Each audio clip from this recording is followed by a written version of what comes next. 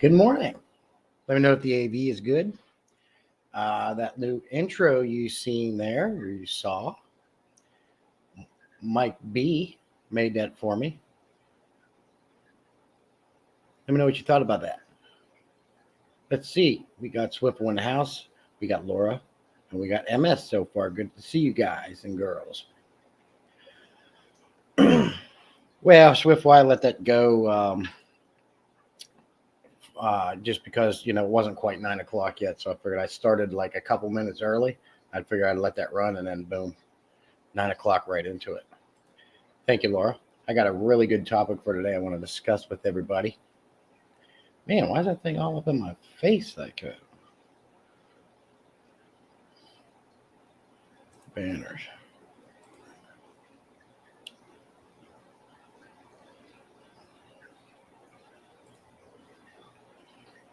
Hey, Mad Max, good morning.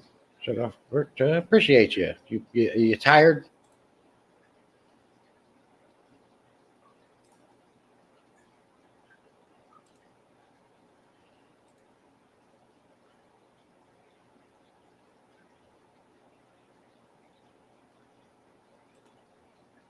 There, that one's better. Oh, yes, before it ran like 3 times.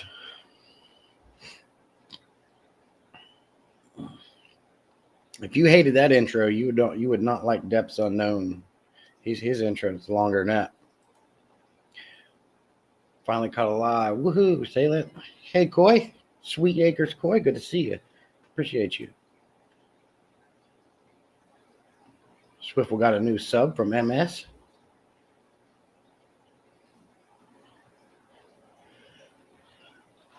So, yes, I got a good topic I want to talk about today. And that is natural aquarium versus commercialized aquarium. Trying to get a general consensus on how most of you guys run your aquariums. I already know Mad Mex is more about the natural way and getting rid of the products. But I'm curious to how you guys prefer to maintain and run your aquariums. Are you more on the less is best?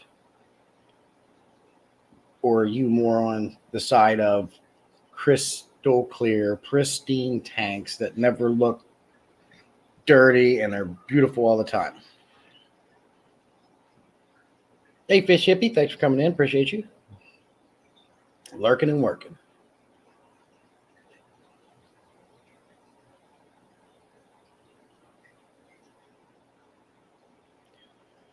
So let me know in comments how you do it. Fish Hippie says leave it alone.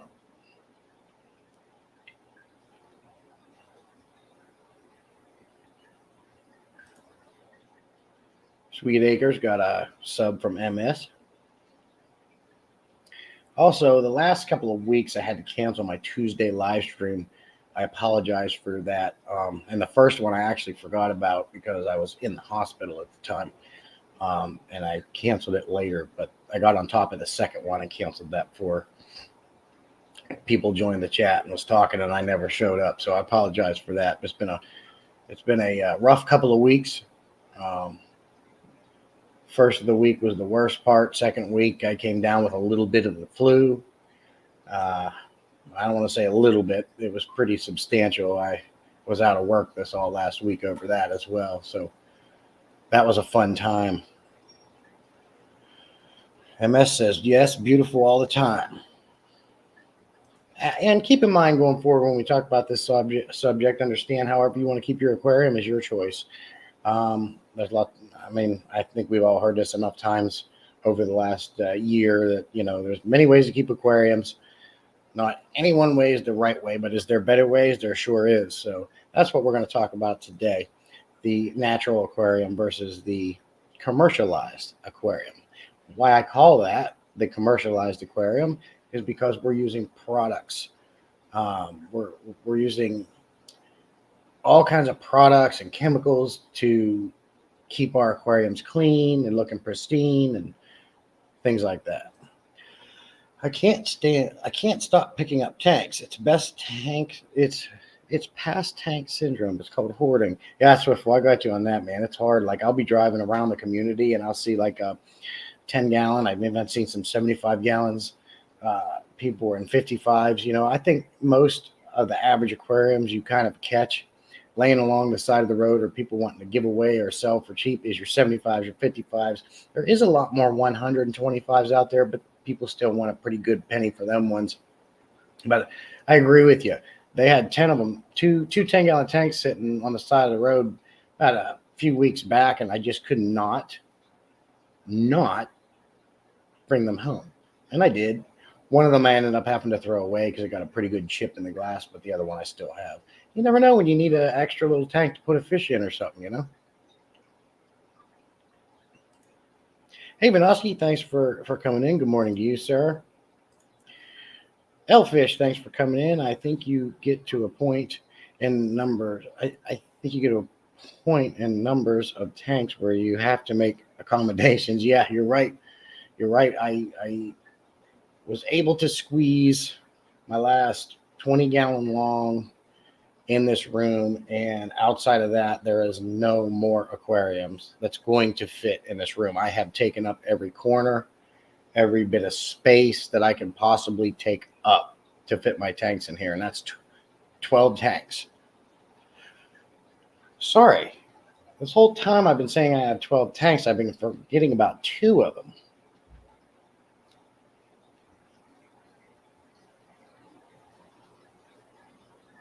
No, I haven't. It's 12. Thanks, MS. I'll return the gesture. I just found all the Oscars and finally subbed to June's channel. I'll look for yours. June's great. Ross, Baltimore. Hey, what's up, fish peeps? Good to see you, buddy. Thanks for coming in, stopping by. I picked up another 75-gallon with a stand. Very cool. Swiffle. Talking about 75-gallon aquariums. This is amazing. I was just browsing through the Facebook market site because nobody does that, right? What popped up? And it never fails. This never fails. A fantastic deal you cannot beat, but it's entirely too far away to go get. You ever run into that? This here was a stand built to house 4 75-gallon aquariums. You get the stand, you get the 4 75-gallon aquariums with some extras. Guess what the price is? A stand with 4 75-gallon aquariums. You guess what he wanted for it. Got to take a decent freebie when you see it. You got it, Ross. MS. Thanks, Sweet Acres. So Swiffle, he's got 15 tanks now. Yeah, it's then it's just hard to stop. What can I do with that? Well, I could use it for a hospital tank, or I call it a vacation tank. Maybe you have a bully and you need a place to put it, right? Maybe you have a bigger fish that comes down with something that you got to quarantine.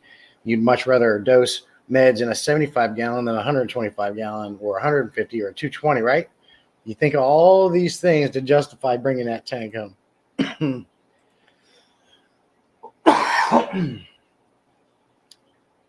Yeah, that's my plan too, Swiffle. I think I'll be converting my garage over to my fish room soon. I think we discussed that last live stream.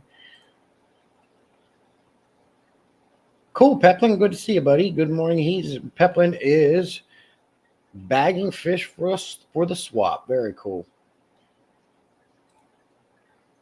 Yeah, I said I might just need another tank in case the 45 tanks later. Yeah, yep. And that's another thing you got to think about. What if one breaks? What if you got a small leak in one and you need a place to put fish? I've always recommend having spare tanks on hand of all different sizes. During the time everything's good, that's the time to do that. Let's get our 29 gallons, which I don't even like saying a 20. I hate a 29-gallon tank. I despise a 29-gallon tank. I hate the footprint. The condensation of them tanks are unreal.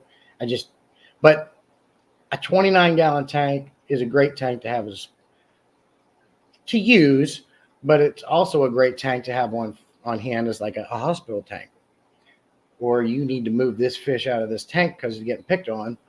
It's a big enough tank that you can put a decent sized fish in there temporarily. Ross has 40 aquariums right now, biggest size up to 55 gallons. I have 5 of those. Good God, Ross. That's a lot of aquariums, man. A lot of the members in the fish fam, they got tons of them. Tons. I mean, look at the eaters now. I know they're all smaller and they do the shrimp. I don't know how many fish they keep, but they're approaching 500 aquariums. But they also make money off of that. I don't make money. I just keep fish for the hobby of it. You got a sub back there. Let's see. Peplin, subscribe. Great. I love all this activity. I'm running 47. I think that meant tanks. I'm running 47 tanks with 17 empties waiting for racks. Wow. Very cool. Free. Yep. Free is the best. I'm not afraid. All my aquariums are used. I don't buy new aquarium. Well, there is one new aquarium in here. That's that 29 we bought years ago. But all these aquariums now I have used or free. I get them. I fill them up for a couple of days, make sure there's no leaks. If that's good, then I go ahead and put some bleach in that water. I clean and disinfect, drain it, let it dry 100% because, if you're worried about residual bleach after disinfecting a tank, if you let it dry after rinsing really well, let it dry 100%, and that breaks the bleach down the rest of the way, making it harmless, as a little tip if you didn't know. But never, I don't have an issue, and I didn't pay what you would pay in the stores brand new. I'm not going to do that. You don't have to do that. Thanks, Coy, for helping them out. Very nice. What are your 2 main breeding projects? So can anybody guess the price that I was talking about, that sweet deal on the Facebook market site? A stand with 4 75-gallon aquariums on it. He only wanted like $235 for all that.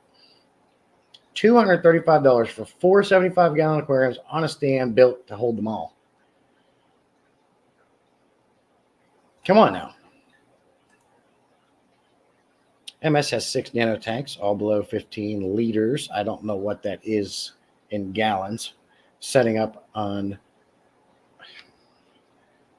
Iwagumi tank at the moment. First dry setup. Anyone done that before? No. I don't even know what an Iwagumi is. And by dry setup, do you mean just getting the tanks in place, setting it up, getting it how you want before you fill with water? Kind of like a dry fit? I'm not sure. Hey, Atkins, good to see you. Thanks for coming in. Atkins is getting off work. All right.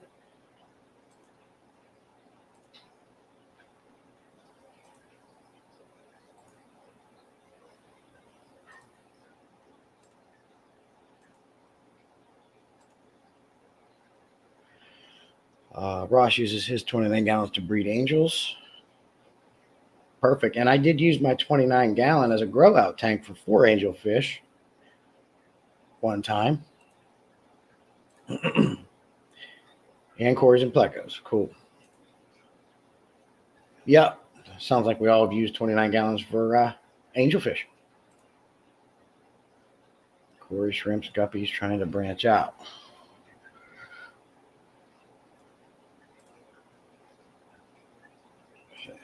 Good morning to you, Atkins.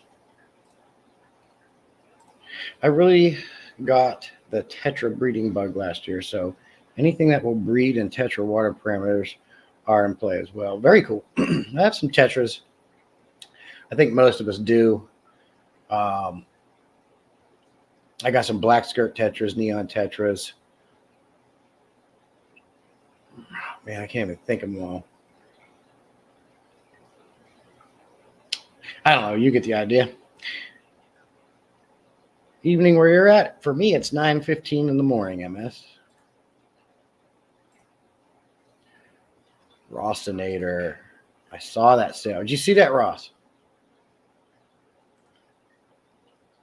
Yeah, I couldn't believe it. I mean, you can't get one of those 75-gallon tanks for $275. That's right. Make me a bit to. That's right. Might take me a bit to remember that. Oh, Laura, it was going to be like a 3-hour drive or something like that.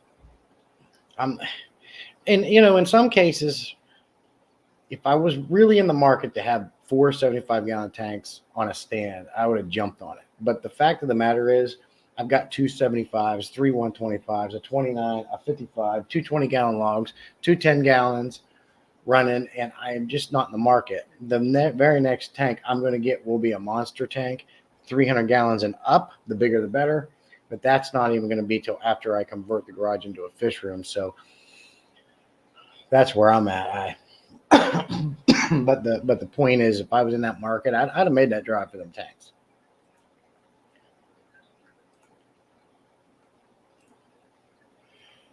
Yes, 2, growing the plants from seeds, and when they carpet the substrate, we start filling up water and start cycling. Cool. Very cool. So hard for me to get Tetra water parameters, but would like to try a small project. Elfish, I'm not really the person to talk about breeding. I don't breed fish, and I don't worry about water parameters. I know when you're breeding fish, I guess it is pretty important to get those parameters correct. I have never worried about chasing pH or anything like that. I bring these fish home, they go through a quarantine process, and then I'll assimilate them to the water they're going to be going in with a homemade IV drip thing I made. And then I put them in. And that's it. I've had many fish reproduce, but I know that's specific, like Mbunas, they're pounding the babies out. I do keep naturally buffer the pH in that tank, but that doesn't mean, I don't consider myself not even close to being a breeder. So yeah, I don't know much about it. I just get lucky. I've had some angelfish lay some eggs in this 125 one time, but the stupid pleco ate them. I didn't get a chance to separate. I've been collecting and growing out all the new striking tetras. Well, what do you mean, Ross? What new striking tetras are you talking about? I haven't heard about it. Hey, Price Tag. Good to see you, buddy. Good morning. All's well is good here. Hold on, I'm getting some text messages.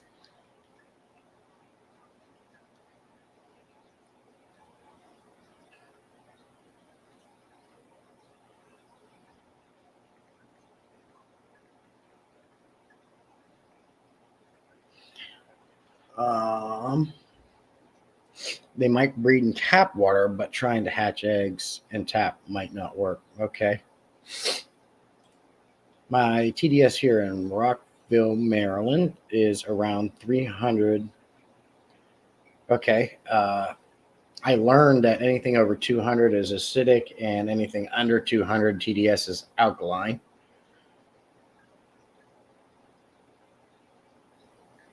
The pH 7.4 to 7.6. I use RO into 5 to 10 gallons and a lot of leaf litter and tannins. Okay. Yeah. And I'm assuming the tannins would help keep bacteria off the eggs, the egg sacs too. Would that be correct? Because I know they have some antibacterial properties in them. Other than, doing the whole let a bubbler blow bubbles over the eggs to keep them fresh. I don't chase parameters with all my breeding. All good, no issues. Okay. Yeah, I don't worry about what my water is what it is. They're going to breed and I get babies, cool. If not, I still got my fish. Morning, Jim. Good to see you, buddy. Saw you were live. I'll be here until I fall asleep. Cool, June. Appreciate you. And it's good to see you. What do you think of my backwards hat? I hate wearing hats. I don't like anything on me. I don't like to wear necklaces, earrings, hats. I don't like anything. I don't wear watches. To me, things like that are just an extra step in your life, but it's an inconvenience. You got to take it off to do this, or it gets caught on this, working on something. I hate extras. I don't like nothing on me. But if I wore a hat, even when I was a kid, it was always backwards. It's the opposite of what you mean. Okay, what do you mean, Ross? Let me see. Oh, did I say that backwards? Okay, thank you. Appreciate that. Above 200 is alkaline, below is acidic. Okay. 100 is more or less neutral. Okay. I did get a TDS meter. I put a video on it. I got the Inkbird one, and I go around and test all my tanks. The highest TDS reading I had was for my 55-gallon Tiger Barb tank. That boy was approaching 400.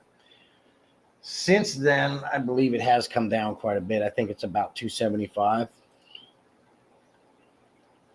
TDS isn't a good way to measure hardness. Yeah, Atkins, I was just watching a video that Father Fish or LRB Aquatics did, and Father Fish, you guys might have seen it.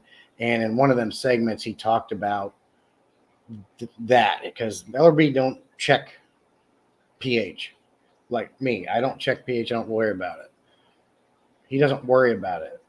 He actually feels that checking your TDS is a more better accurate way to know what your pH is doing. So that I learned that from him. Oh, thank you, June. You're too sweet. She's too nice to me. My goodness. I'm going to have to send her money. 25. Yeah, that's low. 25. Is that in every one of your aquariums, Atkins?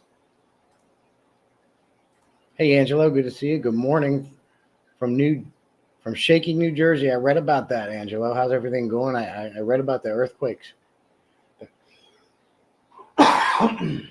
going through New York and New Jersey there. TDS 25. I mean, June, TDS. Again, another thing I have never worried about. I don't worry about this stuff. I just keep fish. The only thing I would check weekly is my water parameters and what they're doing. But I said to myself, I want to know what my TDS is, because I just want to know what my water is doing. So I bought one. And I think it's a good thing to check every once in a while, just so you can see where your total dissolved solids are at. Are they accumulating and things like that? So I bought one, and I can now check my tanks. It's super simple to do. This meter also will tell you the temperature while you're doing it. The Inkbird one, if you haven't seen that video, you can check that out. It's not too far behind me on my channel. But, do you need to? No. Is it good to see what your water is doing? Absolutely. I get like a lot of people don't check their parameters and what they're doing. And that's fine if you don't want to do it. But I like to know what my water is doing. I test weekly, and that has saved my butt more than once. Because maybe you had a tiny dead fish that was dying and you didn't see it. Next thing you know, it's got the fungus and the white fuzz all over it. And next thing you know, your nitrites and your ammonia is raising. Like, what the heck? You wouldn't have known that if you didn't check. So I like to keep an eye on it. TDS, I just do it periodically to see what they're doing.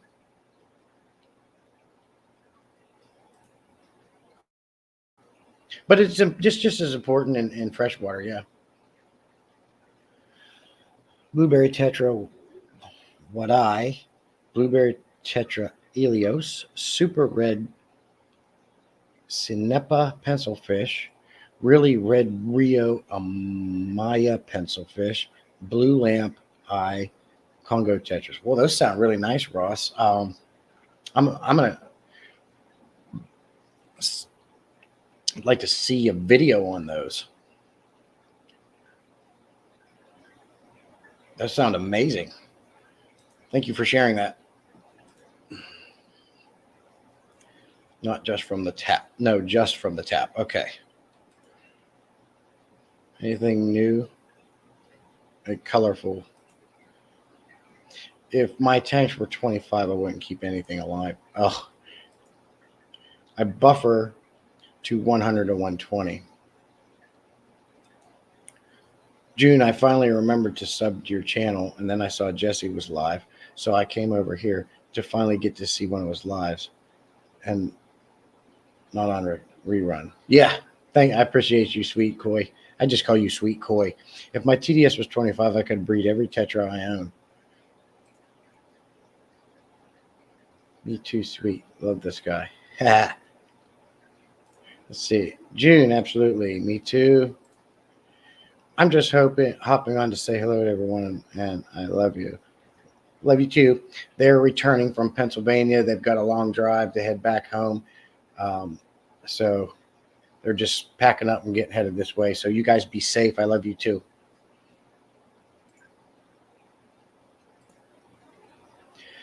The lowest I kept a tank was 40 TDS, breeding F2 of Bonacara. Man, you guys all know all these scientific names. I don't know how you guys keep up with that.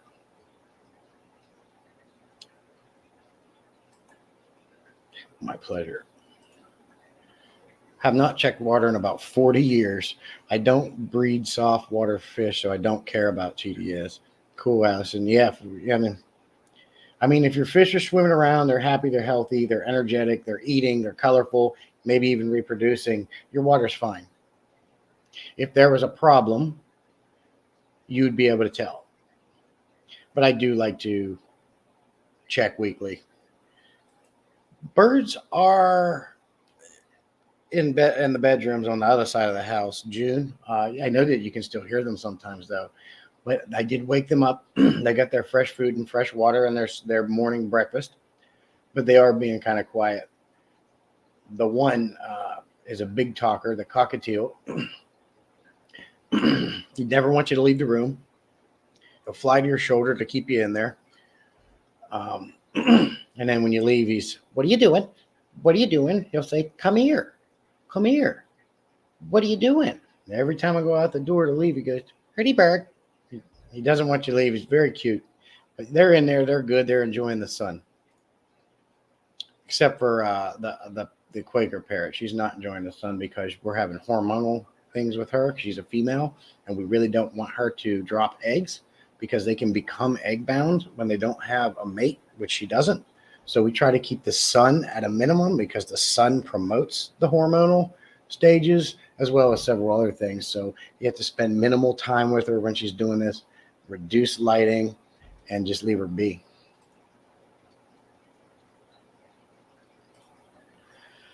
I have to find a good streaming slot so I'm not stepping on anyone's toes. Well, Ross, that's a hard thing to do, but what I do is I go to the Fish Fam link calendar. Well, the first thing I do is I go to my YouTube studio and I check to see when my viewers are on the most, on what day that I am able to and want to go live. Once I pick a day from that, I jump over to the Fish Fam calendar and see what's available. If there's nothing available there, maybe I'll change the day and try again.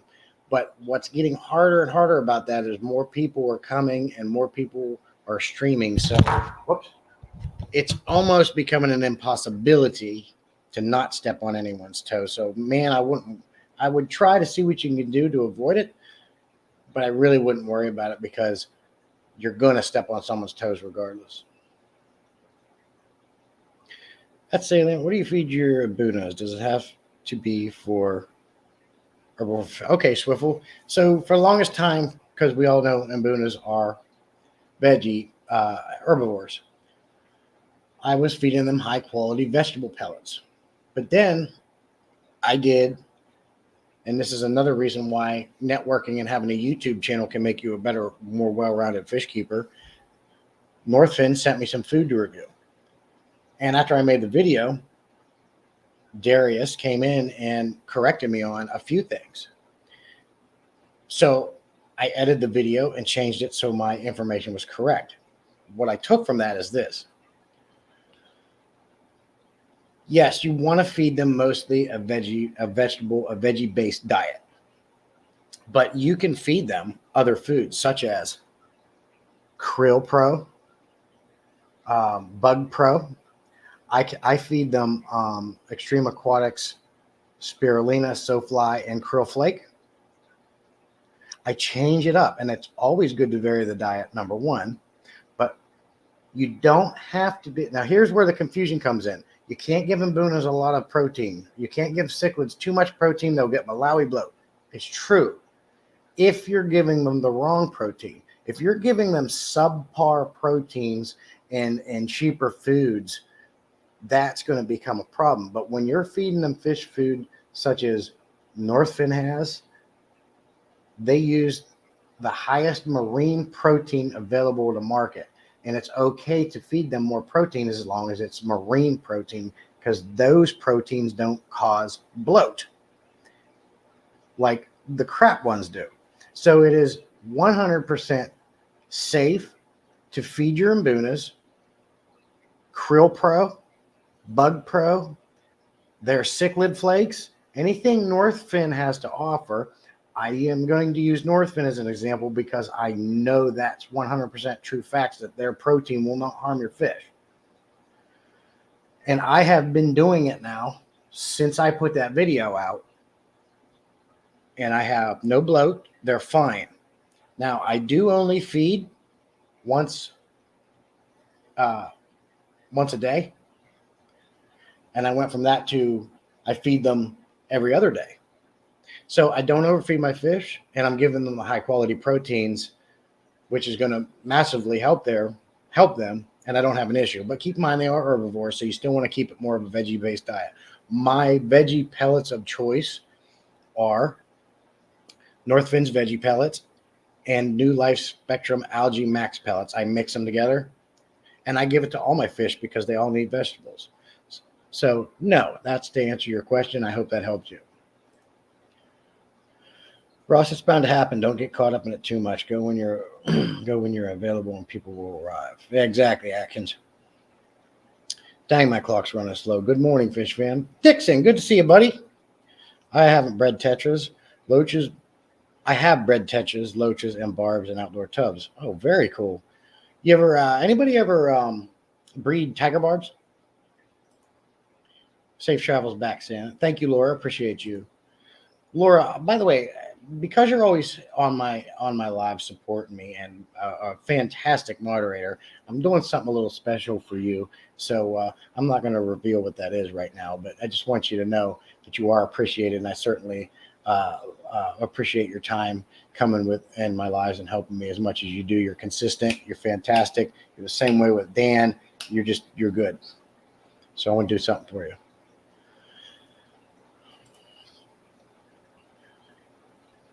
We're nerds. CEZ, we're nerds. I don't know what that means. I gotta get caught up. I missed my Allison. Sorry. Angela, why what? I missed my cocktail. She was great. Oh, they're the sweetest, friendliest birds, June. They might not talk as good, but they can sure do it. They talk good. It's just more of a whistle than an actual talk. Do they take bird baths in the aquariums? No, we separate our birds. My aquarium's in my big dining room, my fish room. The birds have their own bedrooms. The reason why we had to put them in the bedrooms and keep the doors shut all the time, but don't worry, we spend plenty of time with them all through the day, is because we have dogs. And those dogs will do them in. So they have to 100% be behind the door, but they get a whole room to themselves, a nice big cage to themselves, and lots of attention. My Amazon is out hanging with the cats. Oh, that's cool, Angela. You got an Amazon. Nice. I had an East African cichlid breed recently from Northeast Africa, not Rift Lake. Had to jack the water temperature up about 85. Wow. 85 degrees is pretty warm.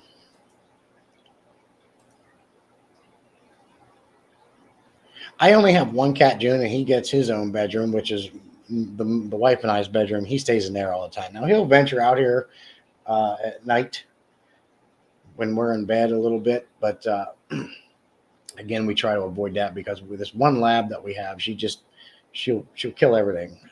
She'll kill a bird, she'll kill a cat, she is a lab, you know. All our other dogs are pretty much fine. Our purebred boxer is friends with the cat. Did someone say cat? My cats are why I have no birds. Yeah, exactly. Yeah, for us, it's the dang dog. I have one of the dopest Mbuna qualities, a rare Mbuna, and they are purple. Ross, are you talking about the ACI? I have a purple Mbuna with a yellow fin. It's an ACI. and it is my favorite one out of the probably 150 that are in there.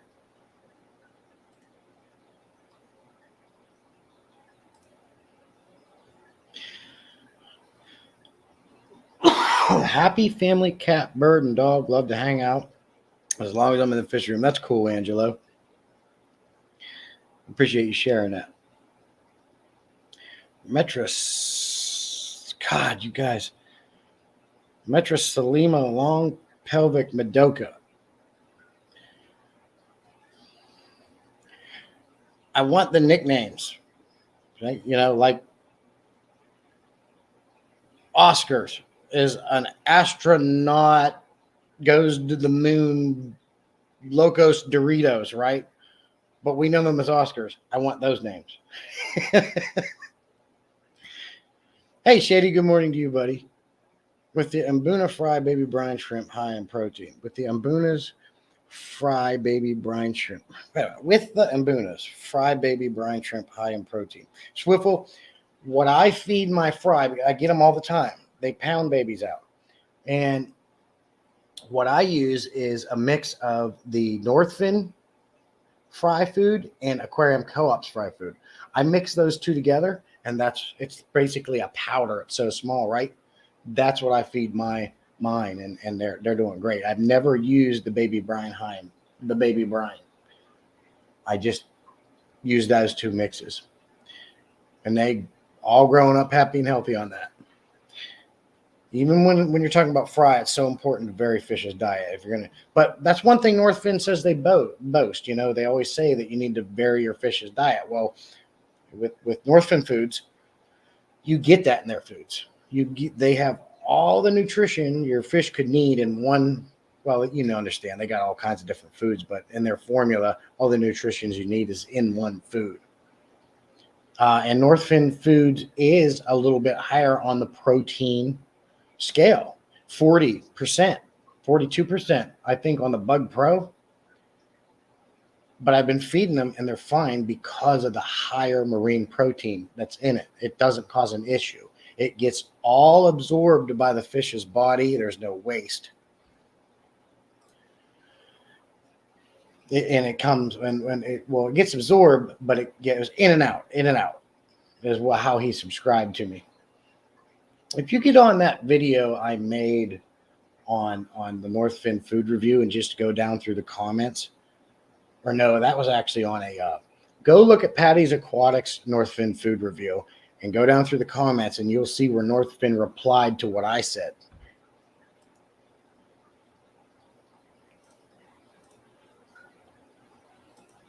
MS is always supporting everybody and subscribing to everybody. He's a good man. Check out Ross Baltimore. Thanks for sharing that, June. It sounds like Ross has a lot of knowledge in breeding fish and knows what he's doing. So I'm going to go over there and check him out.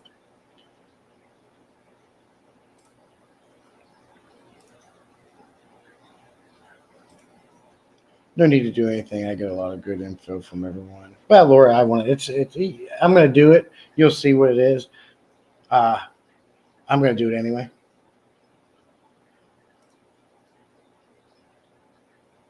Sweet Acres, thanks for sharing her link. June just subbed to Ross's channel. Thanks, June.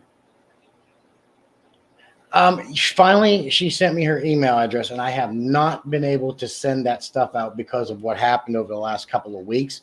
But I'm looking at it right now. I have it here. I got to weigh it and get it sent out. But yes, we did finally get. Well, I found out she had Instagram, and she was able to message me through there. That's one thing I like about Instagram is you can message everybody through there because not everybody gets on Messenger.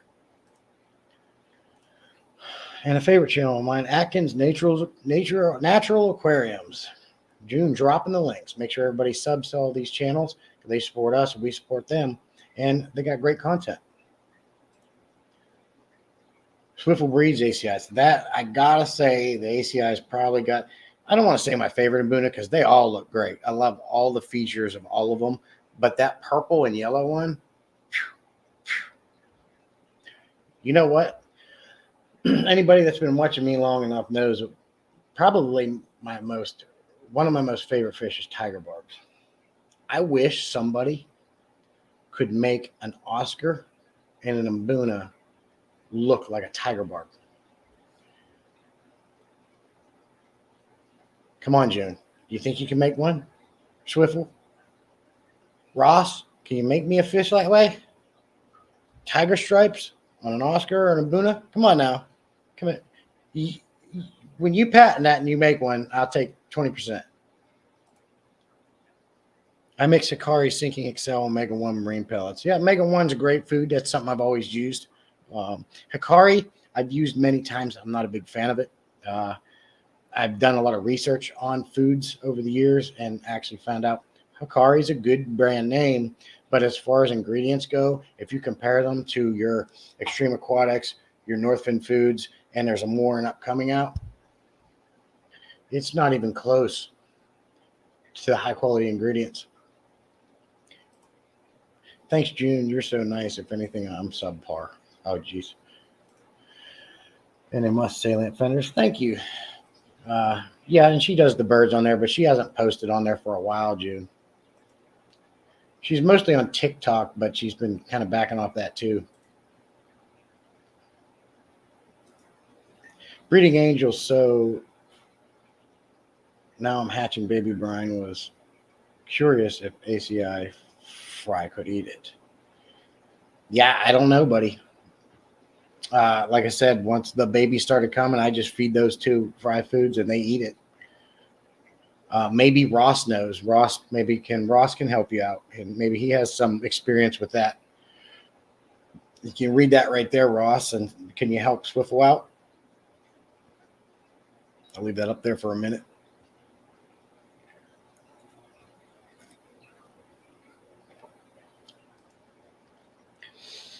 Not a soda cichlid, Atkins, although I did breed that word several years ago. This is a Danakilia Sukure. I want to try to say the first one. Nidalalani. I can't find Angelo. Sorry.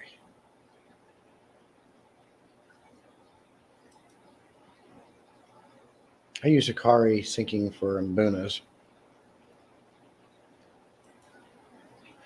I use a spice blender to powder my big foods for fry. Mix the powder in an old co-op fry food container mix with water.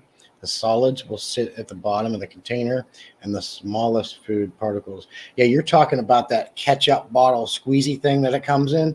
And that's cool, Ross, that you say that, because I have blended food using a coffee grinder to make food smaller. So that's a very good tip Ross shared there. I really like that. And, if you get the fry food from Corey, it comes in like a ketchup bottle. It's got a little tiny tip. So even if you don't get all the things ground down and you have bigger chunks, only the little stuff's going to poof out. Speaking of knowledge, Alishon, yes, thanks for sharing that link as well. June is sharing and modding like a demon this morning.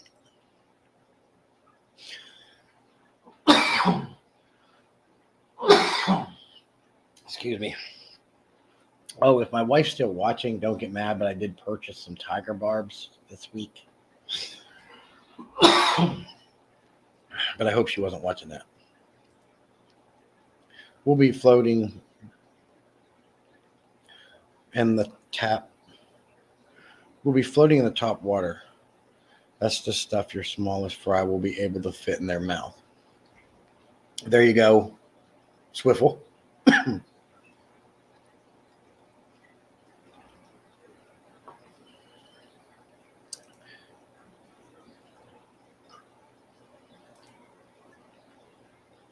Allison she doesn't do content. He just keeps fish and likes watching others and sharing advice when asked.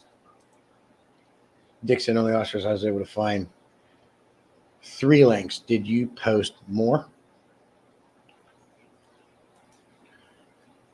I hadn't subbed to Swiffle. Fixed. June, I know I've subbed to everybody in the fish fam. I literally, when I first 2 years ago when I first got into this, I got up with why is his name escaping me right now? Rob. He helped me find the fish link, and I went down and just subbed to everybody. And of course, since then I've subbed to more. But I have gone back and found that I was not subbed to them. They just remove your sub sometimes. If you don't comment after you subscribe to somebody, you need to comment and like on at least 1 or 2 videos, because if you don't, YouTube thinks you're a bot and will remove the sub. Mix extreme bottom feeder pellets crust up as well in the mix. That's a good idea, and I do like the extreme cat scrapers. Hey, Deb's, good to see you. Deb's coming in. Got 4 subscribed. Aquarium Delirium's in. Good to see you. Aquarium Delirium's another one you might want to check out. He got a lot of good content as well. I sure do like his channel as well. Just subbed to Allison. This is great. Everybody's supporting and subbing to everybody. We're learning. But I have to get to the subject, back to the subject of this this live stream. So easy to get off track when you're enjoying yourself and having good conversation with the likes of you legends. Yeah, your ACI fry will love the BBS. Also love the salt in the water as well. Now, one thing I do with my Abuna tank is like I said, I already naturally buffer the pH using Texas Holy Rock and some sand. I have used crushed coral until the Texas Holy Rock started taking off. But I do use the cichlid lake salt. Every time I do a water change, I add the cichlid lake salt back in. And it really helps give them the extra minerals. And I also dose C-Chem Vitachem in all my tanks. Or, damn it, Boyd Vitachem in all my tanks. Hope you're having a good day. Here's Dixon's If You Dare. Recycling. Subscribe to Dixon. Exactly. Boom. I have a blue cobalt in quarantine. He's a beautiful fish. Scared to put him in the main tank, worried he'll get beat up. Yeah, and that there's something, one of them things you could just have to try to see what happens, because there's no magic wand to say yes, and yes, it will not work. Every fish has its own personality. It's just something you're going to have to try out. You could literally put them in there and just watch them. Nothing might not happen. Something might happen right away. Something might happen a week later. It's just one of the things you're going to have to try.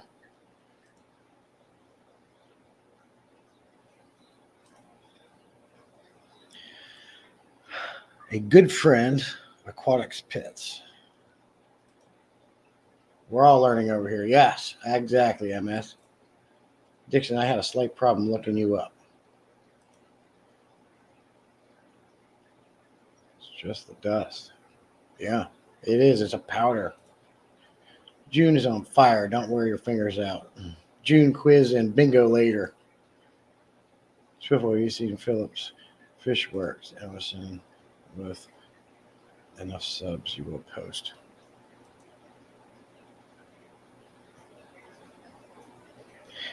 Yeah, I'd love if Allison would start making some content and share some knowledge and help us all learn.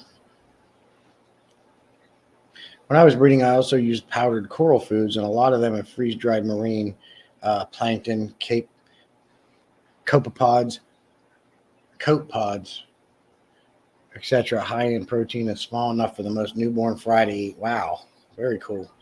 I'd imagine that would have a lot of minerals, Atkins, right? As small as paramecium. Did I'm done. Okay, thank you. I did not know that. Saying that comics.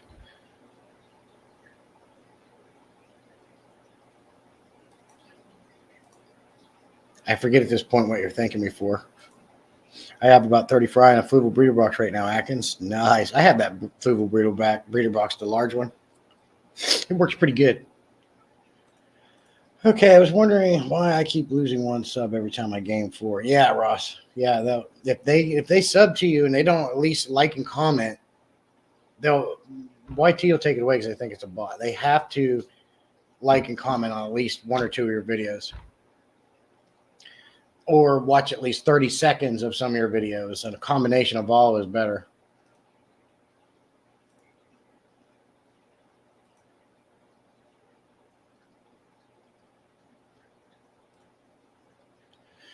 It makes them feel good in their color pop because they're more happy. Okay. Hey, Tommy, good to see you, buddy. Good morning to you. I already know what Silver's take is on my subject of this stream. Mayhem and Miracles, good to see you. Anybody, can somebody please share? June, can you share Mayhem and Miracles link? This woman, you already know her. She's fantastic. She truly, you wouldn't, the uncanny support that she gives everybody is insane. I just met her 2 or 3 days ago, and I was saying I could use some more watch time hours. And that's what she does. She's kind of like a grow group from TikTok. You know, TikTok has them grow groups you can join and you can help. She kind of does that for YouTube. She helps people grow, but she literally sits there and watches hours of your stuff and promotes you and puts your links out to people and helps each other grow. So if no one subbed to Mayhem and Miracles, it would be in your best interest to do so. And you talk about a super nice woman that does nothing but want to help. So shout out to you, Mayhem and Miracles. Thank you for all that you do.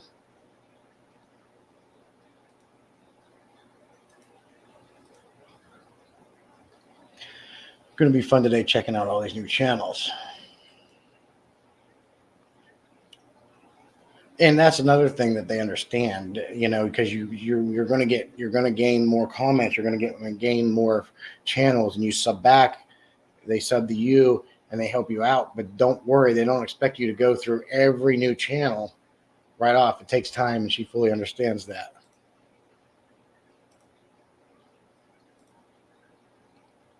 We have 24 new viewers. Thanks for sharing that info, MS. Okay, I got to get to the bottom of the chat so I can get back to my topic of this live stream, and that topic is the natural aquarium versus the commercialized aquarium. Which one are you?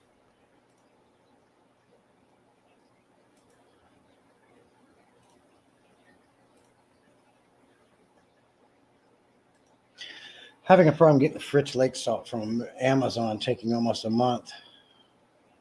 I don't know, Angelo. I don't use Fritz. I use Seachem cichlid lake salt. I really honestly don't think there's a difference between the two. And I've never had a problem getting Seachem cichlid lake salt.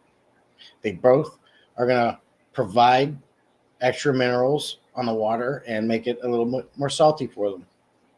So don't be afraid to try the cichlid lake salt if you can get that. I've been using it in here. Every time I do a water change, I'll do about 50 gallons worth of salt. I pre-dissolve it in a cup and then pour it in after it's almost filled to the top. I said thank you for the info and commenting and liking the new subscriptions.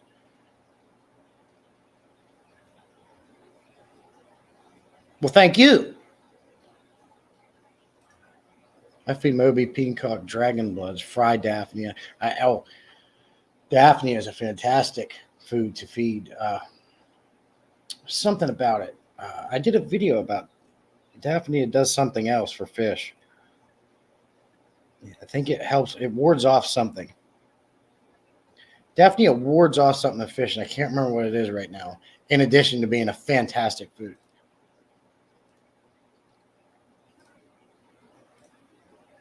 I have 13 rimless dedicated to my live blackworms. Ooh, so you cultivating some blackworms. You and Tommy, Silver Creek Aquatics, will get along well, Ross. He likes making his own food. He's all about the natural. I had a problem with Fritz stuff near me, too. I switched to Seachem because it's easy to grab local. Yeah, if it's usually in the stores, Atkins, and if it's not there, you're definitely going to get it online every time.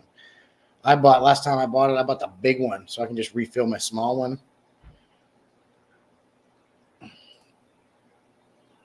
Thanks, June. No, thank you kindly. Spelling is getting not so accurate. Accurate. Spelling is not getting so accurate. You maybe need to go to sleep.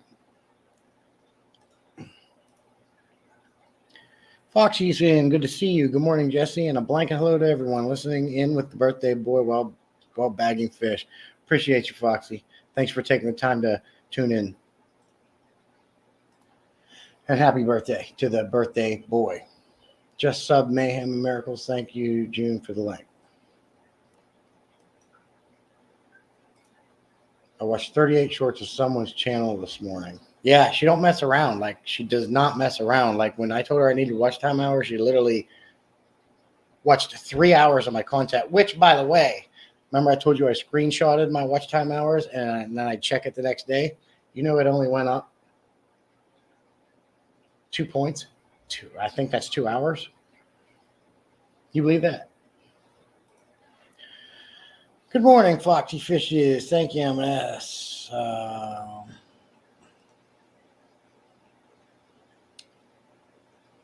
Let's see. Tommy says, if I had the money, I'd go all out on a few tanks. I like aquascaping, so I'd go perfection on everything, but I don't, so I go natural. Yeah, I got you on that.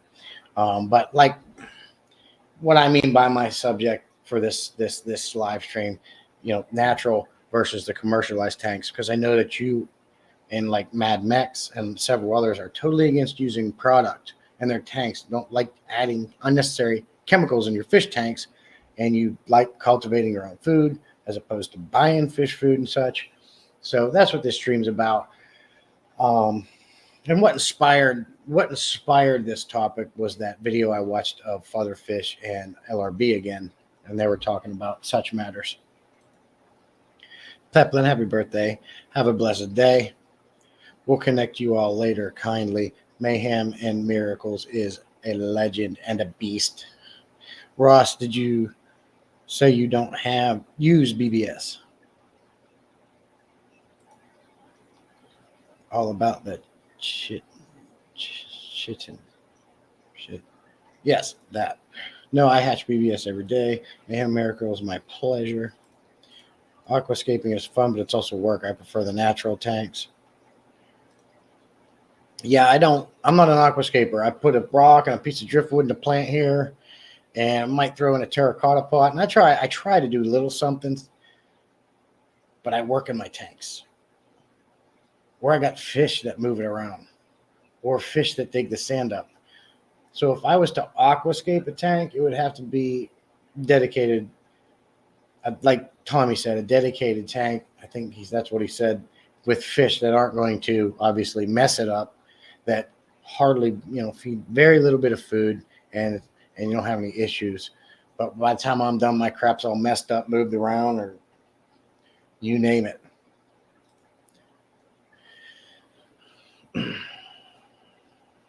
Yeah, I tried aquascaping my 125-gallon Oscar tank one time. The one Oscar tank grabbed the stone and picked it up and put it over here. I said, no. It goes here. An Oscar is going to design his own tank, and you're not going to do nothing about it. Including the heaters, including the plants.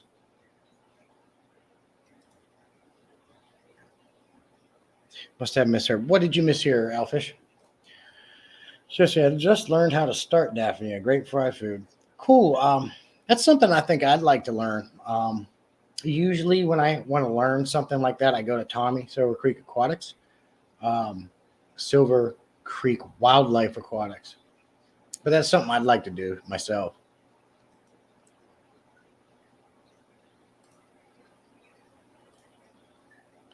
I just dropped some shorts because YouTube forced me to.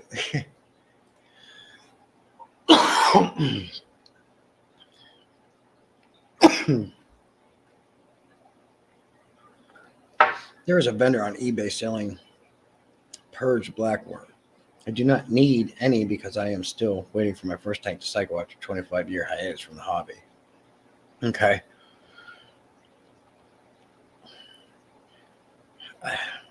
I think it was cichlid.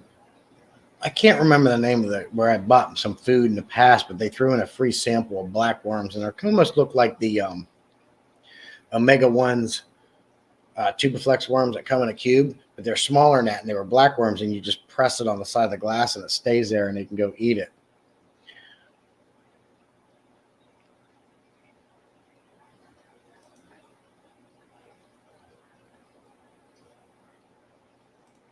I'll be watching more of your stuff tonight. I appreciate you, Mayhem. Don't feel obligated to do so, but I certainly appreciate the help. Absolutely. I'm approaching 2,000 watch hours, and of course, I'm trying to hit that 3 and 4. So any help is fine. Most appreciated. That's crazy. I watched your video as long as it was. I looked at it and it made me moved up 2 hours.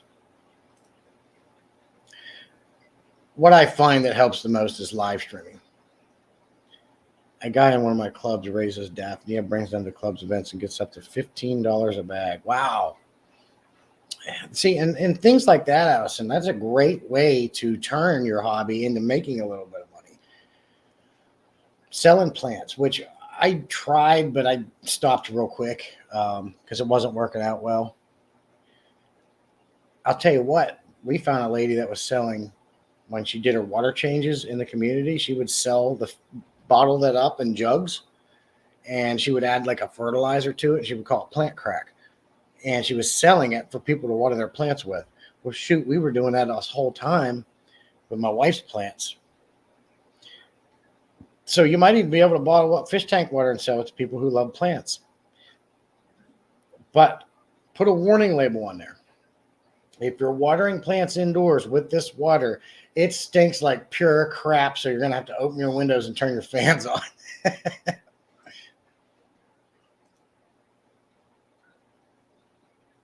Thank you, June. So sharing Elfish's channel. Yeah, Tommy, message me if you would, and let me know how to grow Daphnia for myself. I got a spare tank I can use. The better half of Peplin Foxy Fishes. Someday I would love to do my own test on powder fry versus pounds for growth. Have heard a lot of people that don't bother with BBS. That would be an interesting, and I bet that video would get a lot of traction, Elfish.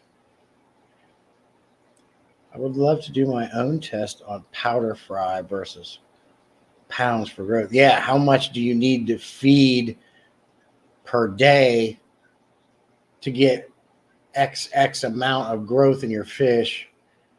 And that's going to vary for every fish. And also another variant, and that would be the water quality in your tank, right? There's a lot of variables on that. Hornwort, water lettuce, wood, and rocks are my base aquarium essentials. Ross, same here. I don't use hornwort. I have. It did not do well. Water lettuce is something I want to get. I definitely have lots of driftwood and lots of rocks. But my favorite plants are jungle vow, Amazon swords, water sprite, Java ferns. Never used to be my favorite, but I'm looking at one right now that's doing really good, which, by the way, is something else I wanted to talk to you guys about. If you remember, I was doing a comparison on Aquarium Co-op Easy Green versus Thrive. Would you like to hear the results of that? You want to know which one did better, do you? Huh? You do? Sting, happy birthday to Peplin. Happy birthday, Peplin. Just subbed to L Fish. Yes, help everybody out. Let's help each other grow. The more the merrier, because the more we learn. Just have to find a safe spot to get your original Daphnia colony. Just have to find a safe spot. Yeah, but I don't even know if I have any now. Like, how do you start it? Do I go get Hikari's Daphnia food and just put it in a tank and it's going to make babies? Yeah. Just sub the Fox Fish is nowhere near a road or Billings. Just subbed. Have a great day. You too, Mayhem. Thanks for coming in. Something I want to start as a freshwater refugium in my cichlid tank, but like full-on planted with shrimp, snails, scuds. So Atkins, again, talk to Tommy, Silver Creek. He did that. He's literally got in his sump under his tank a refugium, but it's a true refugium. He even dirted it. And there's plants growing in there. He didn't just do like Caveman Aquatics did and threw a water sprite in there and said, well, there's a refugium. No, he actually has a true refugium. Talk to Silver Creek about it. We got vendors selling oak leaves in the land of the oak trees. Yeah, isn't that crazy? Same with down here. A lot of pine trees. People sell the pine needles. They call it brown gold down here because people love it for landscaping. I hate pine needles. Absolutely hate pine needles used as landscaping. It's terrible. It looks ugly.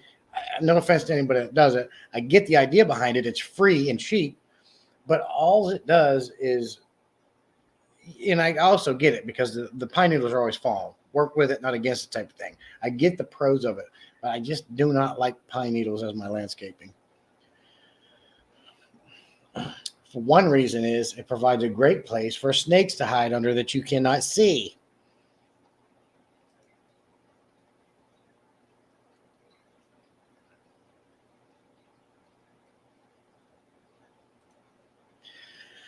My Daphne guy sells 1,000+ Daphne bags for $5 at the swaps.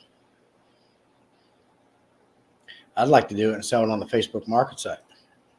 Just Okies. Did you hear what I said about your refugium, Tommy? My tanks are for breeding fish or holding fish to place in outside tubs. I do keep a lot of crypts, but no tanks are scaped. I have some crypts. I got those off Tommy. But yeah, these are my favorite plants, and they always do well. I don't get into the duckweed, the frog bit. Hornwort didn't work well for me. I got some Asian ferns. I got Java ferns. Lots of water sprite. It grows like a weed for me. Love it. Great floating plant, or you can plant it in the substrate, which gives place for babies to hide and such. Hold on a second. I got to check something.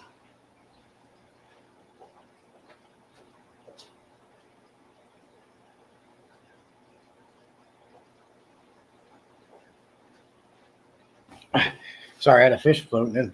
I thought I had a fish floating at the top. It was just a gop of algae that's like yellow colored. Silver Creek's link. Check out Silver Creek. Very knowledgeable in a lot of things. You won't regret going to his channel and subscribing. BBS is a problem with a fry. Hold on a minute. What is BBS? What's BBS? It is a problem with fry because Hydra always pops up and they can do huge damage to the fry. Just sub to Silver Creek. Cool. Hydras suck. I've seen those little things. I've seen them things. What a beast. I thought that was mostly a saltwater issue.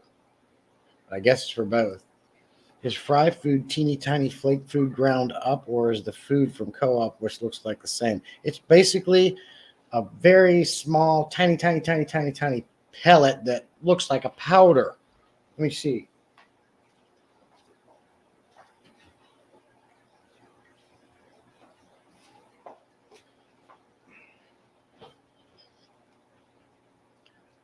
Aquarium Co-op, easy fry food. I mixed it with the fry starter from Northfin. Smells good. Here, June, we'll see.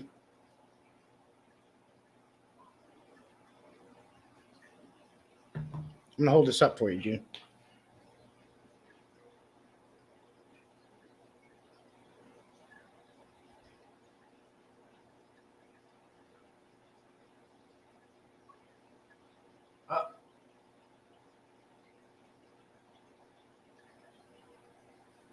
You know the closest thing I can compare this for you? Brown sugar. It looks like brown sugar.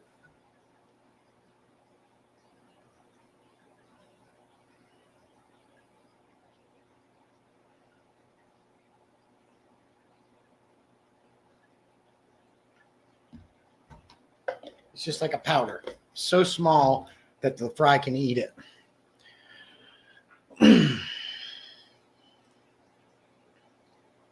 Happy birthday, Peplin. Yeah, Hydra's been a pain in my arse. I wasn't subbed to 3 channels. Fix that. Awesome, June. Thanks, June. Mama. I think comparisons between all-in-one fertilizers are useless because everyone has different water and every company has different mixes. Exactly, Atkins. It's just like a universal thing. That doesn't mean it's going to work for everybody. They did their best to just make an all-in-one thing to make it easier for people. But I will tell you that I have used Aquarium Co-op's Easy Green for a while, and now I've been using Thrive for a little while. And Thrive makes a Easy Green look really bad. Since I've been dosing Thrive, everything looks greater. The Java ferns are exploding. I'll do a video and show you, but everything's doing really good. And KJE Aquatics is the one that told me about it, and he wasn't kidding. It does, for me, make my plant do much better for my plants. But I guess Easy Green is basically the same thing as Thrive. Thrive's the original maker. Corey went over and said, "Hey, I want my own all-in-one fertilizer. I want to put my label on it." They changed the recipe a little bit. Boom, Easy Green.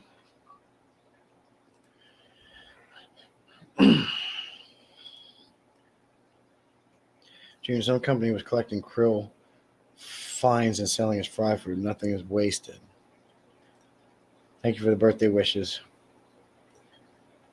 Thanks for all the subs. Much love. Thanks, June, for all the new channel shares. A bog filter for an aquarium. I love it. I'll send you a vid on IG, Ian. Yeah, it's really cool what Tommy did. Okay, Dixon.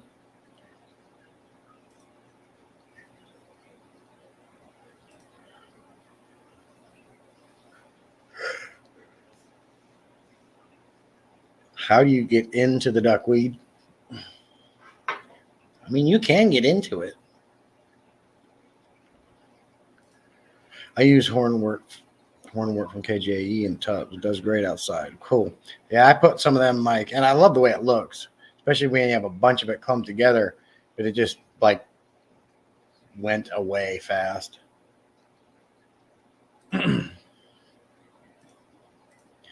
Oh, baby brine shrimp. Thank you, guys. BBS, baby brine shrimp. I know BBA and BBC. Allison, that statement does not explain your fish. Allison, that statement does not explain your fish knowledge.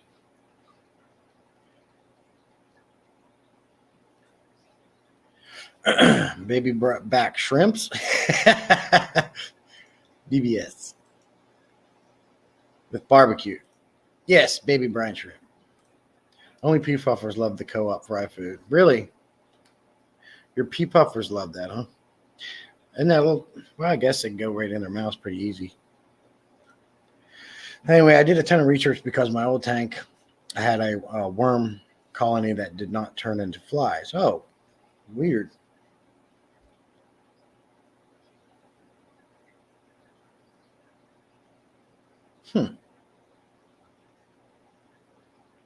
So what'd you come up with, Dixon?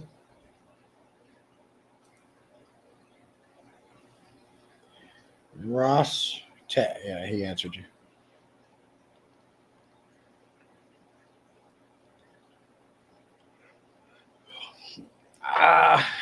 June, I would say it looks more like pellet food ground up.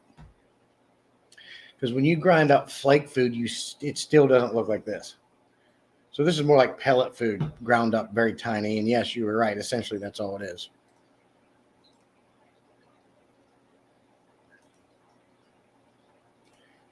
Nope, got a sister out that way. Dead fish and poop are the best fertilizers. Yeah, absolutely, Ross. But the problem is, especially in smaller tanks, if you let a dead fish go, it spikes your ammonia. It spikes your ammonia, but if the fish eat the other fish, then it's really not an issue. But if it's just sitting up there and it turns to white fuzz and it's just going to slowly. I had that problem in a 20-gallon. Now, maybe it's just because it's not a mature seasoned tank. I had literally just set this up. Well, one of the fish died in it and the nitrites and ammonia went up. Did a water change, added some prime, took care of that. But so I understand that they are good fertilizer and even food, right? For mature tanks. If you have a seasoned mature tank, not a problem. You have the bacteria to take care of that and handle that issue along with your fish. But in a new tank that maybe has been running for a month or two or less, that's a problem. I've tried a lot of different all-in-one ferts, but I got the best growth making my own ferts using what's GLA? No Diddy. Darn it, I'm late. Hey, Paul, good to see you. Late's better than never, buddy. Bury the under. There you go, Ross. Yeah, that's a good idea. Jesse, you need some coffee? Have a fresh pot here. Yeah, you caught me yawning. I still drinking this one out of my Ben Ochart cup.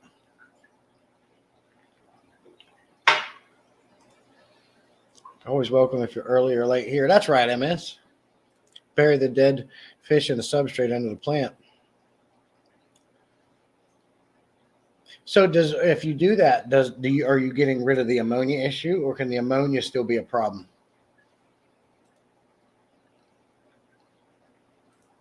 Sounds good, Ross Baltimore. Finally at the bottom of the chat. Whew, you guys are beasts. Love it. So the point of the stream, which we've kind of been discussing it a little bit as we've been talking anyway, was your natural aquariums versus your commercialized aquariums. I see a lot of people, and I'm one of them. I use product. I have tap water here. I don't have RO. I don't have one of them inline filters set up. I have to dechlorinate my water, so I always use Prime. That is, other than playing around with liquid fertilizers, that's really the only product I use. I don't consider cichlid lake salt or aquarium salt a product. It is a product you can buy, but you're talking about a natural resource from the earth. It's salt. It's not a dechlorinator that you were made to combine different chemicals to do something. It's salt. It's natural. So I don't consider using any salt a bad thing or an actual product or a commercialized thing. Anything's commercialized, right? Anything that you make, sell, or you can buy. We get it. But when I'm talking about commercialized aquariums, things like Fritz has a lot of them. The cleaners. Dump this in your water and it breaks down sludge. Dump this in your water and it's going to take care of cyanobacteria. Dump this in your water and you're going to have crystal clear water like you've never seen before. It's so clear that when you walk by your aquarium, you're going to bump into your aquarium because you don't know it's there. It's that clear. Dump this in your aquarium to do this because it's going to do this, this, and this. That's commercialized products. Crap you really don't need. That nature, letting the ecosystem do it itself, will handle if you give it a chance. So you get the idea.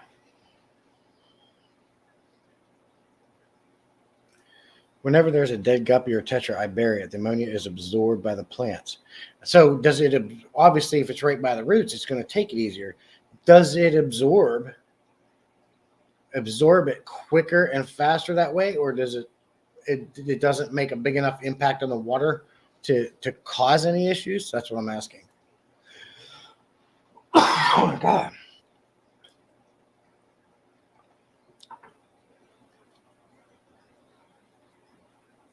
Greenleaf Aquariums. They are the company, but they sell dry ferts. It's basically different nutrients. In a 4 to 5 bags, it has everything separated. NPK traces, minerals, and GH booster. Ross, the circle of life. Yep, absolutely. I agree with that.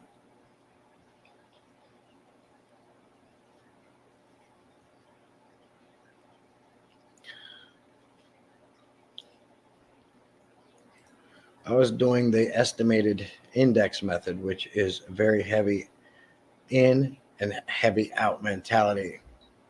Estimated index method. What are you referring to, Atkins?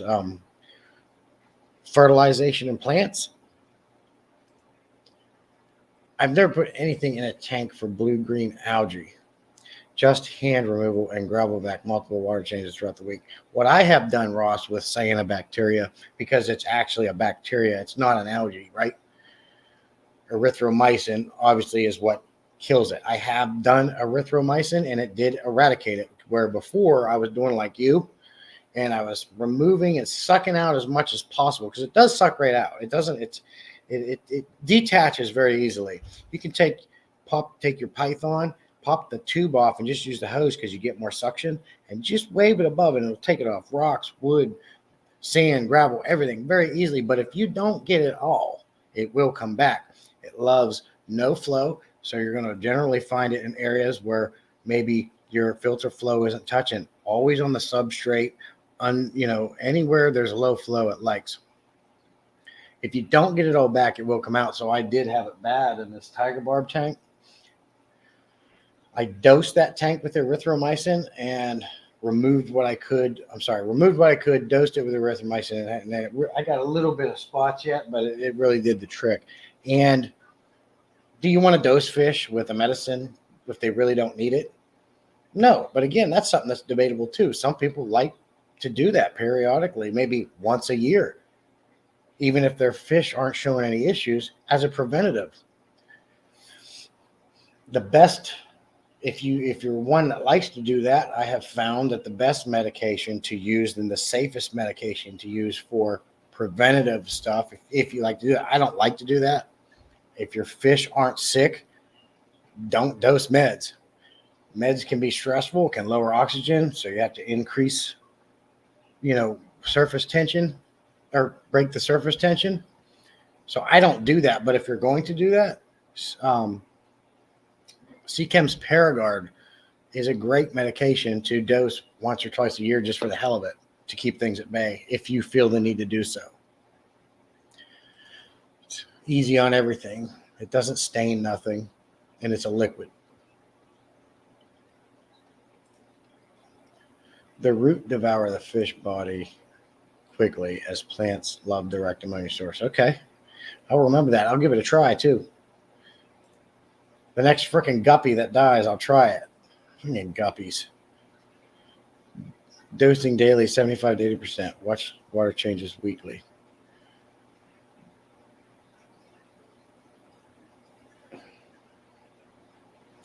See, Atkins, I don't do water changes weekly. I do it monthly now, and I don't have any issues. The only issues I can say I do have from doing monthly water changes is, one, you're losing that adding fresh minerals back in a little more often to water. I'm not really worried about nitrates. Mine don't get high enough to worry about it anyways. But I think, I can't remember what it was. And it had something to do with, if allowing too many excess nutrients in your aquariums to build up by doing less water changes, so you're more apt to get, say, algae and cyanobacteria. But it's a double-edged sword, because if you let algae grow and you let things like that grow, it's going to only help the aquarium.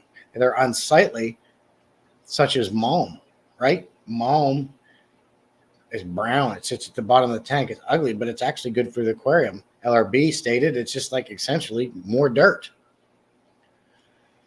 They don't even take it out. So what do?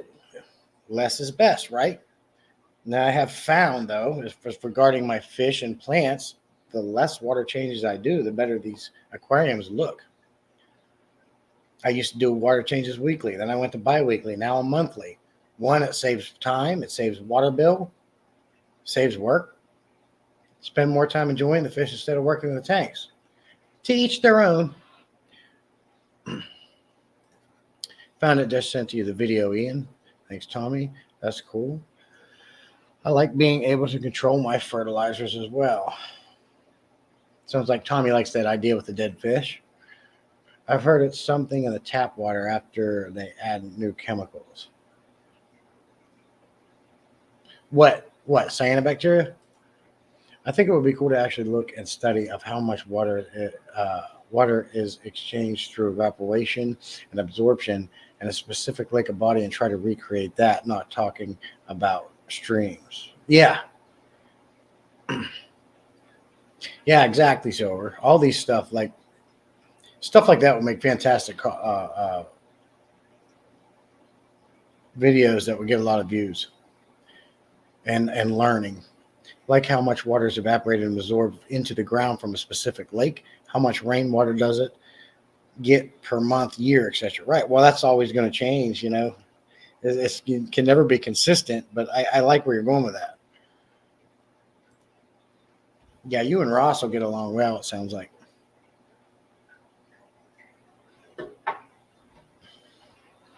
So out of the 22 people in this room, maybe a couple on Facebook watching, are you a less is best, more natural, let things go because it's good for your aquariums type of person? Or are you going to use product? Are you going to get in there and clean out, have that pristine, crystal clear looking tank? Which one are you?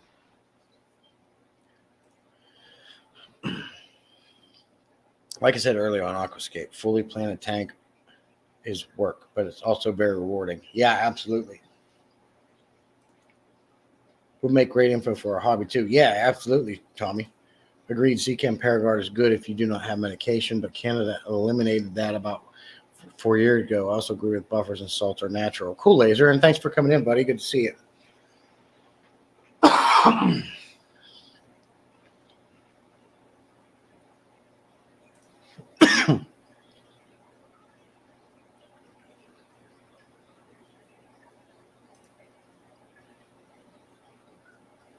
Okay, but I don't. How about Ross? Do you? Good chat. Good streams so far. We're really enjoying it. Time's flying by. You know it's a good live stream when time's just blazing by.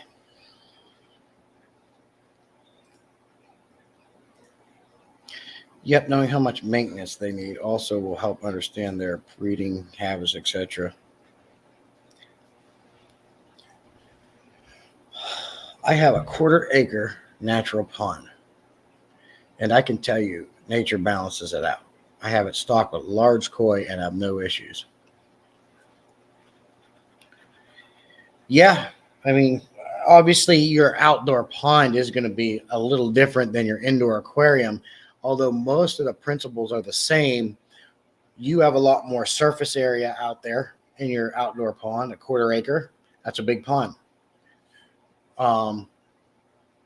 And you're obviously, you don't have to worry about things like evaporation. Every time it rains, it's going to keep your pond where it's got to be.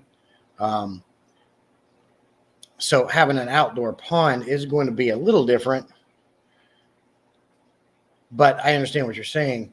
You share the same principles. Indoor aquarium, outdoor pond. You still need the beneficial bacteria, but you can recreate that in your indoor aquarium as well. It's just how far are you willing to let it go.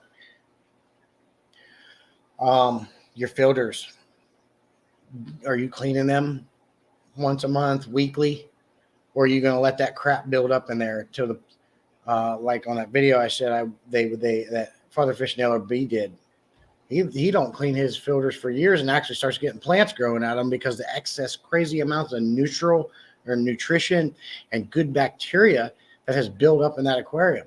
The only thing I can say, especially regarding hanging the backs, all filters really, is you are going to have to get in there and clean that impeller out before it gets jammed up and stops. So it's just something that has to be done. I used to be very OCD about all my plants. Look, now I kind of laid back and not everything's just a messy jungle. Yeah, I get you, because you know it drives me nuts about not doing some work. I don't know. I obviously have too many excess nutrients or something, but a lot of my plants get covered in algae, so I'm in there pulling it off. I hate that. I hate blackbeard algae. I know everything serves a purpose, and BBA is good too, but BBA and the green algae is just covering my plants, and I hate that. It's not bad now, but I just hate that when it happens because BBA, you're not getting that off the dang plant. You might as well just freaking cut the bad leaves off and throw it out. But I hate it when they get covered in pure algae and you can't even see the plants anymore. Wow, quarter acre, sheesh. Now I'm just OCD about my corals. All right, MS, good to see you, buddy. Thanks for stopping in. Appreciate all your support. You have a good weekend as well. Oh, it is meant to be now. Awesome. I have to run off and catch a pond. AB is about the same size, though. I don't stock it. It's dry all summer, only full during wet seasons. The hole is now a pond. Thanks, Sweet Acres.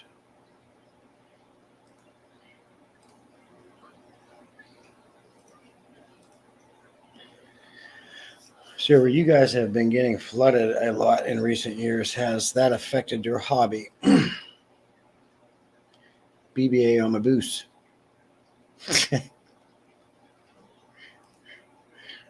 Warren about 4 acres. That's cool. You could always clay it if it keeps it full. Have a good rest. That's why I was late this morning. All good, man. Life first. We're all busy. This has been a great topic. So I want to play something for you guys real quick. For those of you who haven't seen it yet, my intro video, Mike B made it for me. I wanted you guys to check it out. It's only like 55 seconds long, so I want to share it with you. The floods haven't affected us because we built that runoff pond with a dam. We straight up have a river in our yard when it rains, but it only gets so high before it drains from the dam. Cool, Tommy. So let me just show you this video Mike B made for me. I like it a lot, and he did a good job, so shout out to Mike B.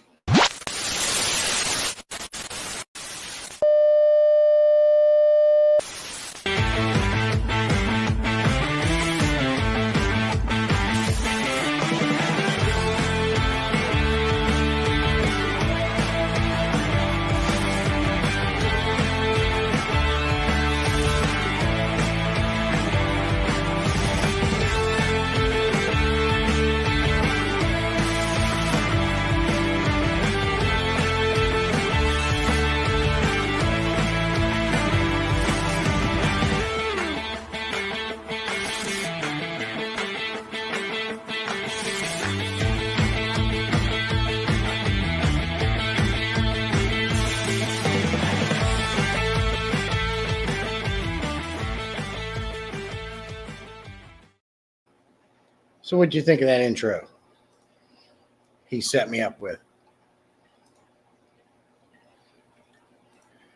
Okay, Hope. Please, 48 hours ago, I added 3 milliliters of ammonia chloride and 20 milliliters of API quick start. The master test kit says nitrate 0, nitrite 0, and ammonia 0. Is my tank cycled? No.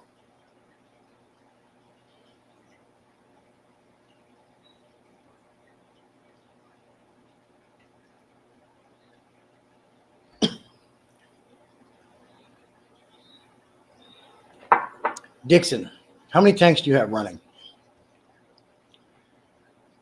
If you have 0 nitrates, to me, that's a problem. You need nitrates to run an aquarium.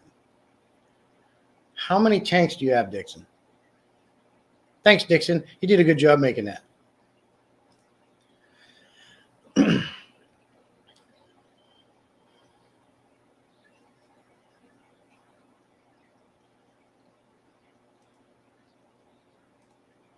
Thank you, Paul. I like it a lot.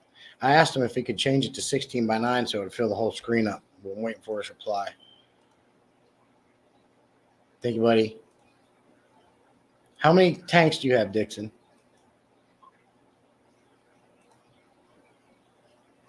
Fire. He did a great job with it. Just one. I have, dang. So let me ask you something, Dixon. You have one tank and you just set up a new one, is what you're saying, right? And you're trying to cycle it. Is that correct? Why didn't you just take some of your established media from your filter? If you're not running a filter, take some of the sand, take a couple plants, maybe a rock out of that aquarium and put it in your new one. That's all you had to do done, and it would have been insta-cycled. You wouldn't have had to add nothing. And then just slowly stock it with fish because you don't want to overload that bacterial, good beneficial bacteria. Is there anything in the tank addiction, or is it just substrate and water?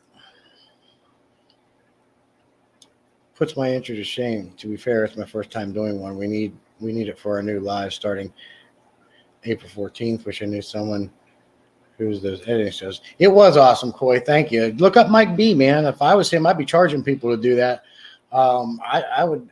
I can make my own and do it, but he did a good job there. Dixon, why? Dixon, you're blowing my mind, buddy. No, this is my first tank period. Yes. Oh, so you didn't have, okay. Do you know anybody else that keeps fish? Dixon, I'll mail you a bag of I got so many extras running with that's just packed full of beneficial bacteria that I have spare of that I keep just for that purpose as a cycling quarantine tanks real quick. Get it from a friend. By far the best way to insta-cycle a tank is just put already established beneficial bacteria in it. This sand in my 125-gallon Oscar tank, I hate this sand. It's that PetSmart bull crap that floats real and the water column real easy. I'm slowly phasing it out. Every time I set a tank up, I take cups of that sand out, and that's my substrate, along with whatever else, and it insta-cycles it. Boom, boom, boom. I will mail you something that'll insta-cycle your tank, and you don't have to add nothing. But that's the best way. But in your case, if you don't have anything you can do that with, see if you can get some from a friend. If your friend doesn't have it, then if I'm going to cycle a tank, a brand new tank that I don't have established media I can take from another one, I tend to use Seachem Stability. I go through that process, and that's all I use. And I have cycled 3 or 4 tanks with that stuff, and it does great. 1 capful a day, basically, depending on the gallons, and it does cycle your tank. But keep in mind, anytime you cycle a tank, it's a new cycled tank. It's not a mature tank. It's not a strong tank, right? It's a weak, new cycled tank. So you have to add fish slow to it. 6 small fish, one big fish type of thing, because your beneficial bacteria is, picture it as like an expandable rubber band. It will expand and contract to the size of the load it has to deal with. So if you add too fast, the rubber band breaks. So make sure you add your fish slow to it. But I suggest Seachem Stability. There's these guys on here probably have a lot of opinions and methods, but I use Seachem Stability in that kind of a situation, and I add my stock slowly to it.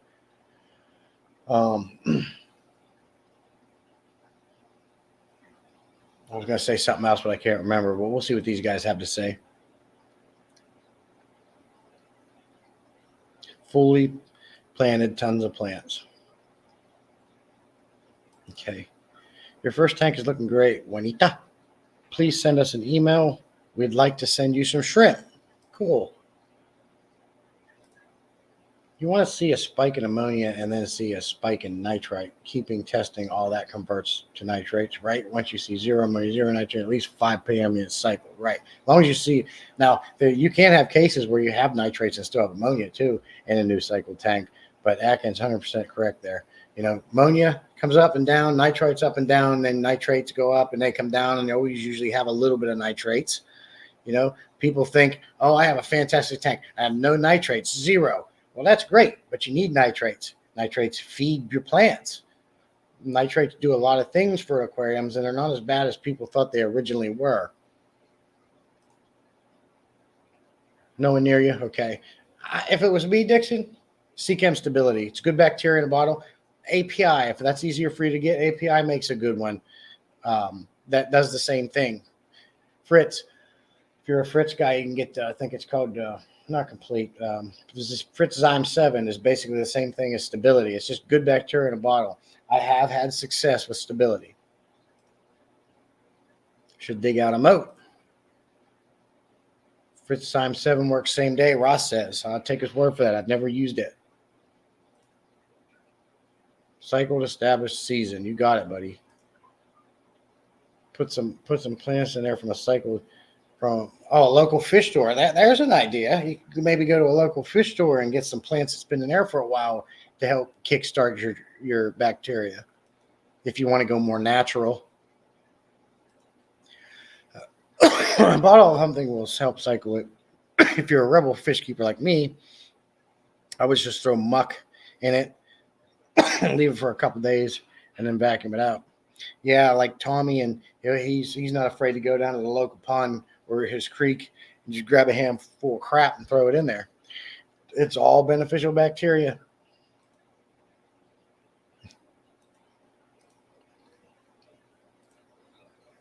So should I do a 50? What do you mean, a 50-gallon aquarium, Dixon? Very, very important if you're doing fishless cycle. It's not doing a water change. That will only slow the process. Atkins, I've heard that.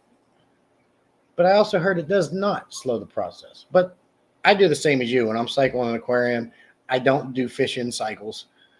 I just use, if I can't get a hold of, I can insta-cycle my stuff with bacteria like I was discussing. But if I had to start a tank from scratch, I just do stability. And I don't do water changes either. I just let it go. So I'm with you on that. Fill the tank up and squeeze an unclean sponge filter. See, I don't even do that. I just put the whole filter on. I have spare filters. I can take a whole filter off of a tank and put it on the new one and run it. Done. But yeah, that's a method too. Just squeeze an unclean sponge filter in there. All that good brown stuff you want. I started my first tank fishless. It's slow but patience. Yeah, when I first started in the hobby, Atkins, I was like they told me it could be months, it could be weeks or months. I'm like, huh? And then you had to wait that time, because it was my first tank. I didn't know nothing about nothing, so I waited that time. It is 7 hours round trip to the nearest city. I am handicapped. I got you, Dixon. But Dixon, they got this thing called the internet, Amazon. There's a lot of people in the fish fan that have stores and sell stuff. You can have that bad boy next day, or ground it for free and have it in 2-3 days. You don't have to go anywhere, buddy. I'm just messing with you. But in your case, it's hard for you to get out and go to the store. You don't have any extras because been out of the hobby 25 years. You already know what you're doing when it comes to keeping fish in aquariums because you did it a long time before you took a break. But anytime somebody asks me that questions, I always say get established media or a sponge filter or even a whole filter. If someone can give you one, it's going to insta-cycle that tank for you. It is by far the best, fastest, most efficient, healthiest way to cycle an aquarium. If you can't do that, then I go to the good bacteria in a bottle. If you can't go out and get it, I would say order it, have it delivered to you. Because I know you're dosing ammonia because you're obviously doing a fishless cycle, which is fine. You can dose ammonia to kickstart it, but you're still going to have a long wait period. If I were you, man, I would just go get, Ross says Fritzheim 7 is instant, or API makes that, what's that called? Quick start or something. It's good bacteria in a bottle. That'll help get you there as well. Let it settle for 2 days, then back it out. Okay, Atkins Aquarium. That was my question. Do a 50% water change, you mean, Dixon? Percent water change. Okay.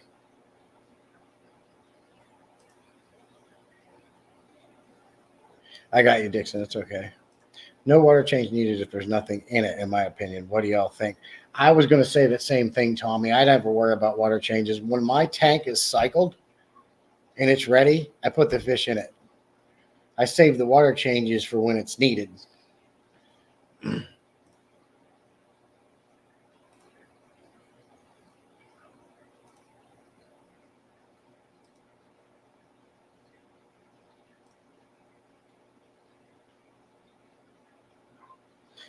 Yep. Yeah, I mean the circle of life. It's got to have something to do, right? It's kind of like when you work your whole life and then all of a sudden you retire. But before you retired, you made sure your car was paid for, your house was paid for. You made sure all the repairs on the house was done. Everything was in line and you didn't have no problems. So when you retired, you could spend that money and time doing what it is that you want to do, not what you have to do. But now you're bored. You worked your whole life. All of a sudden, you don't have to go to work anymore. You can literally do what you want outside of what you have to do. But let's say you take what you have to do out of the equation and you have nothing to do. What do you end up doing? You're sitting on the couch eating chips, watching movies. What happens from there? Eventually, you're going to die from inactivity. Same thing. Look at the bacteria that way. The cycle of the aquarium. It has to have something to do or it dies. Yeah, I know he sells Fritz products. First live stream I ever did, he came on. I was talking about C-Cam. He was trying to push me on Fritz. Keith's good, dude. He's a good dude.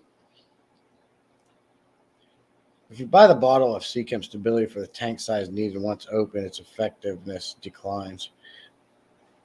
Yeah, I forget how long they said you can store that laser. I do forget what the shelf life is of that. Never heard of cycling a tank before. I wanted to start again.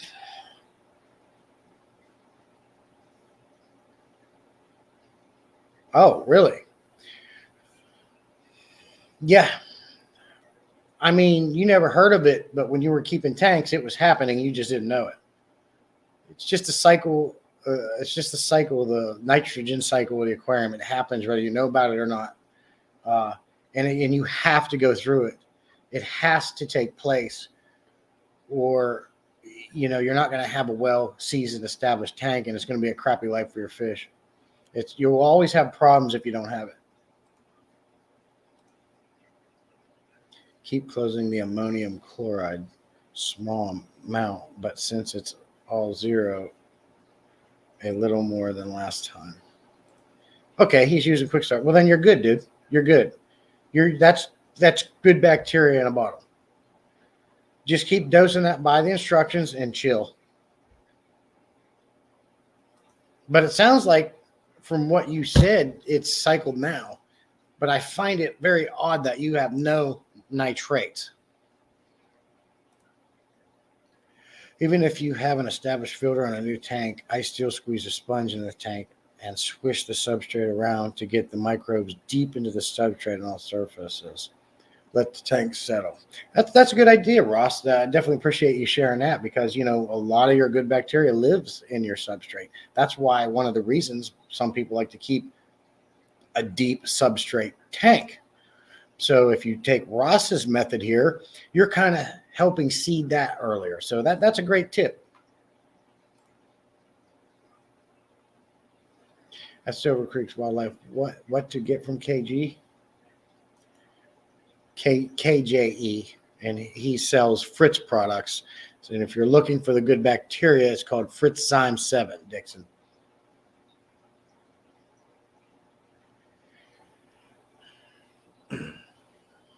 Yeah, laser.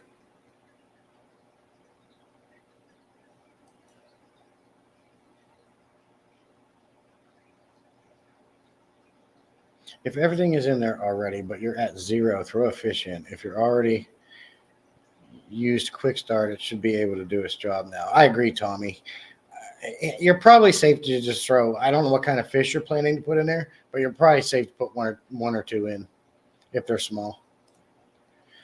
Sorry, Jesse, got company and have to bounce. Looking forward to checking out all the new channels. Thanks for all who subbed to mine. Catch you later. Thank you. Appreciate you coming in, Sweet Koi, and have a good weekend. Have a good one at Sweet Koi. I don't even cycle a tank using dirt at the bottom. It's working from the start as soon as moisture is available.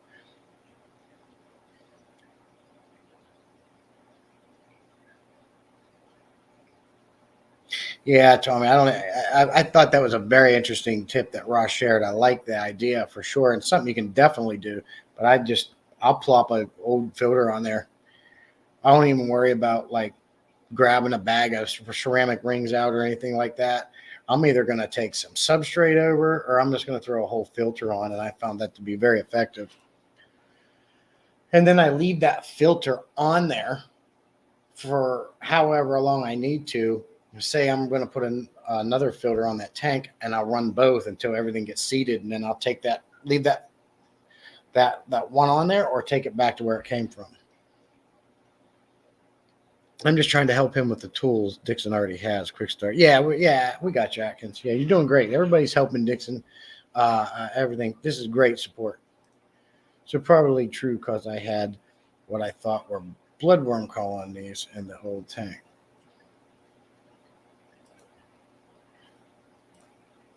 Yeah, that's what I'm getting to. It's cycled. It just doesn't have anything else like waste to cycle anymore. So, right.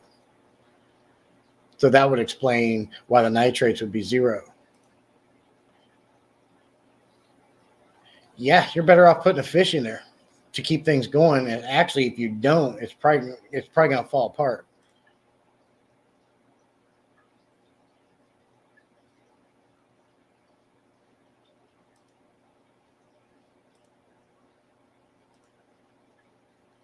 You know, a lot of people are saying, "Oh, Fritz is better. Fritz is better than Seachem. Fritz is better. Fritz is better than Seachem, or Seachem is better than Fritz." All this argument going back and forth. Well, KG Tropicals had the owner of Fritz come up, and I actually got my question answered to him directly, and I was able to ask him, "What makes your product better than Seachem?"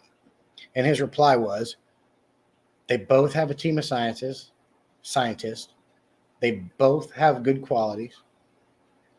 And honestly, there's not much difference." Now, we all know that there's nothing's the same. You're always going to have different variables in every product and everything you have. But in my opinion, Fritz Time 7 is no better than Seachem, and Seachem is no better than Fritz Time 7. I believe they are the both leading brands in making this stuff. They make good products. But I really don't think one's better than the other. It's like comparing Ford and Chevy. I don't care what anybody says.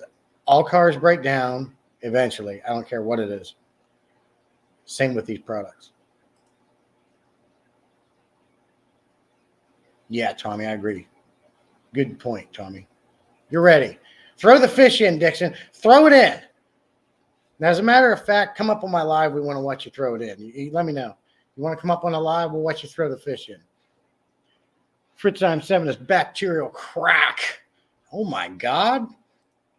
I buy a lot of Amazon, but tried to buy aquarium-related supplies from pet shops. Me too, Allison. Me too. I will definitely support the mom and pops. People like KJ. Dang it. Sorry. People like KJ Aquatics. I want to buy from them rather than buy from Amazon, but sometimes you just cannot beat the price that Amazon has. And you get it faster. Especially if you're on their Prime, you don't pay shipping. You got to sit there and weigh that out, which one's better. 9 times out of 10, it's much cheaper for you to buy from Amazon. And as much as I want to support the mom and pops, money talks and bullcrap walks. That's not meant to be sound rude, because I still do support. I bought plants off Tommy one time. I'll do those things. But when you're talking about some high dollar items, say you want to buy, I have a good example. I was asking the eaters, what is a good shrimp food to buy? They said Shrimp Envy. I said, okay, let me start comparing prices. KJE wants like $12 or $13 or something like that for it. Amazon wants $17. But I get free shipping on Amazon. $10 for shipping at KJE. So it balanced out. If it balances out, you may as well buy from mom and pop. Help them out. But a lot of times, Amazon comes out for the win. I don't have extra money to blow, so I got to do what I got to do.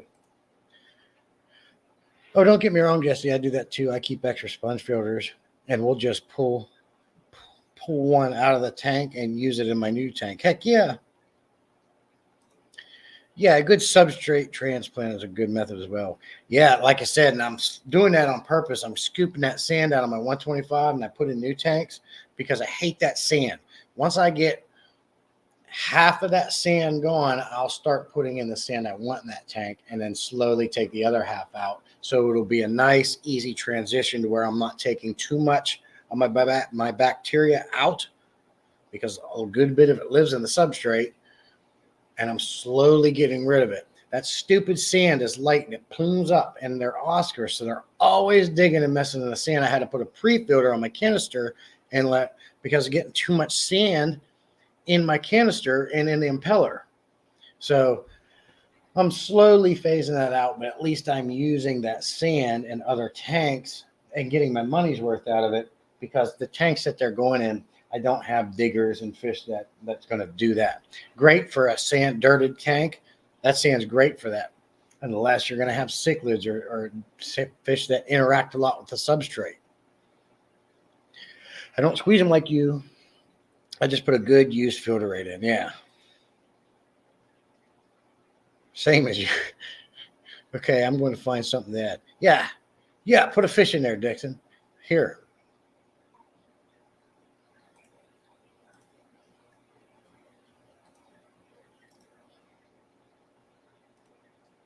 There's the link if everybody wants to come up and chat. I'm willing to go longer today on my stream because I've got nothing else going on. I do have to clean the house up a little bit, but I got time for that. So anybody that wants to come up and chat, show tanks, Dixon, if you want to come up and show us your tank and show us putting your fish in, that'd be great. To be honest, I literally only squeeze to get the malm on my substrate now.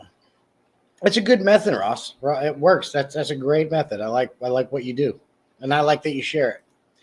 Fritz is cheaper. That is true, Ross. I'll agree with you on that. It is cheaper. I will say that. That is one major difference.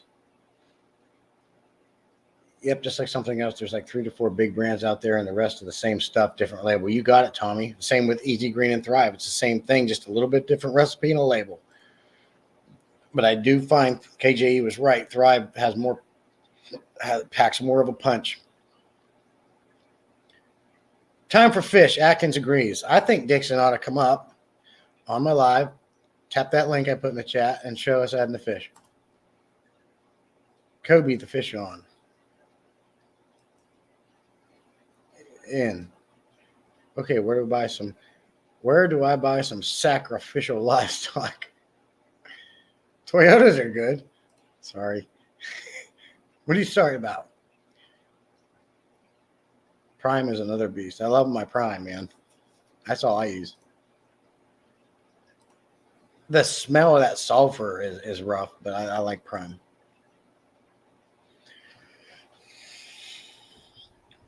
Yeah, Deb's good point. Same with sea chem stability. If you want to add new fish, you can put that in there just to help give your beneficial bacteria, like Deb's is saying, a boost to help out. Sounds perfect to me at Salient Aquatics. Well, I put if you want to come up, Dixon, I put the link in the chat. All you have to do is tap it, buddy. It'll bring you backstage and we'll bring you right in.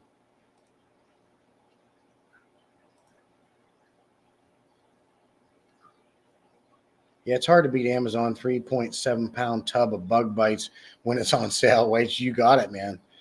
Yeah, a lot of people don't like it. They call it the devil, but money's money. As Gordon will say at Aquarium Talk TV, $20 is $20. Forerunner catfish dad.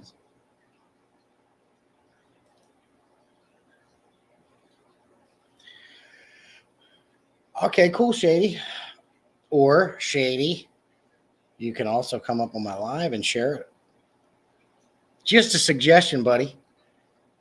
Links in the chat. If I can catch live food for my fish, they get bug bites mixed with, I don't know what moringa powder is, but that sounds like an amazing recipe. I love those, Ross. I'm thinking of getting a Tundra. Need a tank beast. There's the link. I got most of my filters and heaters from Fish Club auctions, not spending crazy money. You know, Allison, I got every one of my tanks is canister filters. I got FX6, FX4s, 407s, and 306s. I have a hang on the back filter on every one of my tanks as backup and a place to put, you know, maybe carbon in case I'm taking meds out or something. I did not spend big bucks on them. There's 2 of them that I got new, but they were a much cheaper price on the market site. Most of them are used. I'm using them. They're fine. No issues. And I didn't even pay close to what they are in the store. I join up after I'm out of the shower. Give me a second. All right, Ross. Cool, man. I'll be here. I'll wait for you. I do not have an equipment. You only need your phone, Dixon. If you don't have to, there's no pressure, but if you wanted to, whatever you're watching on right now will work. I'm imagining it's your phone. You don't need an equipment. All you need is your phone. I would put outdoor fish in. All right. So what are you going to do, Dixon? Are you going to order some fish online, or how are you getting your fish? You don't need a live cam. Your phone will work fine. Your night crew video just hit, Jesse. Yeah, I had that come out at 11 a.m. Thanks for reminding me, buddy. That's the 3rd light in the series that I'm making. I got 1 more to review, so I appreciate you reminding me about that. Dixon, Foxy Fishes, and Pepplin Creek are awesome hobbyist breeders and often in chat. Yeah, they're fantastic at what they do. Moringa is a tree. The leaf is super green. Blend the leaves into a powder. Mix with your own shakes in the morning and mix. Oh, wow. Tommy, will you make one of those shakes and send it to me? It sounds good. Moringa. Moringa. Some years ago, Amazon was selling the large fluval breeder boxes for about $3. You could only buy 3. Called a bunch of friends and relatives and ended up with a dozen. Could not pass it up. Exactly. That you can't beat that deal. We are still here. We're still bagging fish. Appreciate you, Foxy. It's all good. I'll be right back, guys. I got to get some water. I'm dry.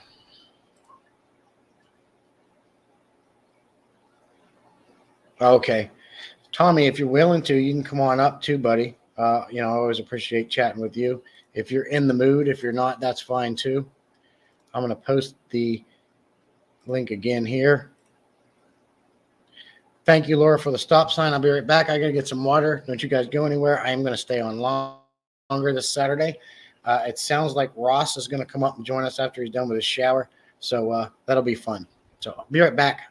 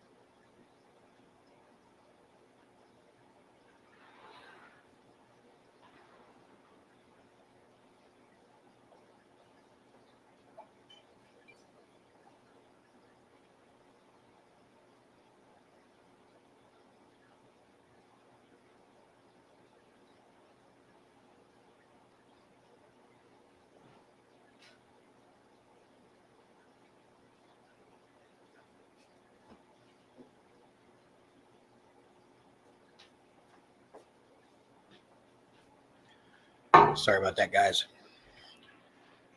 Laura with her legendary stop sign.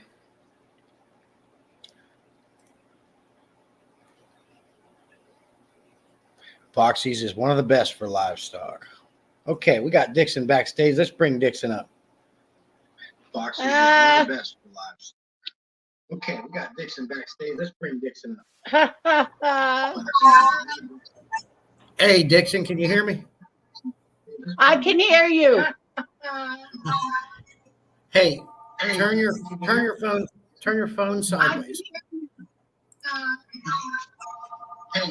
There you go. Now you're full screen. Okay, can you see me? Yep. When you turn How your do I phone. turn my camera around so it shows from the other direction? Okay, so you will see a settings button. I can't see anything but you. Can you see my tank? Yeah, we can see it. Okay. Here, let me put I'm not very good at all this electronic stuff. It's okay. You're doing just fine. I put you on the big screen. It's a little bit blurry. Maybe take your shirt and wipe your camera lens and see if that helps.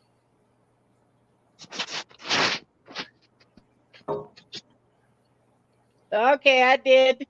Okay, let's see what that looks like. That's a little better. But that's okay. We can see what you got. Okay, these are my tests from this morning. And I can see if I can get them in here. And there may be a little bit of nitrate. Okay, well, that makes sense. But I'm heavily planted, as you can see. Yeah, it looks great. What size aquarium is that? That's a 20. It's going to be my quarantine tank. Okay. Now, when I set my quarantine tanks up, I just keep them bare bottom. I put nothing in it, but maybe like one piece of decor to help the fish feel comfortable. I think I have seen people set tanks like that up as the quarantine tank, but a nice thing about keeping a bare bottom, bare bones quarantine tank is the fact that you can see the fish, you can see his poop, you can just monitor them a lot better, and they're much easier to clean. I have a 3-gallon coming. I was going to use it as a hospital tank. Okay. That's perfect. And then I'm going to turn you around here. And there's my new 55. And I don't know if you can see my old tank. It's right here. It's an old 45 with the chrome, and it's been sitting empty for 25 years. Oh my goodness. I've never seen the chrome trim like that before. That is neat. Yeah, it's an antique. It was an antique when I bought it from a guy used. And that was over 30 years ago. And it still holds water? I haven't water tested it.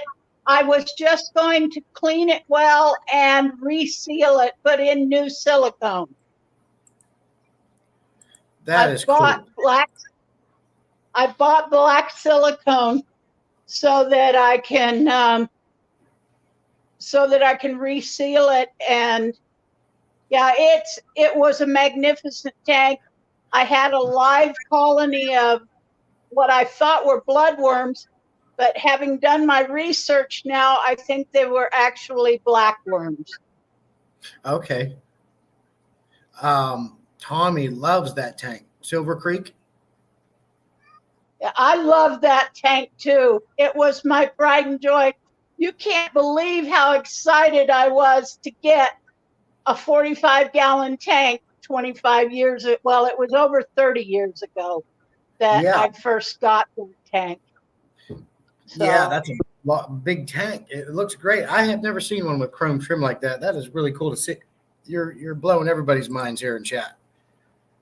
Yeah, well, I'm shaking like a leaf inside. I've never I've never done a live, and I've only got 3 little tiny videos posted. I don't know how to do any of that stuff yet, Well, you're but I'm doing, willing to learn. that's great. You're doing So, just fine. You don't have to be nervous. And you can be as most comfortable. You can come up here and you don't have to show your face, or you can. It's whatever you want to do. There is a settings button on your screen that you can press. And then when you hit settings, it'll bring up different options, and you tap on camera, and then it'll give you the option to use the front or the back camera. That way, if you turn it to the back, obviously it'll make it easier on you to walk around and film. okay, I tapped settings. Yep, you should see a camera option. I'm not seeing it. So let me do it here. So, oh, did we lose you? Oh, we lost her.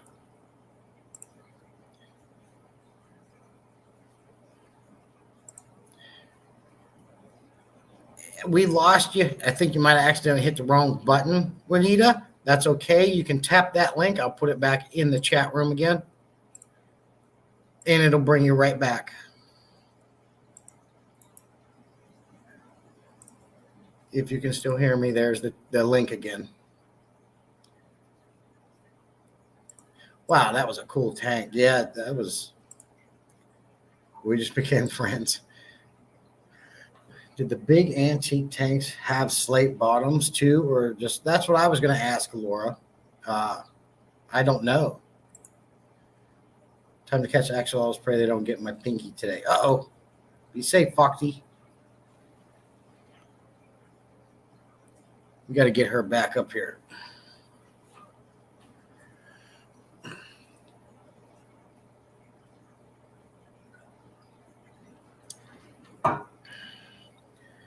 Are you still in chat, Juanita?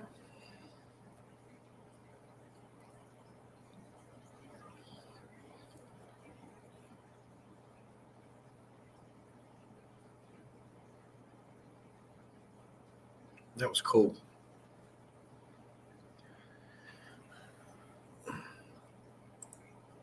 I know YouTube 50Gs has slate bottom.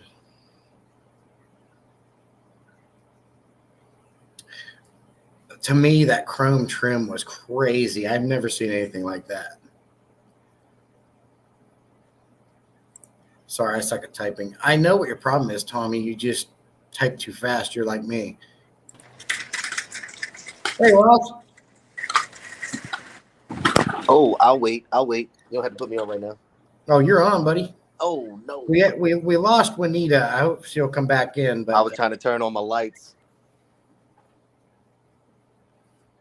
Hold on. You're good. We can see you.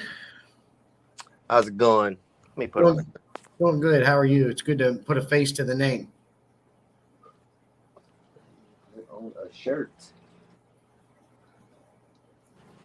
I'll go colorful today. Oh, yeah. Typing fast and missing finger with huge thumbs. Yep, Tommy's got that fat finger syndrome. So, there she is. as you can see. All right, you can put her back on first. Well, Juanita, I can have you both up. It's no big deal. That link is back in there. Let me post it again for you, Juanita. These are the 55 gallons with the Mbunas. These are the Dragon Bloods. You can tap that link and come back up, Juanita. All right, Ross. Yeah, I can come back on after her if you want. Hey, you can stay up. I don't know. Can you turn your phone sideways? Let me put it on the stand. Okay. Turn it on sideways. That better? There you go. Now you're full screen. Are you going to show us some tanks or? Yeah. I'm going to put you on the big screen. You cool with that? That's fine. Put you on solo. There you go. Let's see. Turn on the lights, you guys. Lights normally don't come on until like 3 o'clock weekdays normally.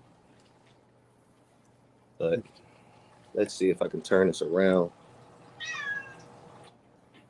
Excuse me. Turn the That's okay, Juanita. If you want to come back up, tap it and come back up. We can see your tanks just fine. It's your choice. There's no pressure. How do you turn the camera the opposite way? So there's a settings button. And once you hit the settings button, you'll see a camera option. Settings. Do I have to download like the StreamYard's guest or something? I guess that I don't. Man, I lost him now. I don't know why I keep losing people when they go into settings. Ross, if you can hear me, you don't have to download the guest thing. What that allows you to do is to see the comments. You can if you want to. I don't do it, but you just. Here we go. There you are. Juanita, I don't know what's going on. Ross was just up here and he was trying to flip his camera and the same thing happened to him. It booted him out. Oh, okay. I got booted out. Yeah, we lost you when you were trying to change that camera. It like kicked you out for some reason. And the same thing just happened to Ross. Okay. StreamYard is wanting me to sign in, and as far as I know, I don't have an account. Okay, I mean, you can create an account, but when you're coming up like you are now, all you have to do is hit the link and come in. You don't have to download nothing. Okay. But if you want to create an account and you plan on doing more live streams as time goes on, you're more than welcome. StreamYard's my favorite. Okay. Or if you want to, you can just use YouTube's live built-in thing, and they record in 1080.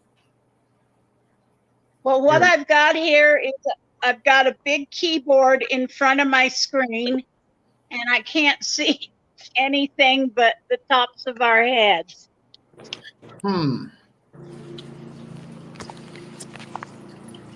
What about you, Ross? When you turn it sideways, what can you see? When I turn it sideways, I just did it. I see everything big screen. That's all. Yeah, she's Dixon. Juanita's seeing a big keyboard.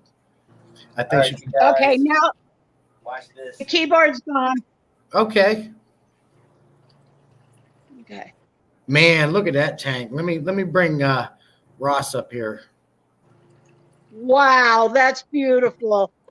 Look at that big angelfish tank. This is really a grow out. It was a grow out tank for all of my tetras that I've been buying. So as you can see, I have a bunch of CPDs in there that I bred. I have a bunch of neon green reservoirs, the kabutai reservoirs that I bred. I've had some of my own line of endlers that I've bred for the past 5 years. I've got some crazy colors. I call them Super Saiyan rainbow endlers. I have the Imperial Lapis tetras in here.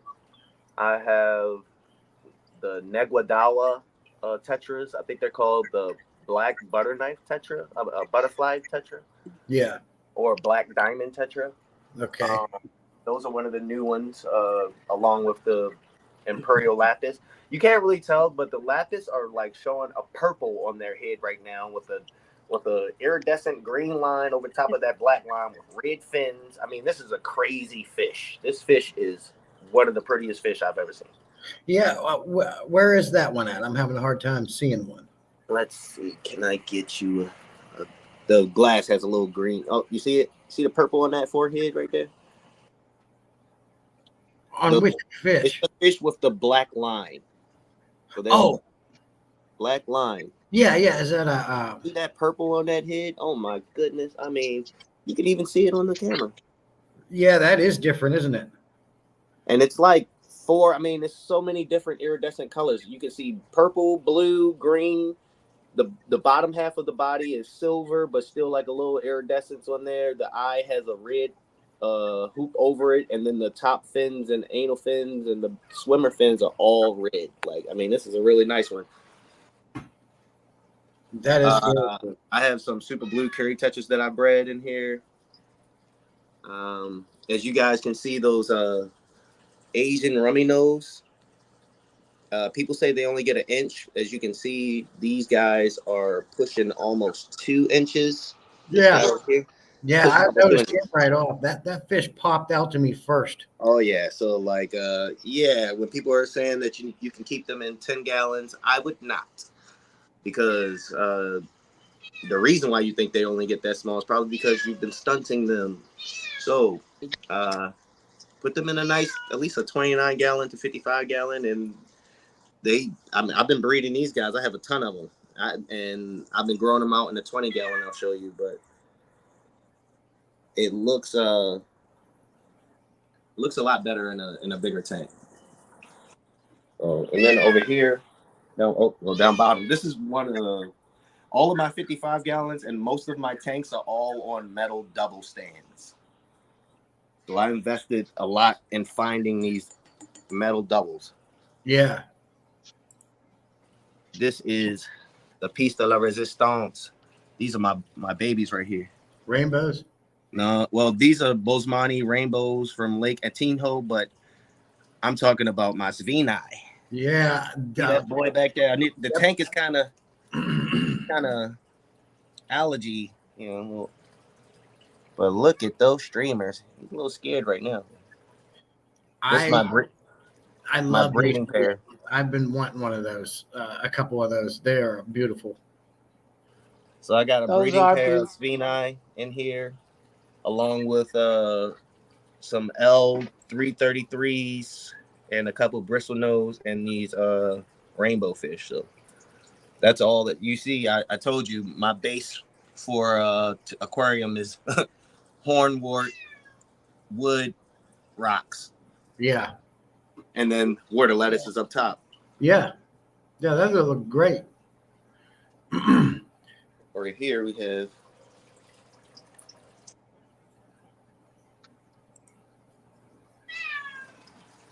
the new pink Sakura crayfish. Oh, cool. That's my boy. His name is Boo. If anybody watched Dragon Ball Z. I don't watch it, but he's mean like the creature, like the character Boo. Well, he looks like he's ready to just attack right now. And that's his girl.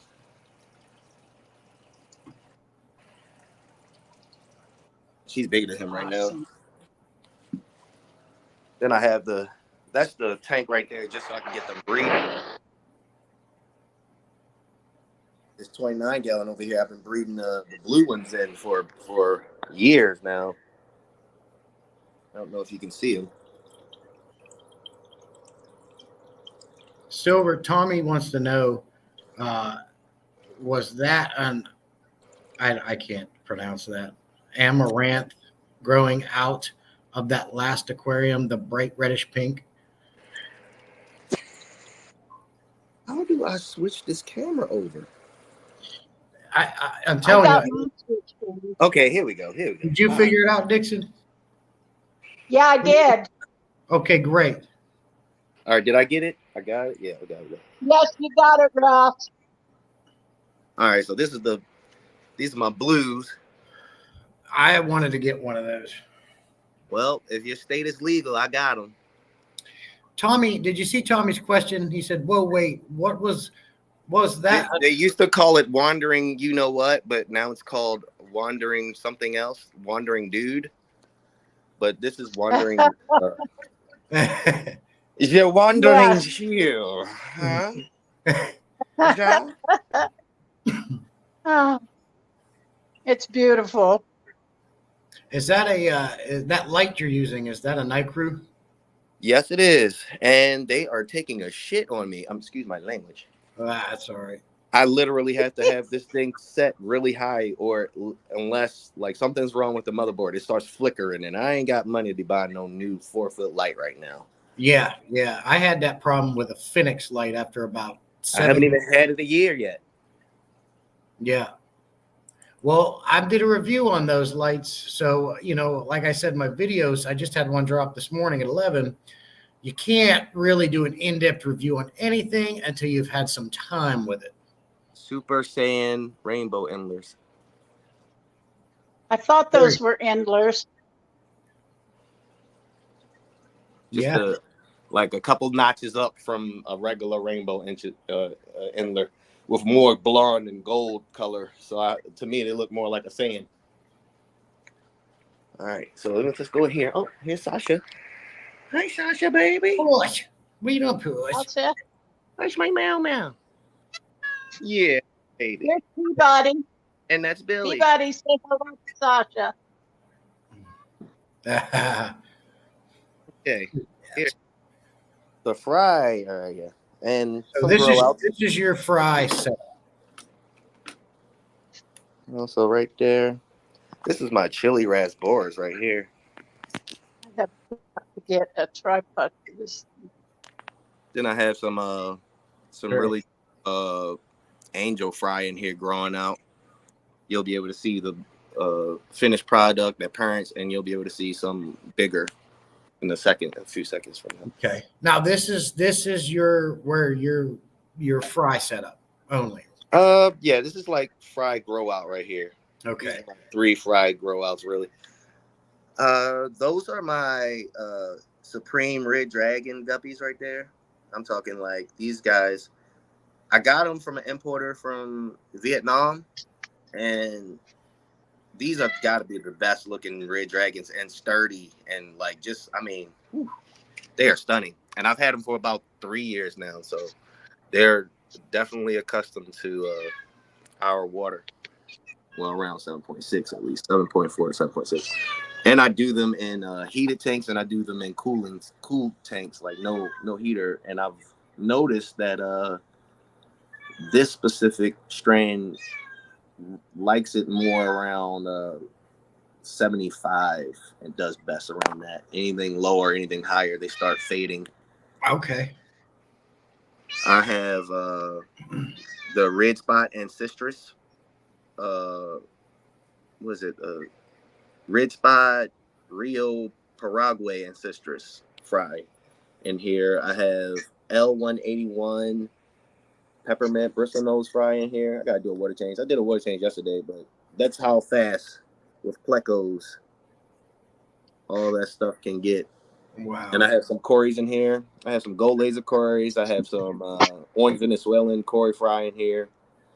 Here's the little peppermint plecos right here. You can see the little white trimmings on them and little white spots. Oh yeah, I do see that. Juanita, you're coming up next, so don't go anywhere. These are all right. Oh, really? pearl scale gold marble angel fry. And this is another stage of the orange Venezuelans grown up. Very cool.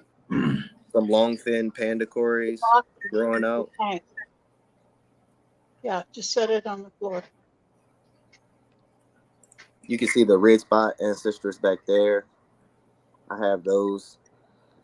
Everything branded here. They look great. It's nice to see something different, like you have showed me so far. You go to the dang stores and you see all the regular crap, not crap, but regular cookie cutter fish. The long fin was it mountain minnows? Yeah. And then I have these are those see, I've never seen the long fin mountain minnows. I've only seen the regulars. These are the snake boys. Yeah, long fins. I had to get some of those. They look so good. They look good. And these are the snake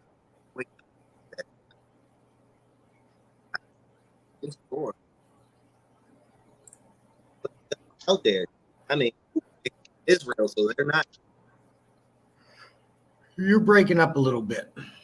Oh, sorry. I must have been holding the mic area. But these are the snakeskin koi guppies that I got from Dan's Fish last year. Okay. I got a bunch of them now. I got to get that one out right there. You can see he doesn't have a red nose. Got to get him up out of there. But I have about 4 tanks with those guys in there. Hold up. Where's my flashlight? That is one thing. I need a flashlight. I just took all of the clothes out of the dryer. Sorry. You need to get yourself one of them headlamps. Shady Stop. So this tank has some Miss. expensive fish in there. I have the really red Amaya pencil fish in there. So Those cories back there are the Hephaestus cories. So those are the fireball cories. Okay. Miss, be quiet. As you see, the red stripe going across the top of the body. Yeah, I do see that. Miss, quit bargaining. These are Sorry, think she hears the UPS guy. red marble, orange marble. Hold on, buddy. I gotta put this dog out. She won't stop. These are juvies right here of the orange red marbles that I got Becky up in upstate New York. He's like one of the best koi. He's the one that really started that high red color here in America for the kois. So if you're looking for some really, really nice kois, angelfish, his Angels Plus is where I got my orange marbles. But I think the orange marbles look better. I'll show you the parents. I don't have any boys. I've got your black laces, your black scars with the red eyes. I've got those golden top, like you had there in that other tank. I got a lot of those, but I never tried the kois out. I want one of those blue, some of them blue ones. I think those blue angels are amazing. These are the Hephaestus Bricon wide eye, the blueberry tetras. I started off with 6. Now you see how many I have now. Oh wow! I've sold some already, but Chat's loving your fish. You know, I don't know if my you've seen him. stud right here. I've had him. I've been wanting to sell him, but he's just so beautiful. I can't get rid of him. Is that a platinum? Yeah, he's a pearl scale platinum. He's that's pretty. I have him in here with stir-by Cory and the L181 bristlenose, the peppermint bristlenoses with hornwort. As you see, the tetras eat that stuff. You see that? That's not falling off. They ate that. Oh, tearing it up. This tank has my breeding pair of redhead Tapajos. Very nice. Look at that boy. beautiful. This houses my long fin snow white bristle noses with my L134 leopard frog plecos. You can see one in the cave right there. You can see the tail. Yeah, I saw him go in. To the right. Yeah. Right there, that little cave. And these are the red cherry Imzel tetras, the new tetras that come out of Brazil. Yeah, that's what you were talking about. Some of them. I've been trying to breed them. I've gotten eggs, but it's something weird with them. They scatter everywhere. They don't just scatter in vegetation. So you'll be looking in the area where you think that the eggs would be, and you find one fungused up egg, and then you like they've been dropping eggs, but you just can't find any. So I have to make a tank that I've been trying everything, but I have to make a tank that literally has. I'm gonna take a 5-gallon. I had to try again because I broke the full tank, but I tried to take out the bottom of the 5-gallon and just replace it with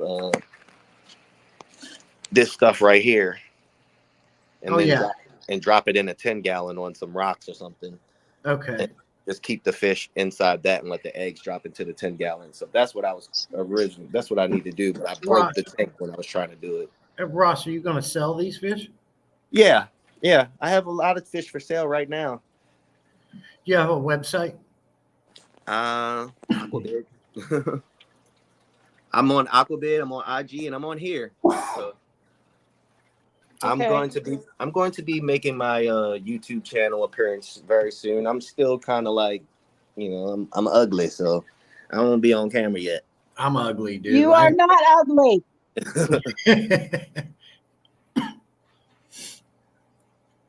All right, let's see. These guys. All right, so you're going to see something special here. You ain't never seen this nowhere else. I've been working on trying to get a full coverage of hold on. Now, you heard that, guys. You're going to see it first here on Salient Aquatics Livestream. Ross Baltimore is showing his super secret hidden crypto clearance fish. Look at that boy right there. See those blue Wow. lips?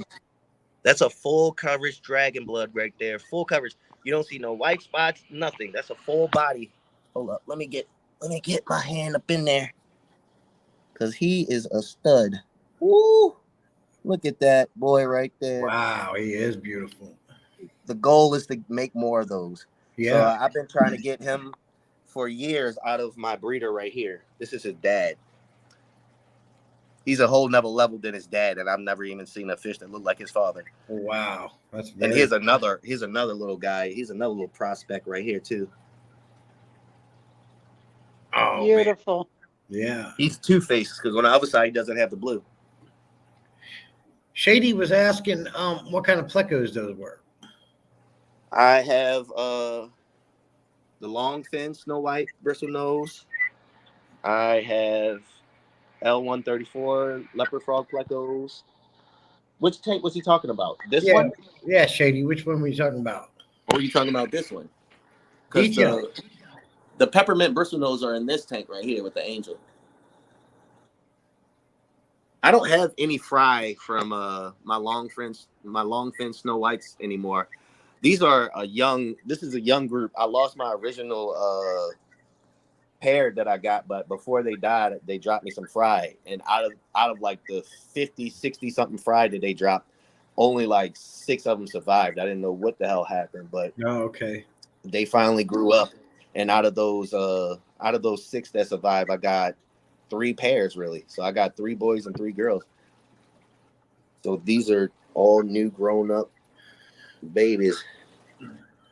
Just waiting. This is my panda cory. My longfin panda cories are this is where they drop their eggs. I take their eggs and I put them in a container. Cool. The stir-bys, I can't get them to drop. I can't get the stir-bys to drop in a daggone mop for anything. They love dropping on the glass. But now, since I put the tetras in here, I don't get stir-by eggs because the tetras eat them before I even get a chance to grab them. So I got to do something about that. Okay, here we go. These are my number 1 selling angels right here. I've been selling these guys all over the country for the past couple of years on Aquabid. These are my gold marble pearl scale. Ooh. Oh, wow. I am an angel fancier. Look at them things glittering. They look like glitter. No filter. No, they look great. Juanita said, she says, how much? I give you 500 right now. These are my, I don't buy fish like that no more, Shady. I've bought fish and I've been breeding them. These are my Corridors Equus group. I have about 20 in here. Along with, underneath of that piece of wood are my red spot Rio Paraguay plecos. They breed in this tank with all of these. This is the 29 gallon. So this is what my 29 gallon looks like with my angels in this tank. This is the only angel tank that I can put Corridors in with the pair and they won't mess with the Corys. Okay. My other, and these are the mean angels, to be honest. Let's go. Yeah. This is a bucket full of plants that had green hair algae on it. I got pissed off, so I just put them in a dark area with some water and let them sit and let the green hair algae die off. And then I'll put them back in the tank when the green algae is floating. I got a bucket like that. Look at here. They dropped Home some Depot, eggs. Juanita. This is my Kalitawa and Pearl Scale Platinum Angel tank right here. So you can see the rainbow, the Mauritania Kalitawa right here. You can see one of my males coloring up already. I have 2 males and 3 girls. And I see you bury them terracotta pots over pretty much halfway down in, huh? I mean, they're just sitting right now. I've really been neglecting the plants in these tanks, really. Okay. Yeah, Shady, he was saying no filter because I said those angelfish were glittering. He's saying he didn't put a filter on his camera to make it look better. It's just a straight up camera. Incredible. Yeah, you got a lot of super secret hidden fish here, man, and it just keeps going. Like I've never seen any fish like this. Like you're Yeah, doing a very good job. I told a lot of people when I did my first swap, I want to create my own fish store. I want it to be like a gallery still, but a hatchery where I don't want to have to import a lot of fish. So right now, I'm a disabled veteran, so I get time at home more than most get. So I'm allowed to, I get to have a little more time with my fish. That's why I can have so many and spend so much time with them. A lot of people can't do this, so I'm taking the advantage that I have right now to push to my dream, and I want to open up my own store with fish that I've bred and have some of the new stuff and some of the really cool stuff that nobody else is really buying, because I'm buying the stuff when it's really expensive and I'm breeding it and I'm going to have it. A lot of these stores don't want to pay for it because they think that their clients won't pay for fish that are that expensive, because most people that are in the fish hobby aren't fish enthusiasts like we are on here on the live stream. Yeah. They're not willing to spend $30 on a pleco, let alone $300 on one pleco. Right. Like me, like I've spent. This pair was very, you know what I mean? This was, whew. You could go on Angels Plus and actually find this pair that I bought, and you can see the price, how much it was. I ain't even gonna say nothing about it. Those angels are fantastic. I've never seen ones of that coloration, and you're doing a fantastic job. These are the parents of mine. Those look beautiful. Woo, he is so beautiful. Yeah. And then these caves with these fish, the only fish I can put in here are plecos that they won't mess with, because they'll kill cories or they'll kill my tetras or anything else. June said she'd give you $800 for those angels right now. I spent it was $475. June said she'd give you $375 for those angels right now. Yeah, but with the shipping. Yeah. No, they're beautiful. Yeah, it was $375. Yeah, they were $375 plus the shipping. It came out to be like $450. Oh, excuse me. Yeah. I have L306 tiger plecos in here. So let's see if we can get there's one. Tiger pleco. I can't see him. I want to see him. Oh man, look at that thing. I drove up to I'm in Maryland. I drove up to Pittsburgh. Well, he lives outside Pittsburgh. God damn it. Why am I forgetting? Eric Bodrock. I drove up to Eric Bodrock's fish room. He's a big time pleco catfish breeder. Yeah. Well known. He does a lot of talks and stuff. And the first time I saw him was on a Aquarium Co-op channel talk. And then they went to his fish room, and I was like, oh man, I got to meet this guy. So I drove up there because I bought some fish. I won these fish from him on Aquabid. Drove up there and spent the whole day in his fish room, him and his wife's fish room. And these fish are just really, really nice when they get bigger. Oh, I mean, they're really pretty when they're small, but the thing about this fish is they stay orange and red and black. Unlike the L397, they get bigger and they lose their color, really. But these guys stay small too. Okay.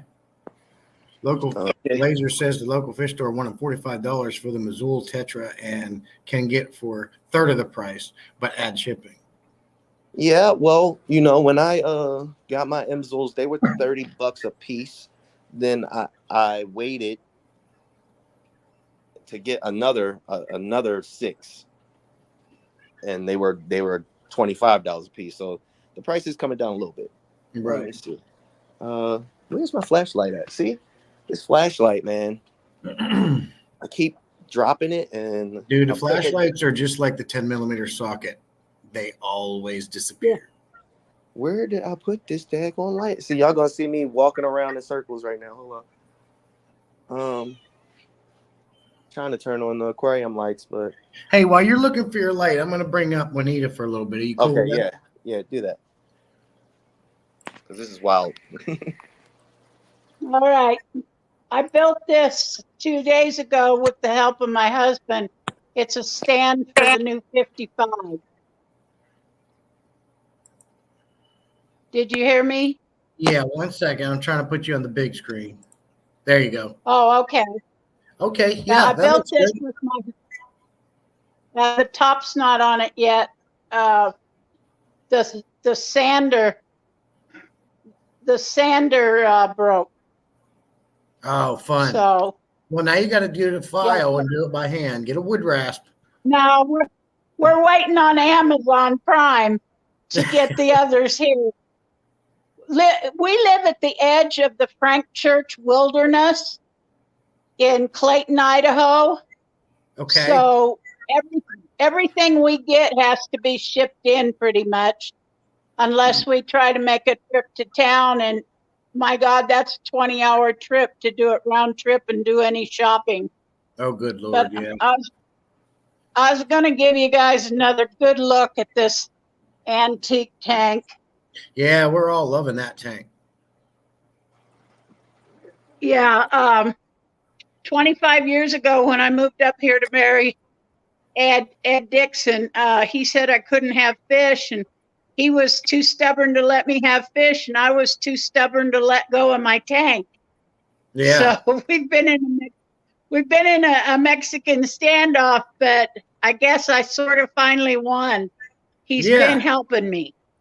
Very cool. And then there's the new 55 that goes on that stand. I've just been trying to get that 20 up and get some livestock in it. Okay.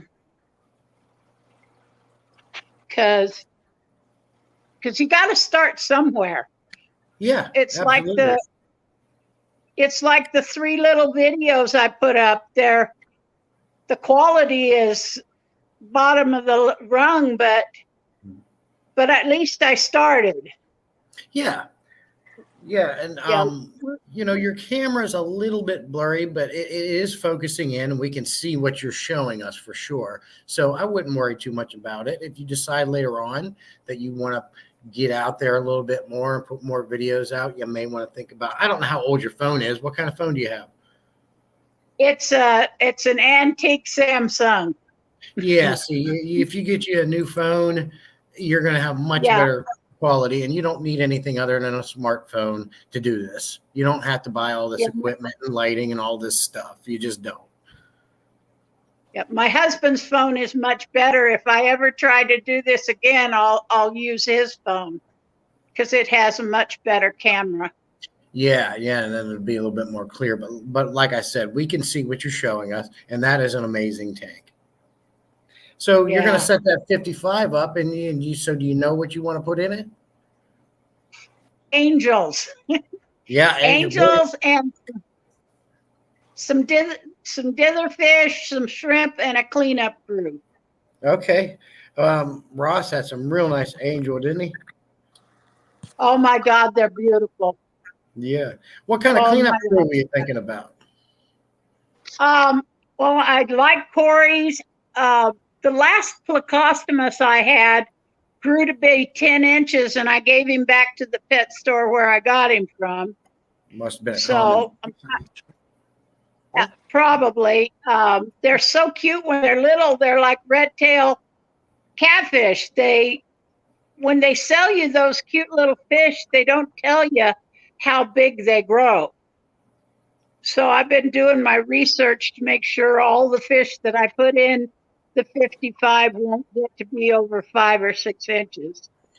Yeah, I got a couple of those common plecos in here, and they're one's a foot, the other one's approaching a foot. I like them though. I think they're the Snow King I'm pretty sure they're Snow King plecos, but your bristle nose and like one Ross showed you with this tiger, they stay smaller. I have no luck with clown plecos, which I'm fine with because you hardly see them. But for some reason, I cannot keep a clown pleco alive. I've tried 2 of them and they've all died. Yeah, I used to have an eel. I was real fond of him, and he was worse than a dog. He'd follow me around and beg for food, and he was quite interesting.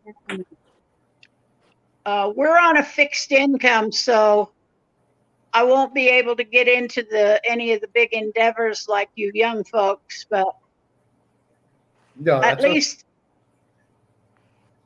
I can't tell you how much peace I get out of just looking at that tank. And I know once I have livestock in it, it will be even better. Oh, absolutely. And get your greenery, get your plants in there. Ross, we're trying to share your link. I can't. Trying to look them up. I can't find them. Unless this is him. No. I can't find him. I want someone to share his link so Shady can sub to him. All right. I'm going to get off of here because my arm is killing me. Okay. Jess. Hey, I certainly appreciate you coming up, Juanita, and I'm glad that I could be the first person to get you up on a live stream. So thank you for your time and showing us around. Thank you. Thank you. Bye-bye. You have a good weekend.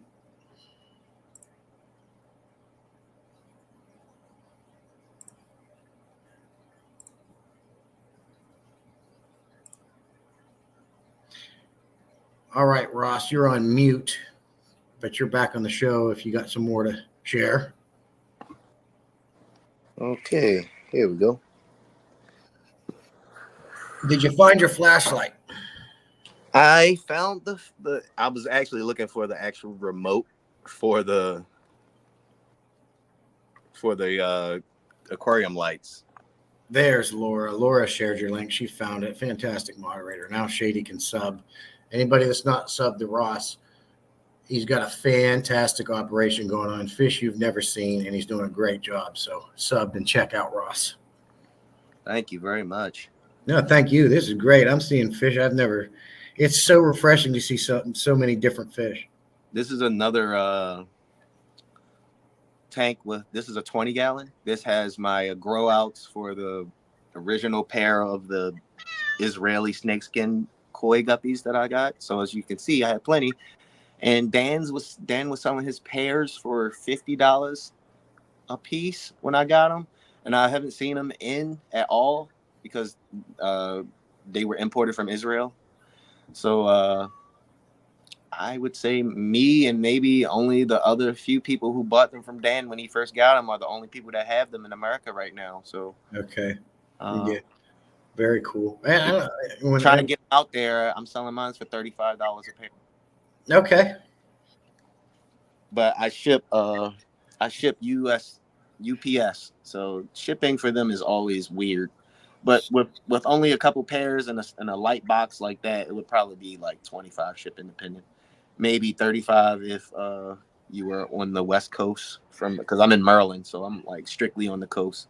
So if somebody wants to contact you to buy some fish, what's the best way to do that? And do you do PayPal? I do PayPal. I do Venmo, and I use my wife's Zelle, but I don't really use Zelle that much. But I'm on Instagram at hashtag Aquatica87Heaven. Okay. Or I'm on Instagram. You can find me as at Finthusiast United. So it's FINTHUIST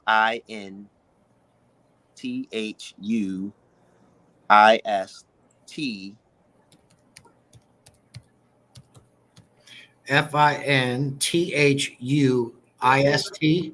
Like enthusiast, but Finthusiast. Finthusiast United.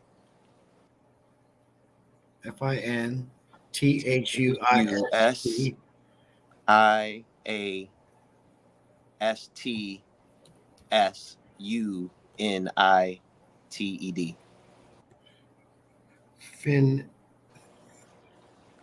Finthusiast. I'm gonna put this in the chat. Did I get this right? FINTHUSIASTS United. I spelled it wrong. I've tried to put it in the chat so many times, but I think YouTube deletes my my ads. So I don't know. I thought this was about networking, but yeah, it's very weird. But in here I have you can see in the background I have the rummy nose, the Asian rummy nose in there. These are grow outs. So these are all fish that I bred. and they've been growing out in this tank along with I thought that I had some black short side corridors when I ordered them, but they sent me orange Venezuelans that were just dark. Okay. So the orange Venezuelans that you saw in that tank over there were the babies from these guys. So as you can see, these guys are pretty dark. The trick with these guys, if you want to see that kind of that greenish color with them, you got to put them on light substrate. You have to put them on white substrate in order to get those colors like that. I was telling somebody last night in the live chat because I breed the gold lasers like guppies here. And I noticed that when you put them on dark substrate like this, you would get the name where you would call them the orange laser, where the body is a little darker, but you can see a really defined orange line. Yeah, when you put them on white substrate like this, let me see if we can see any little gold coins. Look at those gold coins. Yeah. When you put them on white substrate, the full body is gold. I'm talking about it's like a gold coin. Really. Oh yeah, that's amazing. Well, let's see. Here we go. Look at that. Oh yeah. Oh yeah. What a gold. big difference. They're gold. So this tank right here is a 33 long. Okay. That is one of my favorite tanks. I love the footprint of that tank. Depths has one. He just came in. Jason, thanks for coming in. He has a 33 long. This has super blue curry touchers that I've bred in here. Oh, you see that one gold Corey? Yeah. Yeah, I have green phantom, the blue phantom. Jesus, in here. Fucking fast. Zoom gone. I have the raccoon tetras in here. That is the blue lamp-eyed Congo tetras. Yeah. The super red Senepa pencil fish. Okay.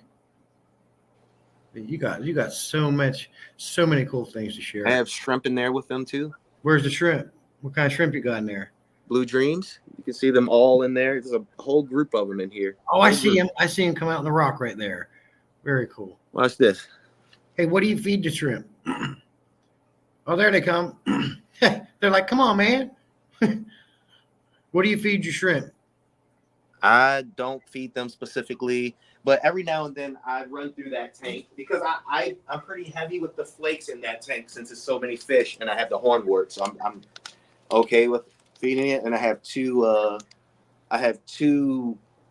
Aqua Clear 50s on this tank too. But I feed them this. Okay. So you see this pile of cholla wood over here.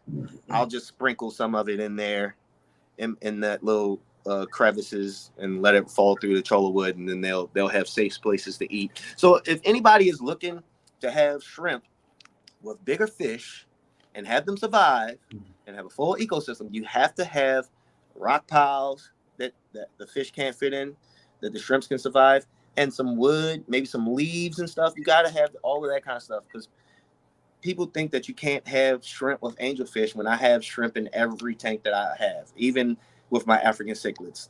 You just got to give them cracks and crevices. Yeah. And it helps out a lot because they eat all of that uneaten food. Oh, yeah. They're great cleaners. Great cleaners, and that's great advice. I appreciate that. Hey, Barbara, thanks for coming in. Because I'd love to add shrimp to all my tanks, too. And I was thinking about that because I want to get some different ones. I got the cherry shrimp, but I want to get the other ones. And I was talking to the Garden of Eaters. You know them, right? Yeah, I've heard of them, yeah. He feeds.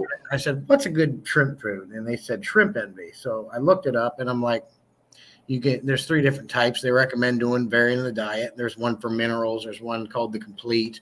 And but man, you get it's like a 35-gram bag, and it's like $17. So it's a lot of money for not a lot of food, you know. Yeah. This is my fry rye tank. I saw these guys years ago, and I was just like, man, I had one, and I couldn't find females for them, and I went on ban, and I found a guy who had fish that looked like my fish, hit him up, and I finally got females. And I had this one guy. The dad of this guy is dead already, but I had the father for at least 5 years before I found mates for him. But now I have hundreds of them. So, how many tanks do you have? I'm about 47. That's right. Good Lord, that's Few right. of them aren't really doing anything. Shady was asking. This is another tank. This is how I breed my Mexican dwarf orange crayfish right here. This is a 20 gallon. I use PVC pipe, pieces of broken Terracotta. pots, Yep. and lots of cholla wood. I love piles and piles and piles of cholla wood for shrimp and crayfish. I love it. Do they ever get stuck in there? No, no. I haven't had that problem with the crayfish. Now I wouldn't put that in. I wouldn't use piles for plecos and cories and stuff because they can get in there and their fins could get stuck in between the openings and they'll get caught up in there and then they're done for. So right. I don't use cholla wood with my actually no, I'm not gonna lie. I take this cholla wood and I break it into pieces so that my pleco fry will have something to gnaw on but won't get stuck on it or in it. Hey Melvin, hey Boots, thanks for coming in. Good to see you. I have some CPDs, a breeding group of CPDs in here, and some of my dwarf blue panda guppies that I've been working with for a few years. I had the exact ones that I wanted, and I wanted to add more to them. And the guy's picture on Aquabid looked exactly like the ones that I had, but when I got them, they were a totally different color and a totally different size. But I had already mixed them in with my tank, and they had sullied my line that I originally bought. So it's taken about 5 years to get the colors, the body size, the fin shape, and all the stuff that I want. And now I think I got some of the best looking panda guppies. Yeah, absolutely. How long have you been breeding fish? Seriously, the past 2 years, but I've been like breeding fish like simple like plecos and stuff like that for about 6 years now. But I've always had fish tanks on. Your plants are amazing. Look at what kind of plant is that? It's just beautiful. Bushing out. Nubis. I bought it one day from a fish store, and maybe about 4 years ago I bought it, or 3 years ago I bought it. 3 years ago, and it was in my tank in my room, and I just put it on a piece of big mapani wood, and that's just one piece that just grew all across a big old L shape of mapani wood. I've had it in a tank in my room that was right next to the window, and it just started growing like this. And then I just finally moved it maybe about a few months ago. I set up this tank with this piece of wood in there. But these are my red dragon guppies, the ones I was telling you about. Yeah. I can't get my Anubias to grow like that.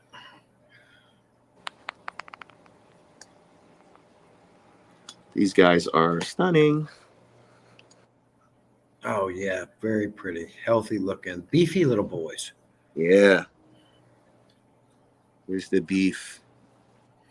Yeah. Oh, they look great. I always have trouble with the dang guppies. I had them in here for a while, and because I had them in the same tank that this plant was in, as a 38 gallon in my room next to the window.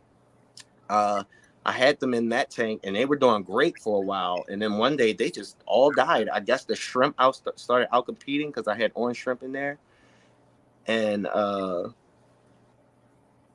I ended up with just like some fry. Like I was like, where'd all my guppies go? And I started looking and I only saw some fry in the tank. I scooped out the fry. I put them in another 10 gallon, let them grow out. And I had 2 males and the rest were females. And from that is all these guys are about 6 months now. Okay. From growing up. And I had these guys in here for a while, hoping that the females would drop me some fry because I've been waiting for a while to get these guys off again.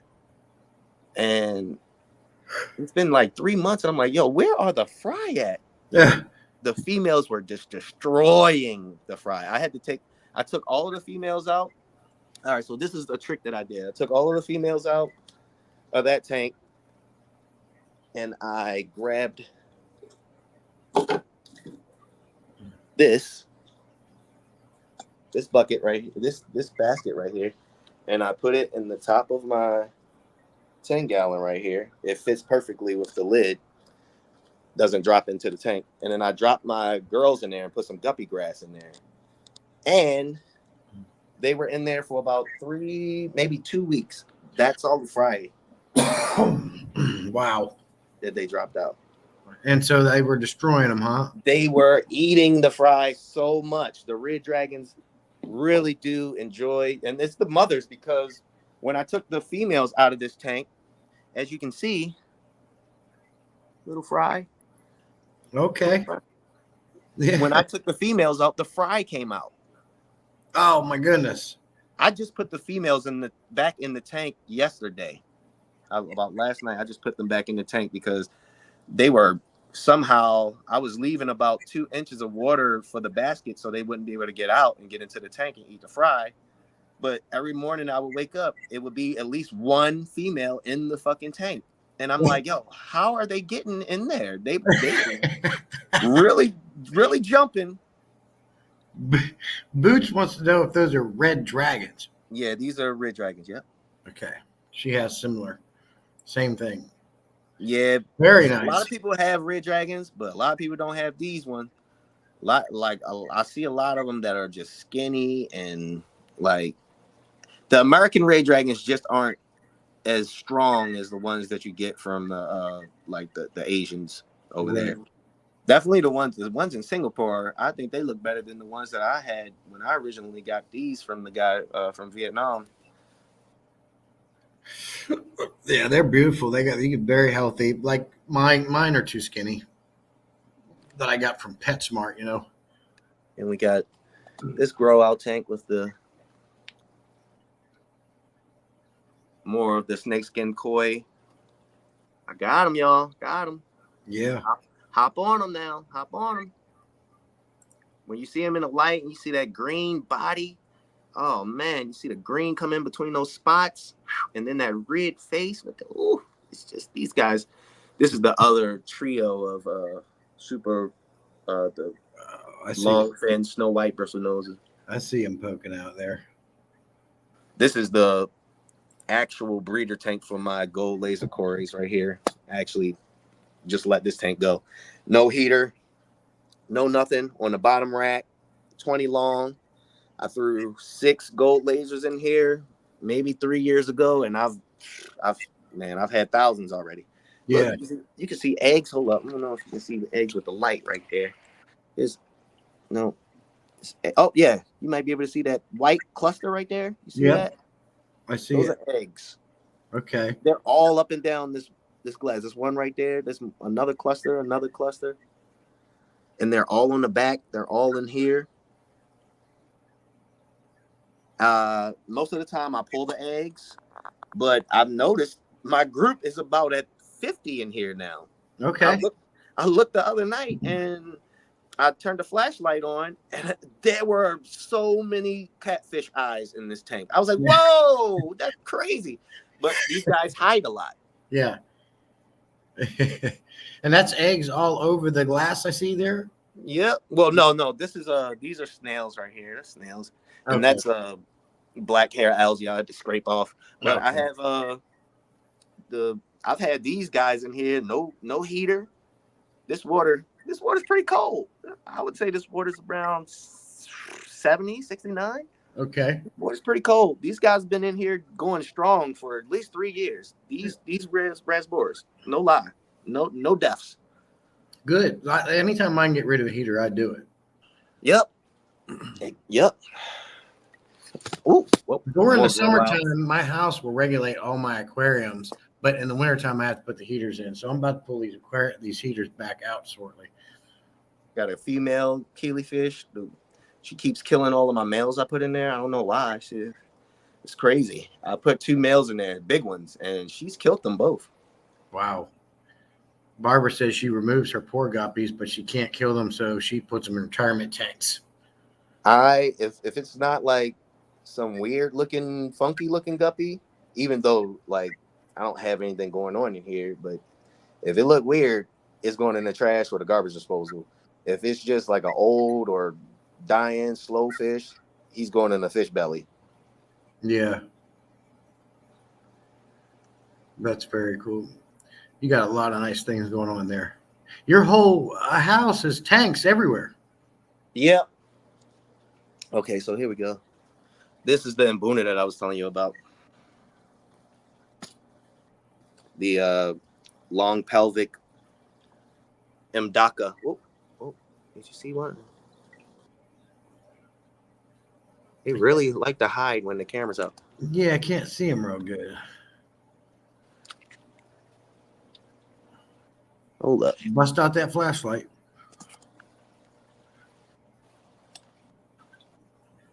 Oh, I see. Oh, yeah. Wait for one of the boys to come out. There we go. I saw him One before of the he boys went. to come out. No, one of them is really, really colored up right now. They're being shy. I see him. Boy, he's big. Yeah, I don't want to mess with them too much. Yeah, stress him out. But wait, I saw that one before he jetted into the Holy Rock there. It looks Yeah, there's one that's like, they go from like a dark purple to like a kind of like a periwinkle, like a matte plum or something, you know? Yeah. Really, really pastel colory. Right. I love the purple and yellows together. Yeah, these are my. See, I'm from Baltimore, so these are my Ravens fish right here. They got the gold, the black, and the purple on them. Okay. Okay, these guys aren't so shy now. Zipping around. These guys get pretty big. These blueberry touchers. Oh, it's weird that they call them blueberry touchers. They're more red and pink and purpley. When they're really fired up in the morning, they do show a really like deep blue, iridescent blue. Oh, there's one right there, kind of like a little sheen. Oh, look at him. Oh yeah, I love that. That look. Is that a female? No, this is a boy. He's a boy. Okay. Boy. Oh, yeah. Look at him. That just Look at him. baffles me. That looks like somebody put glue and glitter on him. This is my boy right there. Really pretty. I've become very fond of angelfish myself. Yeah, these guys are very personable. Just don't mess with these two when they got babies, and you'll be fine. Yeah. Because he will, like, I got bit by him one time, and I was like, whoa, what in the world? I mean, it scared the shit out of me. I was like, whoa, what was that? Yeah. Yeah, you got your hand in there, you're not paying attention. I did that with my Oscars one time. It scares the crap out of you. Kind of like, you get shocked a little bit by something. It doesn't hurt. It just scares you more than anything. So you jump like you got bit in the ass from a dog. Yeah. I was like, whoa. And then you realize this tiny little fish was messing with you and you feel like an idiot. Them Oscars, though, they'll get you. Yeah. Anybody need any of this guppy grass? Good Lord. Guppy grass. That is packed full right there. These are my blue pandas right here. Yeah, look at that. Ooh, look at that. Yeah, very cool. Yeah, I've been working on these. You see, he's got that green and blue on the inside of the tail. Normally, they don't have that. When I got the original pair, the dwarf blue ones with the big Dumbo fins, they looked more dark navy blue and black. Yeah. And when I got the other pair to go with them, they were more of a turquoise blue and a white. And now I have both of the colors with the black and the fins inside of the ones that I've been breeding for years now. Okay. So what do? You just find the two closest to what you want and see what happens? Yep. Okay. I use strong, healthy looking females that are darker. The darker the females for me, I like with any guppy. Juanita says that Platinum Angel was beyond beautiful, and Boots Cass said it looks like a disco ball. Yeah, if I had actually cleaned the glass off on this tank right here, they do the same thing too. Like my favorite angelfish when I first got into this was I saw one of those pearl scales, and I said to myself, I want all of my angelfish to have pearl scales.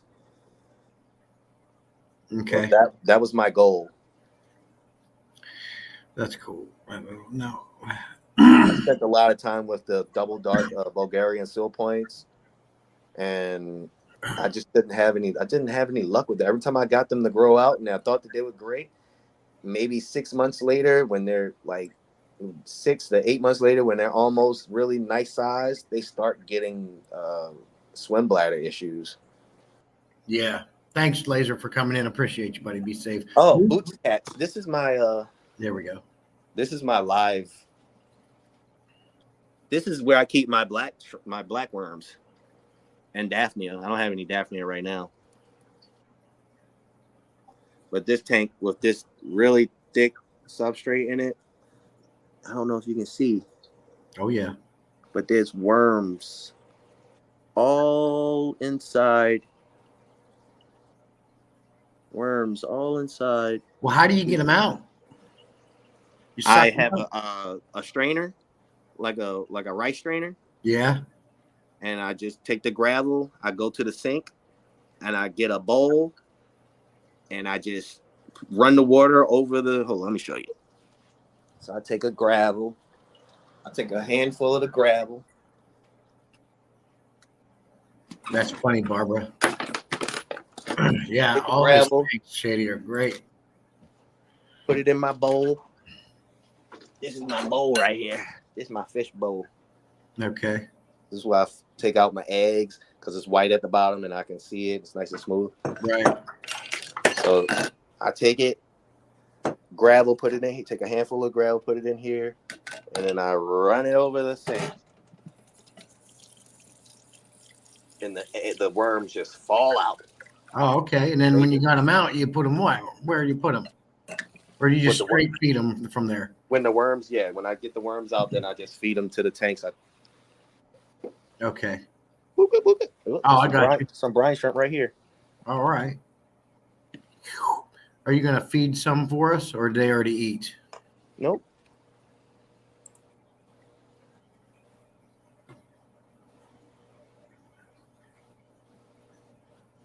I love watching fish eat. Angelfish, especially, the way they eat.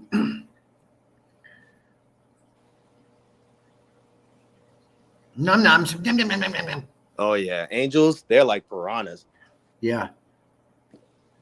Some more. Let's see.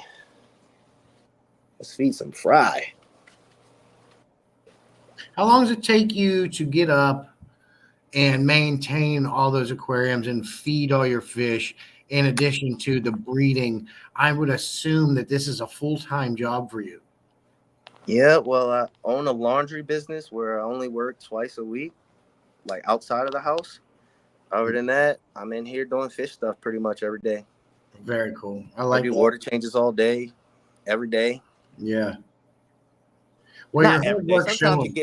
Sometimes you get into like all right, this is one thing I'm gonna tell you guys. If you get depressed or you just feel like overwhelmed, take a damn break. Take a week off of your water change regimen.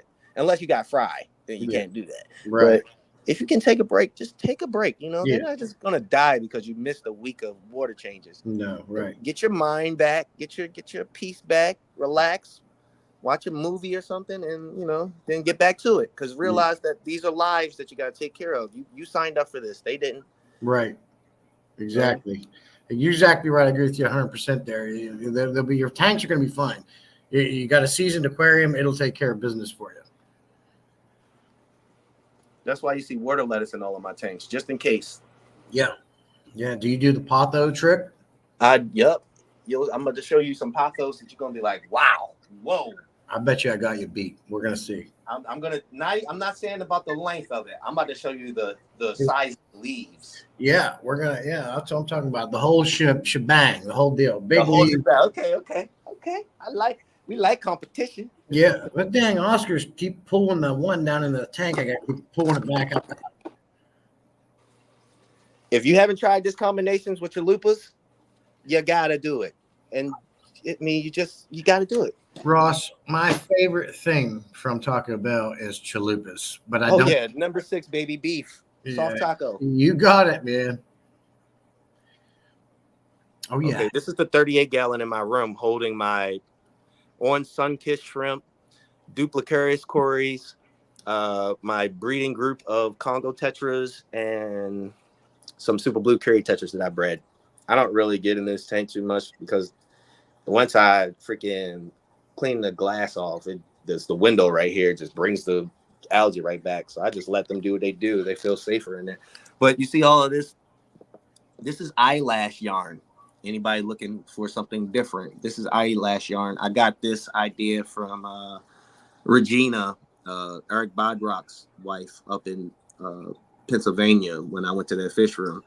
And she had this stuff in there, and I thought it was moss. And she said, nope. And she said the tetras and everything love it. So I have both in here. I have the regular yarn, and I have this eyelash yarn too. There are actually some Corridor's eggs in here right now that I need to take out because I'm trying to get my numbers of my duplicaris up. Like I started with 10, now I have about 20 in there, and 2 of those 20 raised in there on their own. I was just like, whoa, where did those 2 little fish come from? Yeah, but now I'm trying to get some for some selling stock. There's some duplicaris right there. These guys are pretty shy. Oh yeah. I don't know why the ones that I bred weren't shy, but when I put them in here with the parents after they grew up, they started being shy. Them are good looking pandas. These are the duplicaris cories. Those are not panda cories? No, these are duplicaris. Well, they remind me of the pandas with that stripe in the front. You see the orange on their head with the saddleback? Yeah. Yeah, I do see it. I think these look better than the Adolph eyes, to be honest. The orange is more orange. Yeah, absolutely. They look beefier.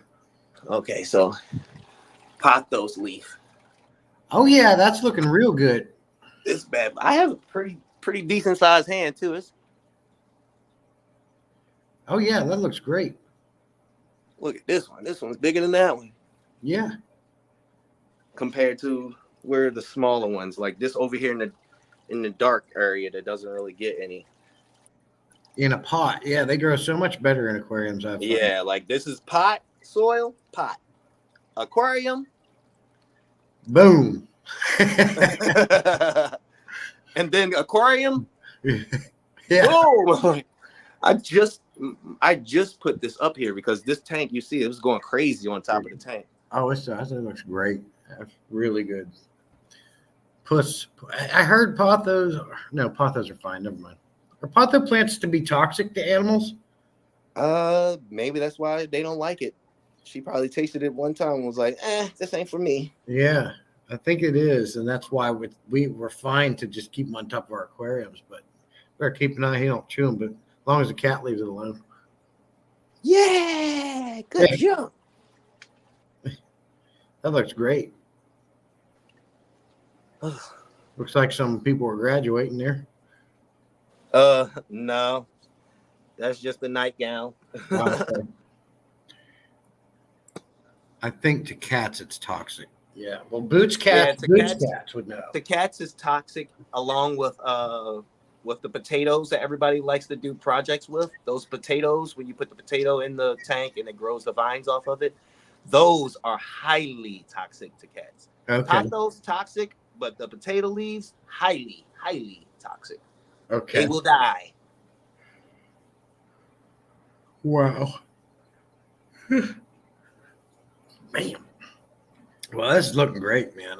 You got a great situation going on there. Above average.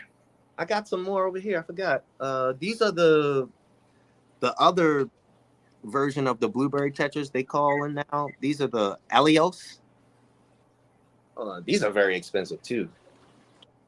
Tanks everywhere. Yeah, this is on the kitchen table. My wife ain't too happy about that one. Yeah, I'm surprised she didn't let you. Hey, man, I keep telling her that, this is going to be the future right here. Yeah. Yeah, I'd get a future slap if I tried that. Do she want to work forever? What's that? This is like the most thing I've been the most consistent with ever in my life. Like everything else I just get bored with. And Yeah, exactly. About a year or two, you're sick of it. yeah, I'm like, I'm in 6 years and I'm still loving it. I mean, I'm loving it. You know?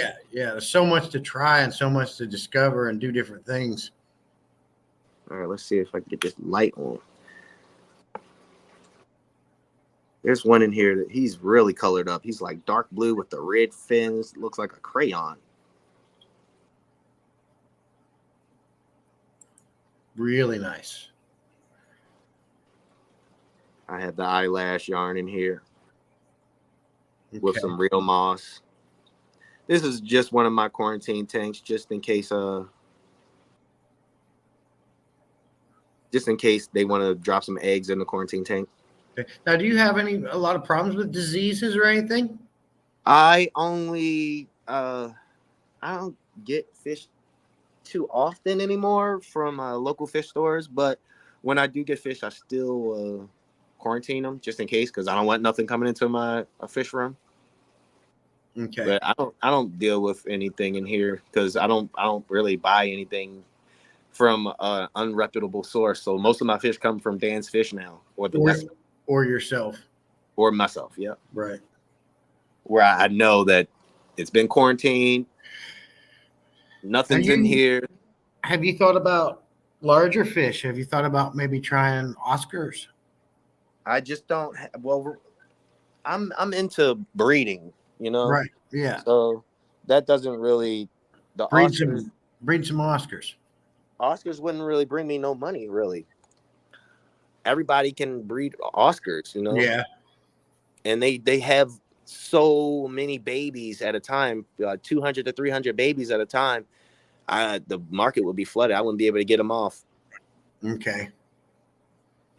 Now, if there was a dope dwarf Oscar that came out that's a little harder to breed and a little rare, I would definitely, and as long as it's colorful, I would definitely get it to breed it, to have in my shop. So yeah, everything that I have, I'm getting breeding stock on that I want to be able to have forever. So I won't have to go out and have to get it again unless I want to add to the bloodline. Right. That looks great. What does he say? Bingo card. What's that? So apparently, Jenna P, Stephen P, I think them guys started this bingo thing that they made that you can play by going to the Fish Fam link, signing up for it or something. And then no matter who live streams, whether they're a part of it or not, they're able to use those live streams to play bingo. So however it's working, she's watching you and her bingo cards filled up just because it's just an all like blanket thing for anybody who streams. I don't know how it works. That's cool. Yeah. And June's favorite Oscars are the lemon Oscars, and she breeds those. Oh, this is another thing that I do now with the African cichlids. When I want to be able to keep the fry in with the parents, I take one of those baskets that I had, flip it upside down, put a rock on it. Yeah. And the fry can come in and out through these grates. And at the bottom with I put a little sand and a little rock right there so that the fish can come from underneath right there and at the edges. Okay. And they've been in here living with the big boys. And they're safe. You can see so many in there. If you just look, you can just see stuff swimming around in there. Oh yeah, they're enjoying it. Good trick. This is a 40-gallon breeder. The biggest aquariums I have are the 55 gallons. Okay. That's cool. I'm trying to get more of this boy right here. You watch Boss Aquatics? I'm subscribed. I guess he's going to be in that Fins and Fury fight too, but he's got a nice setup like yourself. Fins and Fury fight. What's that? What's going on? Fins and Fury fight. You haven't heard of this? DIY King is fighting Rod over at Predatory Fins. It's like you can watch it on pay-per-view, and there's other people that's going to be in it, like Boss. That's why my boy was getting trained up, huh? Okay. Yeah, that's what they're. I think when did they say that was? I can't remember now, but Yeah, they're going to be getting on there and fighting each other. Yeah, no, if they would have caught me in my 20s, then yeah, I would have been definitely down. Yeah. But I'm not a boxer. I do mixed martial arts. Okay. But wouldn't be any fun for me. I think it is an MMA thing. I mean, they got to keep it civil, and they still have to be by certain rules during the fight, so they're regulated a little bit. Like they both fighting right on the way my back is killing me. Yeah, no. I'll be to get my ass kicked in the first 5 seconds. One step and my back goes out. Okay. Mike B, thanks for coming in. I'm glad you made it in. I played your intro that you made for me for everybody. They loved it. I like it. It's awesome. And now that you sent me the 16:9 version, I'll probably replace it with that. Thank you so much. You did a good job on that. A lot of people ask me what if that's real plant right there when they see this in the tank in person with the that's real. It makes it look it makes the tank look so much better just be able to have some green in there with the Africans. Yeah. But this is a fake plant from Zoo Med. It's a Zoo Med, like a lizard tank plant. That is fake. That blows my mind. It looks real as shit. I got some down there. And I have some fake plant over here too, the fake marijuana one over here. And then I have some over here. All of my African tanks have that in there and some rocks. Yeah.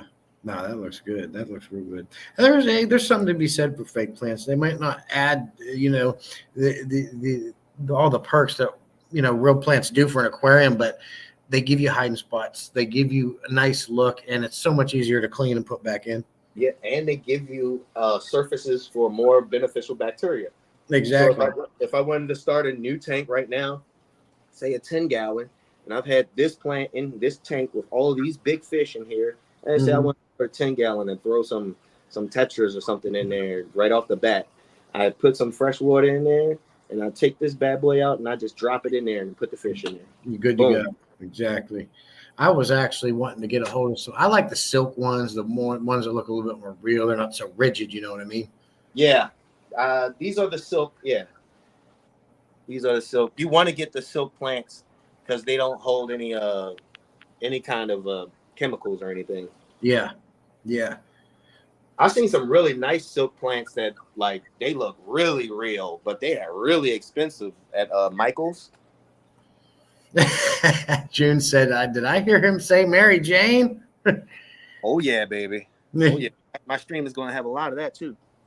Yeah, Dan does that. You ever watch Dan Everyday Fish Keeping? I was on his last night taking bong rips with him. Oh, okay. I didn't see you. No, I wasn't on there with him, but I was in the chat. I understand. All right, this is where I breed my. Oh, there's one right there. The dwarf blue crayfish. Okay. The males aren't as blue as the females. They're a little more blacky or browny or bluish kind of. Does he bother anybody? The female, no. I have them in here with the rainbow tiger antlers. Now, if they catch one of these little antlers laying at the bottom at nighttime, and the fish is trying to get a nice little rest in, oh yeah, they'll definitely take a little nibble, try to get. But for the most part, nah. Okay. See, this is a very simple tank with some Rickia. I think that's what that is on the top of the water. Yeah. Rickia. And a pile of cholla wood with some java moss growing out of it. And I just pile it up, put the crays in there. Oh, look, there go two of the boys right there. There's one boy, there's the other boy. I see it. The girl's in there somewhere. You'll really be able to see her. She's like a royal blue. It's really, really nice to see her when she's out. Okay. All crayfish predate on anything that they can. They're opportunistic hunters. They'll feed on anything. Even if your big toe was sitting in the water long enough, they try to take a little bite out of it. Yeah. So, yeah, they predate, but you gotta set it up so you feed them enough that they won't even. I mean, they'll still be curious and be like, "Come here, get away from me." But yeah, for the most part, you don't see.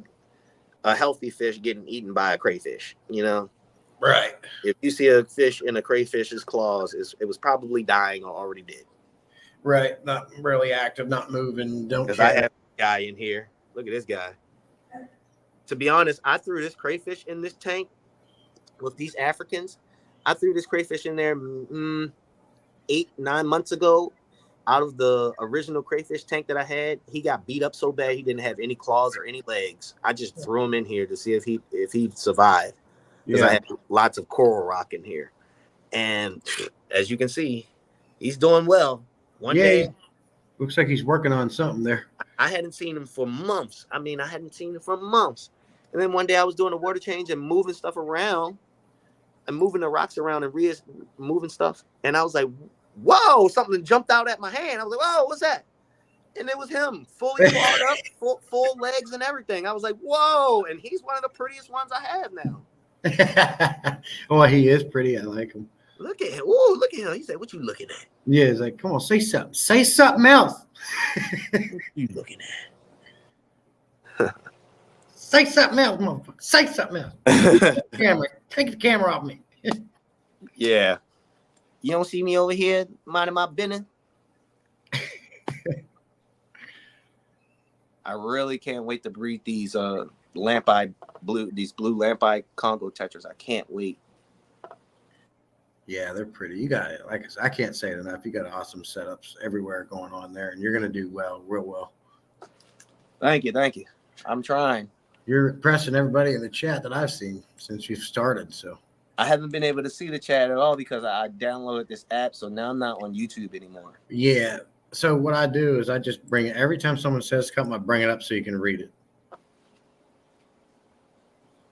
I keep forgetting that I have a laptop, you know? Really, yeah, but it's kind of hard to take a dang laptop around with you. Well, I mean, I just keep forgetting that I have it. That phone is just like a laptop in itself. Yeah, but you're just talking about babysitting chat so you can see it all. Like these guys right here, man. These are. How can I breed tiger barbs? I've heard people breeding them in buckets. I want to breed tiger barbs. I don't know how to do it. I don't know how to start. Well, I'm pretty sure they're egg scatterers. You just need a group of maybe 2 males, 6 females, and put them in a 29-gallon, maybe a 20-gallon. I got a 55-gallon species-only tiger barb tank, and you gotta have a container in there where you can collect the eggs, because they are probably breeding in your tank, but they're just scattering the eggs all over the place. Yeah, but where the hell? I don't see them. I don't ever see them. You'll never be able to see the eggs unless you're like really looking for them. If you have substrate, you'll never see the eggs. Yeah, it's sand. I always do sand. Yeah, you'll never see the eggs if you have substrate. So I would take a bowl or something and just set it down. Put it in there with a bunch of the fake moss, with like the eyelash moss or the yarn or whatever. Put it in there. Next morning, when you do a feeding, do a water change. Then the next morning, turn on the light, leave them alone. Come back a few hours later, grab that bowl up out of there and check it and see if you got any eggs in there. Okay, and then if I do have some, should I leave them in there or put them in a tank? You should take them out and put them. I would keep them in the bowl, to be honest. I'd just keep them in the bowl. Unless you have like a fry container, I'd just keep them in a bowl, put an air stone in the bowl. And yeah, I got the large fluval breeder box. Yeah, maybe a little bit of methylene blue if I'm putting them in a separate place to not raise them in the same tank. But can you use ICX as that for eggs, or is that too much? No, I wouldn't use ICX for the eggs. So, but Paragard has a mild version of methylene. Can you use Paragard?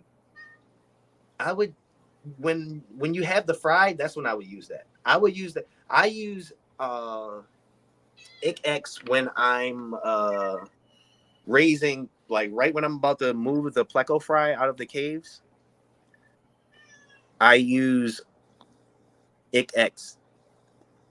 to kill any kind of small bacterial infection or any kind of small parasites that the fry might get in their stomachs from the substrate or whatever tank. Because sometimes I was, a lot of my pleco fry was dying. I was just wondering why one day. It's like, what's going on? Somebody told me they were starving. I needed to buy this food. I needed to have wood. I did that. Then I just kept doing deep research. I kept going into it and put specifically exactly what the symptoms of the plecos on what they looked like when they died. They were doing good for about 2 weeks, and then they just start deteriorating and turning white. And they wouldn't eat, get real skinny. And I kept finding stuff, and then I found a thread on Google, and it told me that I should use a little bit of ICX when I have the fry, because they probably have some type of microbial bacteria that's killing them. Okay. So when they're in the bowl, that's when you add a little bit. When I did that, I just took like a little in a 5 gallon. Well, I put my stuff in the 5 gallon, like my eggs and stuff like that. Okay. Now, so that I can do proper doses and stuff like that when I have my fry, and it's been working. Like it worked. Like my red spots, my Rio Paraguay red spot ancestors, they stopped dying. My peppermint bristlenose plecos, as you can see, I got a tank full of them. They stopped dying when I started using that method. So sometimes you might have tiny little microbial bacteria, or maybe it could possibly just be that I'm breeding softer water plecos because these plecos are breeding in my tap water. I'm not doing anything special, but these are soft water and black water plecos.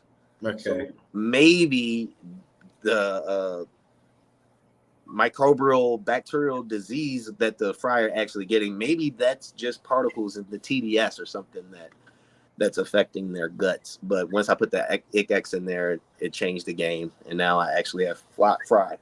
Okay. I do it for my corridoras as well. If I don't see the fry eating, I throw a little ICX, just a little bit, and they're fine the next day. Okay. Do you get your red devil angels from Imperial Tropicals? These aren't red devils. These are red marbles.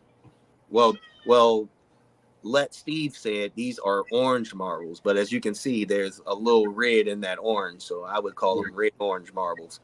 I personally just call them red dragon angels. That's what I prefer. That sounds cooler too. Yeah, I think they look like little red dragon. You call the OB dragon bloods angelfish OG dragon bloods. Oh, Barbara. Hey, Barbara. She's we're in the same fish club, the CCA. That's what I was saying. Like, so she's been here. She's been here and seen my fish house. Seachem Paragard has a little bit of it's not actual methylene. It's a little bit mild of a version of it. I was wondering if you could just use Paragard, Seachem Paragard for that too. Oh, look, are you going to show her around a little bit? This is what you show her around a little bit, buddy. I'll be right back. This is the good stuff right here. My fish go crazy for this stuff right here. Where does it say it at? The garlic flavor. My fish go crazy for that. Let's see if I can get my Corys to go crazy.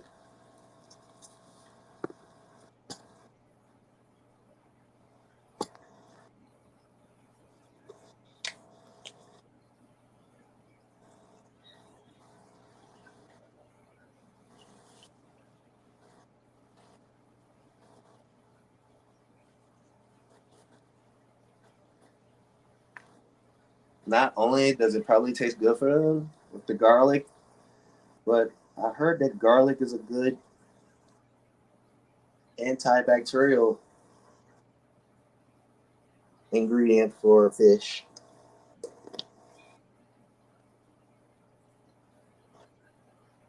This is a 29-gallon. Now, in this tank, I actually do use RO water because I'm trying to get the TDS down for these equus to breed, and they have been getting very frisky.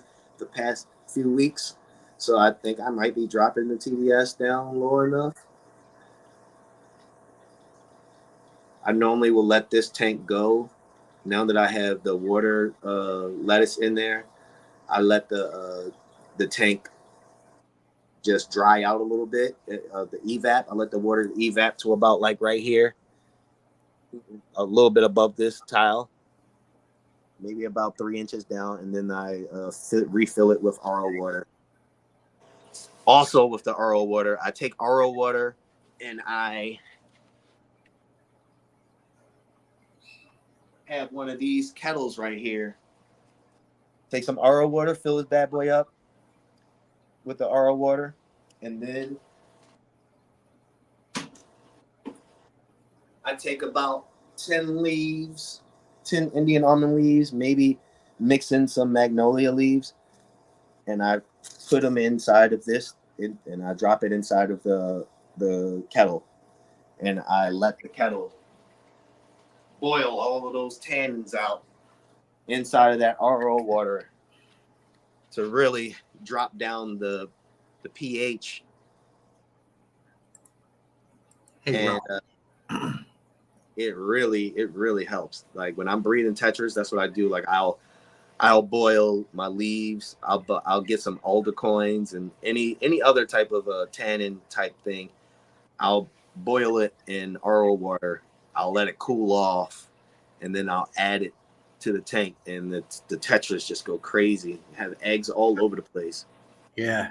The hardest part about breeding tetras is when they get to the baby brine shrimp stage, and you gotta feed them baby brine shrimp, and the hydra appears in the tank, because it always appears. Like I don't know how, but something in the salt water or something that's in the baby brine shrimp brings hydra into the tank, and hydra really kill your fry.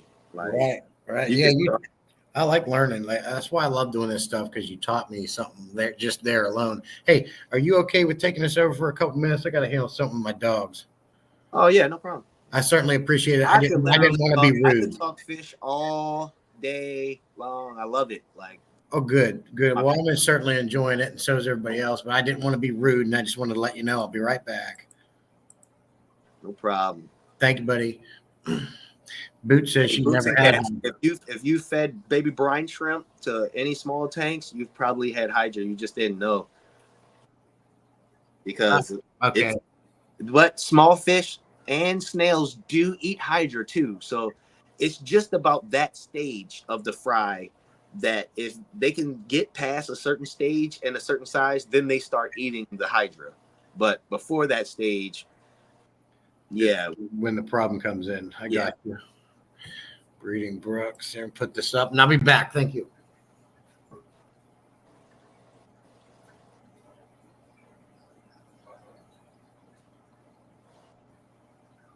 As you see, I have tons of leaves in this tank, but the plecos have literally destroyed them all. Like, they rasp on all of the leaves. So I've had at least, I normally take 2 packs of my Indian almond leaves, and I just drop them in this tank.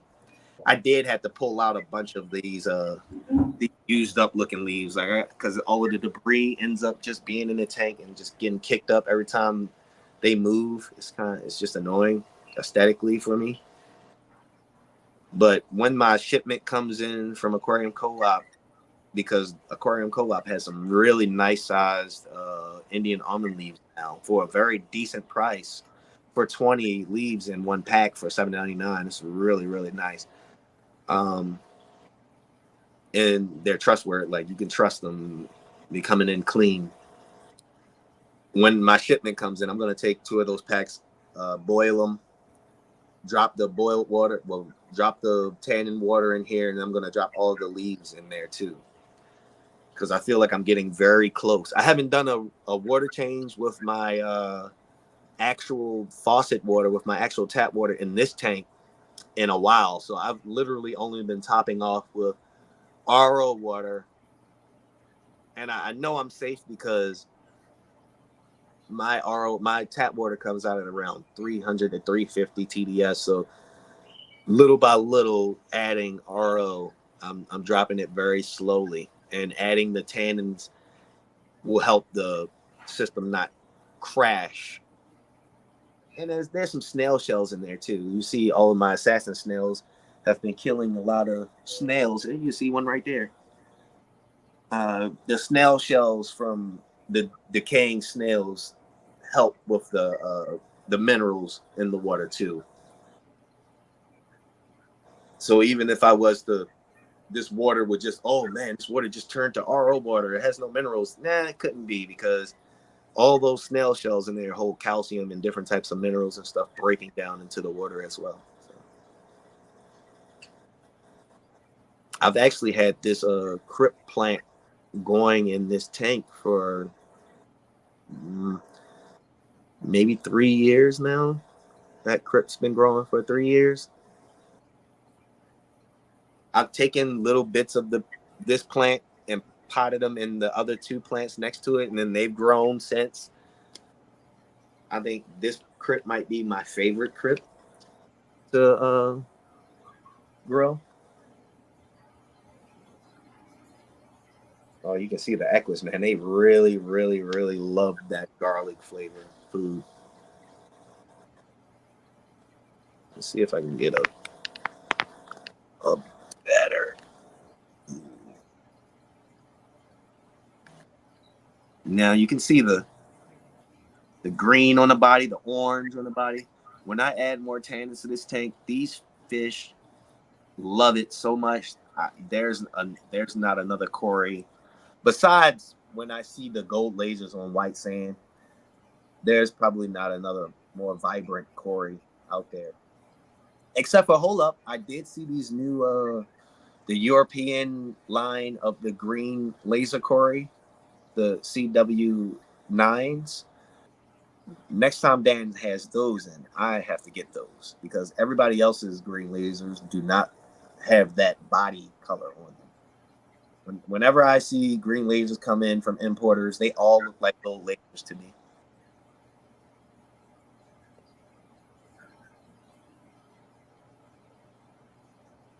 The ones from Dan's fish that he's getting from them Europeans over there, their fish are just top notch. Like they really selective bred the green, that iridescent greenish blue, aqua blue body into those Corys.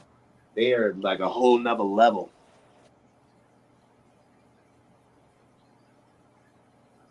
I'm gonna turn on my computer so I can see the Yahoo chat. I mean the YouTube chat, just in case anybody's talking, because I can't answer anything right now because I don't see anything.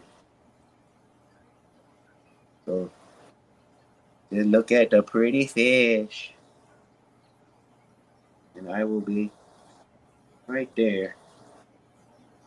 Okay, pulling up my YouTube right now. I might get some back noise. I have to turn the volume down.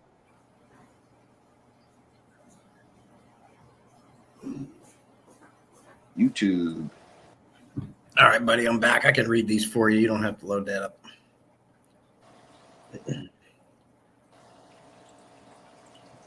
YouTube. A couple things I wanted to show you. Oh, there it is. I'll just mute the YouTube. Okay. I hate how my voice sounds. I'm gonna have to work on that. I'm gonna have to talk like this or something.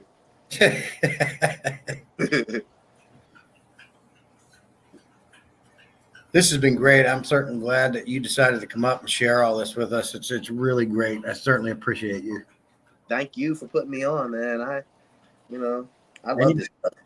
Anybody on my live streams, everybody should know they can come up anytime. I'm always putting a link in the chat. So if you're ever in my lives and want to come up, just tap it. You don't have to ask. Yeah, Southwest Florida Aquatics. Yeah. These when you have a stud angelfish, like he know, like my boy over here, he know he look good. He know he look good. He just knows.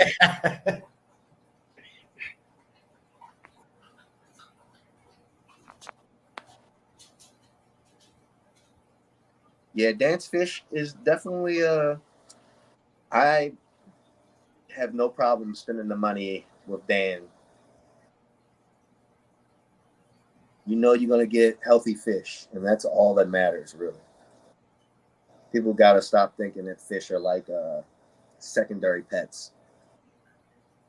To a certain extent, okay, yeah, you got thousands of guppies, and you can't care about every last one of them and name every last one of your guppies, but you know what I mean? Don't treat them like trash. Exactly. Yeah, watch this boy right here. Now he's a little shy. I would say, you know, every angelfish has its own personality. When he was with his girl, oh, he was all over the place all the time. Hey, Ross. Yep. What is your handle for your YouTube channel? I'm trying to share your link. Aquatica 87 Heaven. Aquatics. Aquatica. Aquatica. 87 Heaven. At 87 Heaven? No, it's at Aquatica 87 Heaven.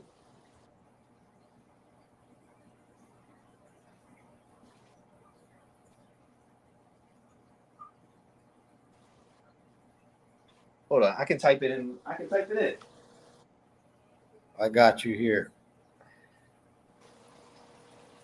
I got you covered.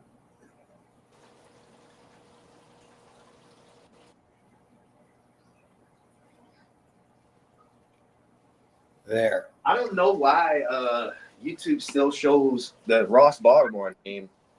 I've been trying to change it to Aquatica 87 for so long, but it just keeps showing Ross Baltimore. So, you know, Ross Baltimore is my that was my original stage name when I was doing music back in 2015. Okay. I was not subbed to you, but I am now, and you got more coming, it looks like. Thank you, guys. Trying to figure out really I just want my channel to look good the first time I do it. You know what I mean? Yeah, I got you. Like I have so much time. I just gotta actually like look into all of the software and figure out how to edit and do all of that type of stuff. Because I want it to be cool. Yeah, definitely. You know, that makes a difference on channels. You know, some people just do the minimum, just record shorts and throw it out there. And then you got the ones that do some editing and have care like you can tell that you have care in everything you do. That comes out in your breeding of your fish and what you do and the knowledge that you have gained, and the same thing you're going to do with your editing in your channel. So it really shows a difference, and people notice that kind of stuff. Oh, look, a little fired up. There he is.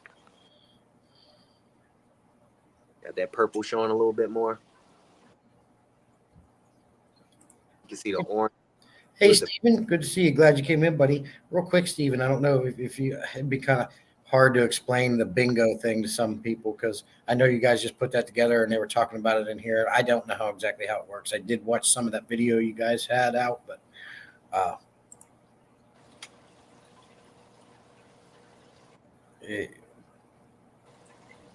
well, I guess we'll just have to go rewatch that video. It's probably too much to explain. I had some pink lemon tetras, but they have been some of the meanest tetras I've ever had in my life. Really? Just one male had annihilated 9 of them. Wow. Say hi. Hi, boys. What's wrong, baby? He's hungry. Give me something to eat, Dad. Come on. Okay. Look. How you? That's Sasha, the snow bangle. Oh, it's a pretty kitty. We're saying I got 3 big dogs, 1 cat, God knows how many fish, 2 birds. Dr. Doolittle in there. You got it.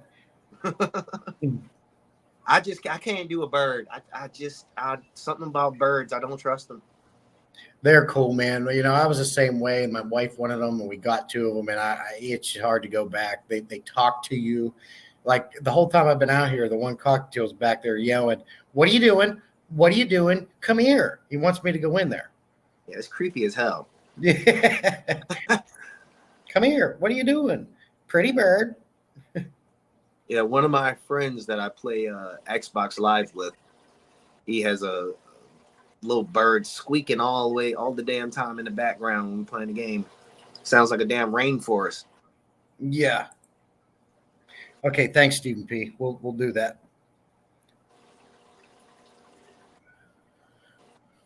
So, I mean, anybody looking for some L181 peppermint bristlenose plecos? I have some of those. Those are what I got. I got those. Those are $20 a piece. I sell most of my stuff cheaper than most. So, like, you go online, you'll find those for $30, for $30 to $40. I sell mine for 20 at about 1.5 inches. Same thing as the Rio Paraguay red spot ancestors. Those are 20 at about 1.5 inches that I have right now. Yeah. If everybody in here wants to, I put Ross's link in the chat. Plenty of the guppies. Let's subscribe to him. Let's get him up there. He is breeding amazing fish you have not seen, and he sells them. So let's help support him and get him up there.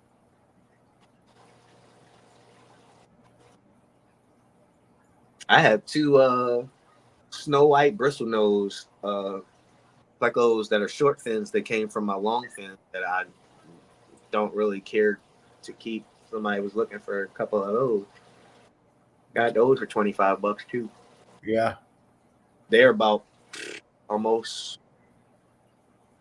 3 inches almost. Yeah, they're about 2.5 inches. Is there a YouTube Messenger? There is are you in the Fish Fam link? I am.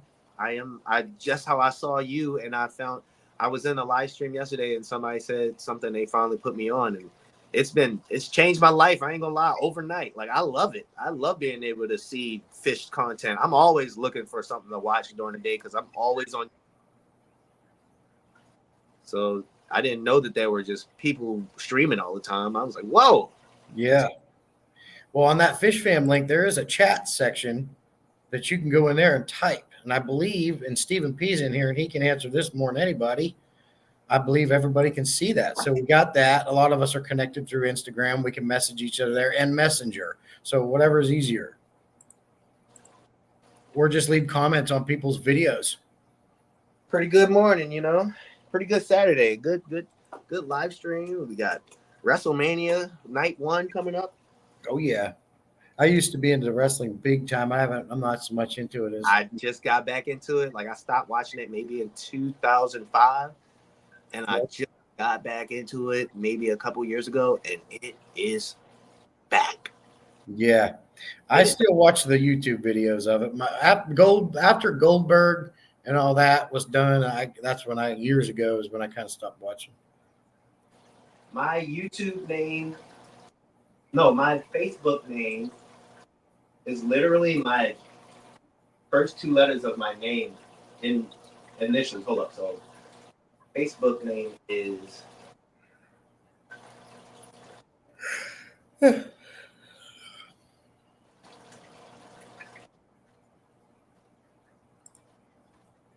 it's Roma Ja, just like that.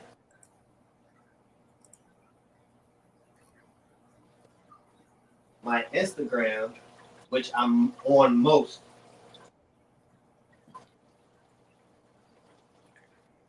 If you can jump over to your Instagram, you can actually share the link in the chat so they can just tap on it.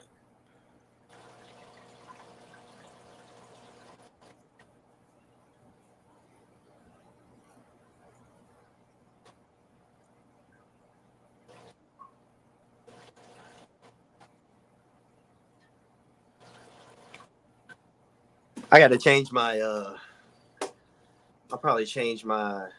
I mean, I think you could probably find my name on Instagram just by typing in Aquatica87 Heaven too. Yeah, it should bring it up. You got your icon. If it's the same avatar you have on here, we know what you look like pretty much now. So, yeah, it should be a bluish picture with me and my tanks in the background. I think that's my Instagram. Okay. And then the Roma Ja on Facebook, that's me sitting in some kind of dope theater that I was in. I was in some kind of really big theater. I was like, yo, this chair is fit for a king. Take a picture of me.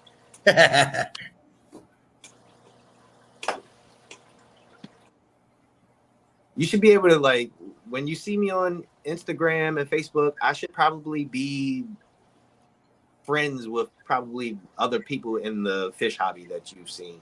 Like, so you'll see I'm friends with Mexicali and Skull Aquatics and Didi and a bunch of other people.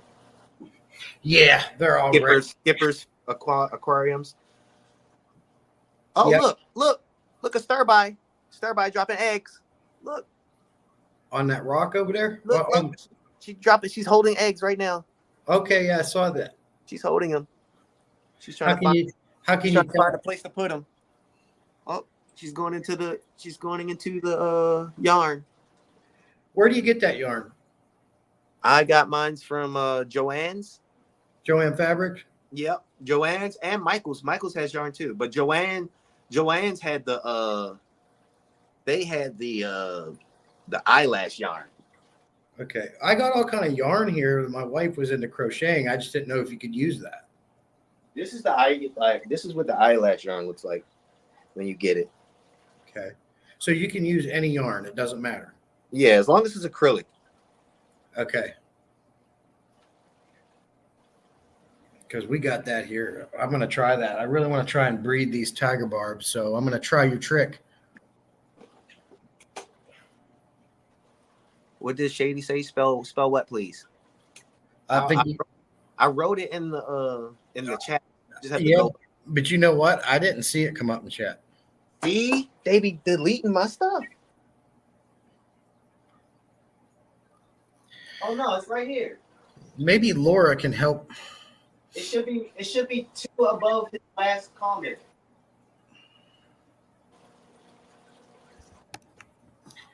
Laura, do you have Instagram and Facebook? Any way that you could find him and share his links in here?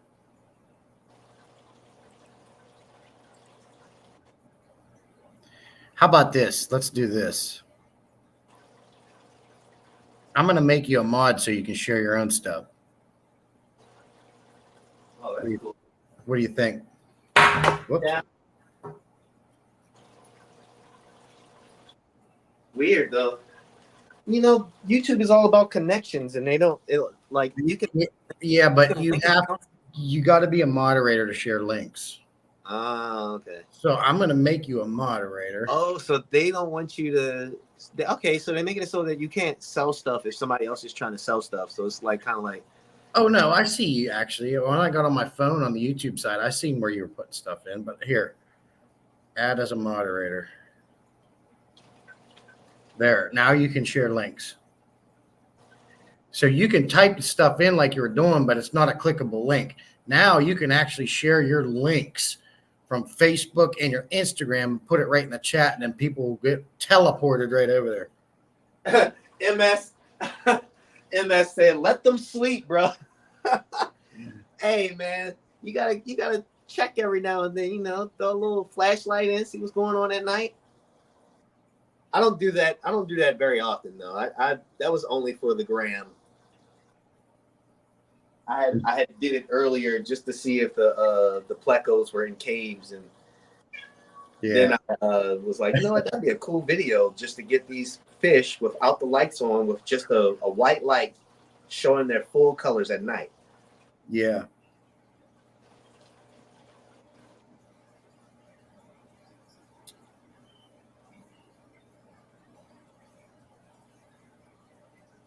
Yeah, I'm not seeing his messages either on StreamYard. Laura. Damn. Or no, here it is, right here.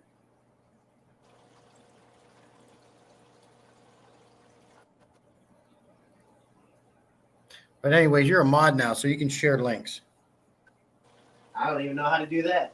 So all you do is you go over your Instagram and whatever your profile is over there, you should be able to tap on it, hit copy link, then come back over here and paste it in the chat.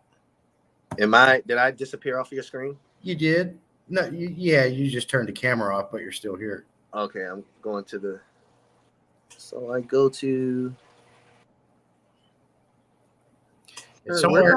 My link at? Wherever your bio is on Instagram, there you should have a link that you can copy and then bring over here and paste. Laura. Okay. Oh, share profile. Okay, here we go. Yeah, Laura shared your Facebook one.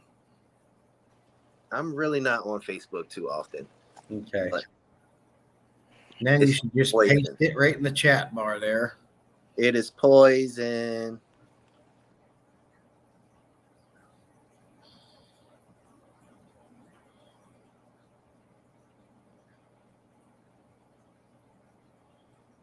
There you are.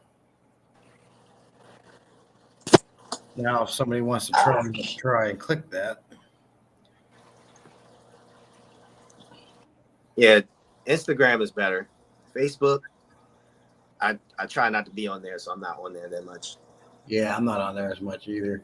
Now, when I do streams, I'm streaming to both Facebook and YouTube at the same time. Oh, look, more. Look at them. They're getting it on. All right, hold up. This is really bright. There we go. That's better. I don't know why it's coming off so bright on here. It's just the white sand, maybe.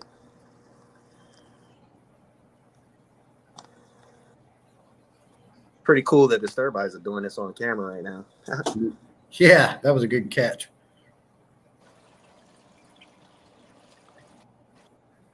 Anybody looking for a breeding pair right here, Tapaho?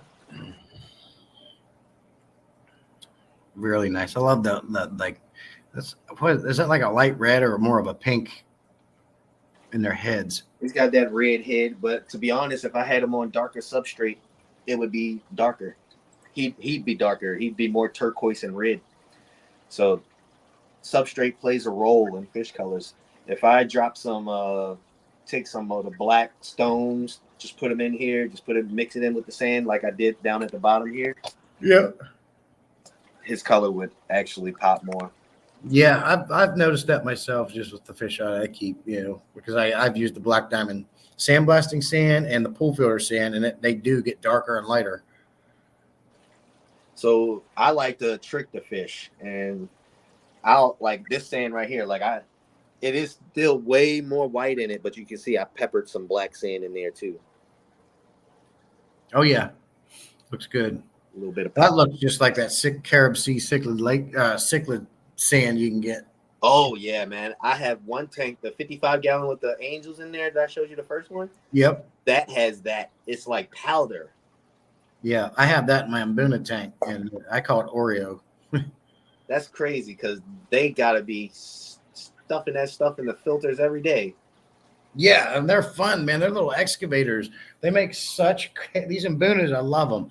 The yellow lab will go in his cave, get a mouthful of sand, come out and dump it in the corner of the tank, and he created this pile of sand to clean his cave out. They're fun. But you think people would be interested in just seeing like a stream with just like tanks, just fish? Yeah, a lot of people do that. They'll put on like background music, and they'll just leave the camera on, and they'll just babysit chat, and they won't talk at all. And they'll just do that for people to relax and watch the tanks. What's the nice thing is about StreamYard, if you have spare phones, like old phones laying around, you can send yourself a link and hook up 3, 4, 5, 6 cameras, and you could have like showing like 6 of your tanks going at once. Oh, crazy. And then you could just sit there and chat if you didn't feel like talking. But I think now that I've gotten to know you a little bit more, I think you enjoy talking more than chatting. Yeah, I like helping people. Definitely. Yeah.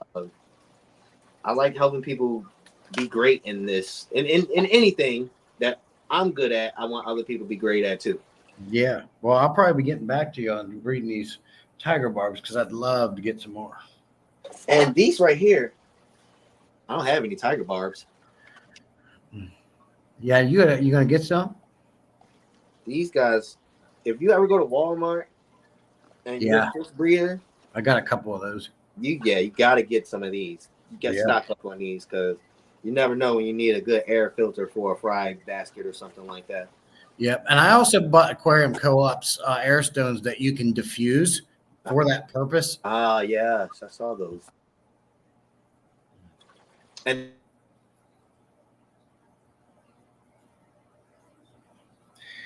Hey, I've been on here for 4 hours and 20 minutes. I do have to get some housework done and get off of here for now. So I'm going to wrap this thing up if you're cool with it.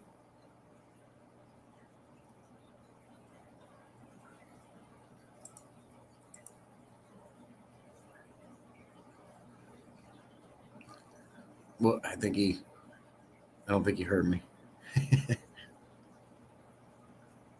Oh, no, he froze. If you can hear me, Ross, you froze. Oh, your phone died? Okay. Well, I'm going to go ahead and get off. It's actually perfect timing, man. I've got to get off, and I've been on here 4 hours, 20 minutes. I got to get off and take care of some housework and got some vacuum and mopping and things to tie up. So I can't thank you enough for coming on and hanging out with me, Ross, and showing us your tags, giving us the tour, giving us some awesome information. It's been a fantastic stream the entire time. Everyone enjoyed it. So I'm going to go ahead and jump off and end the live right now. Thank you, Shady. I agree. Thank you, Laura. 100%. Yeah, and I also do lives Tuesdays, 6 p.m. Eastern. I had to cancel the last two due to circumstances, but this week coming up should be good to go. I'm glad you enjoyed it, Ross. We certainly enjoyed you. You're all great. Thanks for coming in. At 11 a.m. this morning, my newest video did come out. It's about the third review on a Night Crew light that Night Crew sent me. I have one more review to do after that. So if you want to check that Night Crew light out review, feel free to go over there and check that out. I am slowly approaching, I hit 8,000 subs this morning, and it's just growing even more. So I appreciate the support. The bigger this channel gets, and when I get monetized, I'm going to start I do a giveaway like every third live stream. Those giveaways are going to get bigger and better because when I do giveaways, I want to give away something of value that people can use. So the more you share these lives, the more you share the content, the more you guys watch my content. No pressure on that. I'm just saying the bigger my channel gets, I can get monetized. I can give back to you guys a good, valuable gifts. That's my goal. I want to get things from vendors that they want to send me to review, or if I don't need it, or I can pay it forward to you. Things like medicine, expensive filters. I'll have no problem sending those out as a giveaway. So thanks again for all the support. Let's get this going even more. Let's all subscribe to Ross, and let's get his channel up there. As you can see, it's well worth it. And a great guy, great personality. So thanks again, all. Talk to you later.